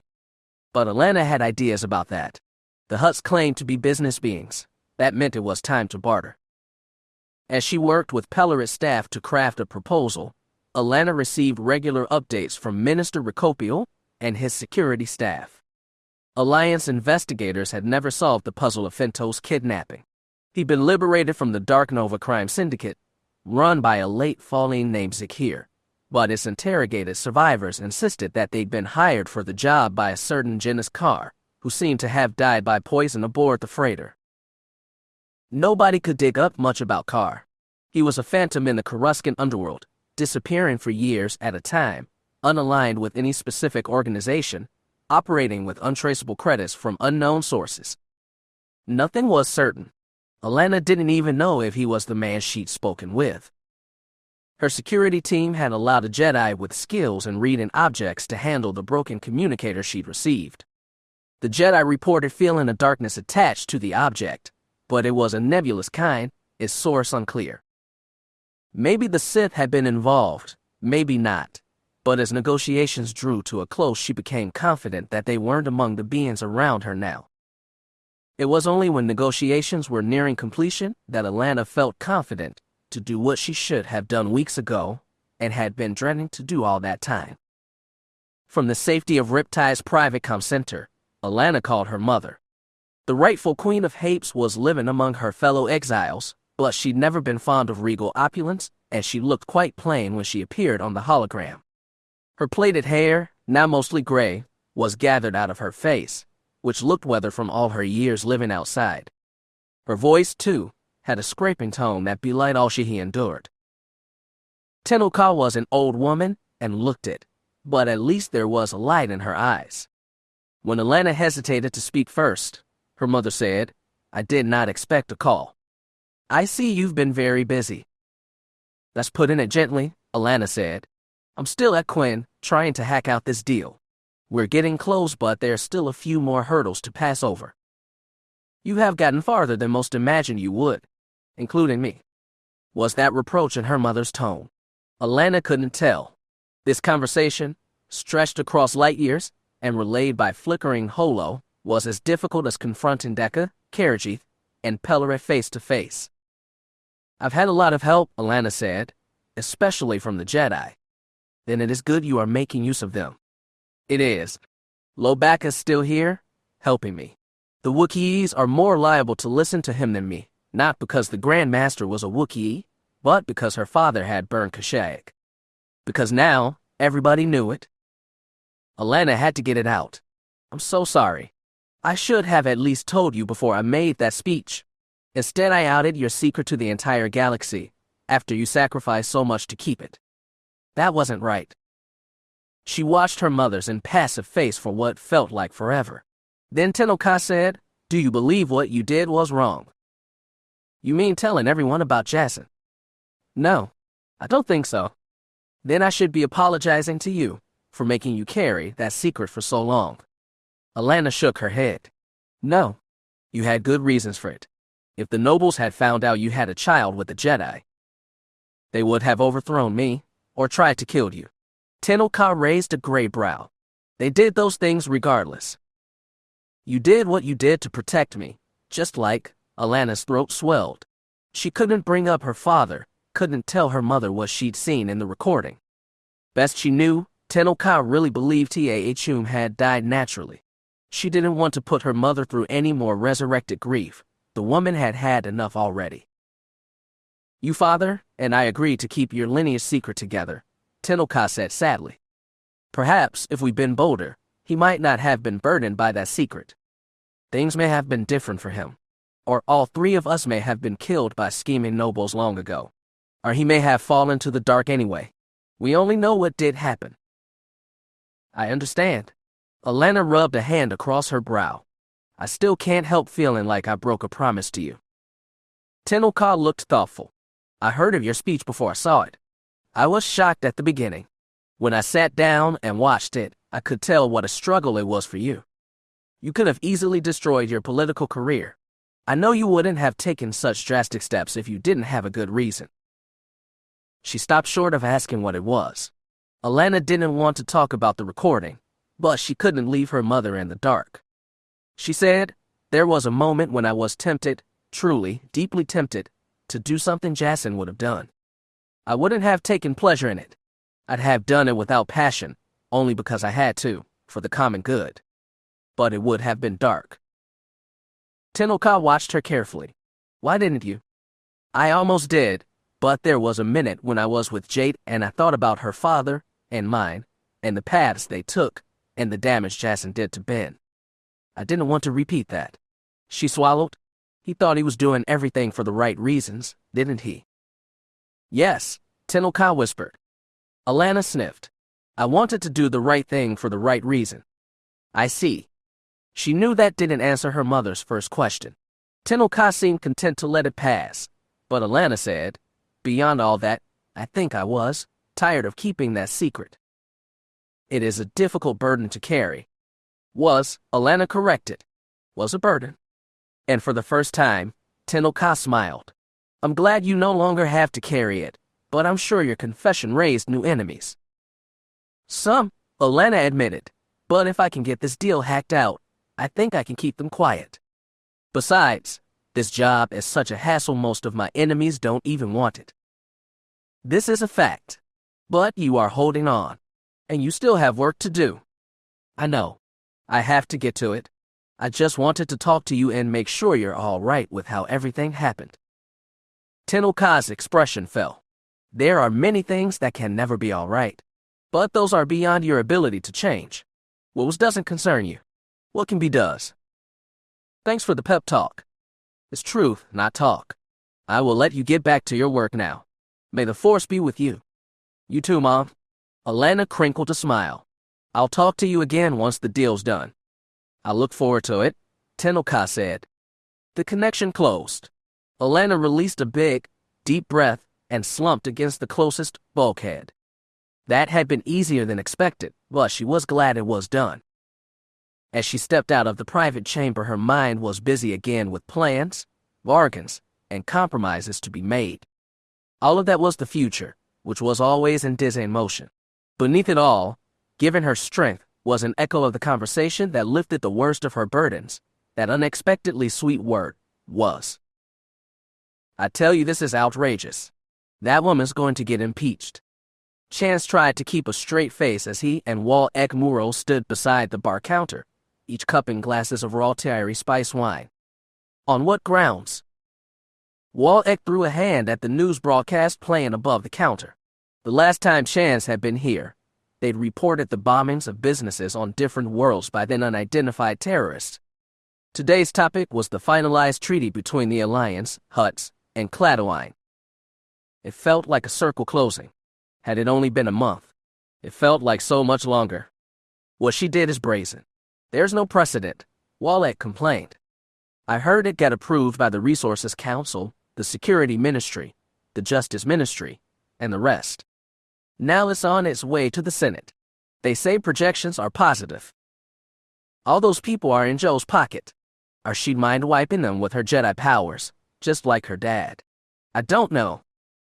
As he stepped up to the bar, Pentress Hodge grinned. You're just sore Praxelis lost out on the Aganaxis contract. I'm not the only one, Wal-Ek fumed. Everyone lost out on Aganaxis because our glorious leader handed it off to the bloody Hutts. It was rare to see him this flustered, and Chance covered his smile with a sip from his glass. Lots of people were also mad at the agreement that had just been announced, especially the ones who'd planned to make it rich off the Dalavite deposits found in the moons of Aganaxis in the far-flung Temas sector. All sorts of corporations had lined up to bid for mining contracts, including Wal-Ek's. Instead, Allana's treaty had guaranteed full rights to the Hutts. It does make sense, Prentice said after ordering his own drink. We're basically training a world for a world, and Aganaxis isn't even inhabited. It's just a big gas giant with some rocks. Not just any rocks, Dalavite, insisted Wal-Ek. It's worth way more to the Alliance economy than Cladoine. I don't know what she's thinking.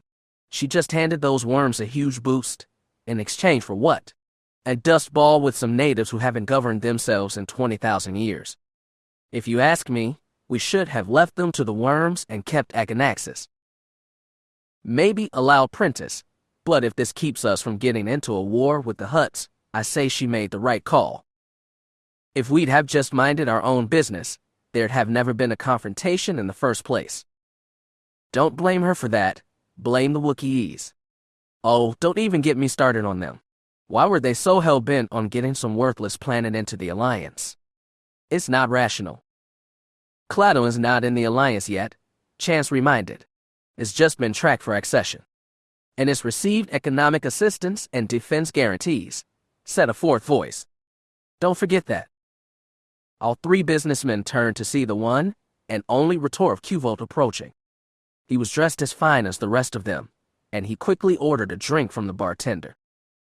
As Rhetor picked up his glass, Prentice asked, Tell us about those defense guarantees. Is KDY getting new contracts? Nothing yet, I'm afraid, Rhetor shook his head. Wal-Ek laughed dryly. Things going to hell would have been best case scenario for you, wouldn't they? All right, you got me. I was salivating over the thought of a full-blown war, Rhetor joked. Unfortunately, our dear leader is better at statecraft than anyone suspected. Wal-Ek grunted and sipped his drink. I wonder if she gets that from her dad, or her grandma. Chance said, a little bit of both, I imagine. Prentice's eyes went wide. That's right. I almost forgot. You're a friend of the family, so I've got to ask, Chance. He threw up a hand. I was as shocked all of you, I swear. You really never had a clue? Rhetor asked, eyes narrowed. I didn't. Now that I know, it seems almost obvious, but I really didn't suspect. Rhetor looked disappointed. I used to think you were smart, Calrissian. Prentice and Wal-Ek made jeering noises. The latter said, All right, Gentlemen, we've got our libations, and the table's reserved. Are we going to start this Sabacc game or not? I, for one, would love to, Chan said. It's been too long. All four businessmen walked across the restaurant, over to the alcove reserved for private gambling, where a droid dealer attired in smart silk waistcoat was ready to serve. They fell into their usual chairs, with Chance and Rator seated on opposite sides. As Chance rested his half-filled glass on the table, he told the droid dealer, "Can we play this round with the standard Centran deck?" "Of course, sir," the droid chirped. "Oh, that's right," Prentice said from Chance's right. "I heard you ran to Centrality for a week. What dragged you all the way out there?" "I decided to take a vacation. It was spur of the moment, really." As the droid began to pass out Sabacc cards, Wall-Ek asked, "Didn't your father have some adventures out there?" "I read his book when I was a kid," Prentice chuckled. "Those were some crazy stories. He made them all up, right?" "I can't say." Chance shifted in his chair. "So what were you doing, retracing the old man's footsteps?" asked Wall-Ek. "Lando Jr. on the path of Lando Sr." "It was nothing like that. I was on vacation, that's all." He waved them off. "Anyway, I don't need to retrace my dad's steps. He was a different man than me." "Yeah," Prentice laughed. "He was a lot better at cards." In a labored voice, Wall-Ek asked, "Are we going to play, gentlemen?" "Gladly," Chance said. All four men gathered their cards and examined them. Chance's hand added up to a -18. Rator and Wall-Ek requested Sagara, which the dealer droid provided. Chance waved away the offer and considered his cards. Not the best hand, but not a bad one. He could make this work. Brenna had been giving him tips on Centran Sabacc, and it was time to see if they'd come in handy. "All right," he said. "Let's get some chips, please. What do we think? Start with 10,000. Let's do 10,000. 10,000 it is, sir," the droid said, and began putting out piles of plasteel chips. As the money stacked up, Rator blew out a puff of cigar smoke and said, "Since you're taking charge, Chance, what are the rules?" "Winner take all, no limits." "Of course." "You're men after my own heart," Prentice nodded. "What can I say?" Rator shrugged. "When I play a game, I play to win." "Well, last time we played I won, and I cleaned you out," Chance reminded. "Just a temporary setback." He smiled from behind his fan of cards. "The thing about gambling is you're bound to lose sometimes, but if you don't play at all, you'll never win." Very philosophical, Wall-Ek puffed smoke. "Can we start?" Rator locked eyes with Chance across the table. "One of these days, my friend, I'm going to take you for all you're worth, and you will be begging for mercy." "You can try." Chance laughed and tossed in his opening wager.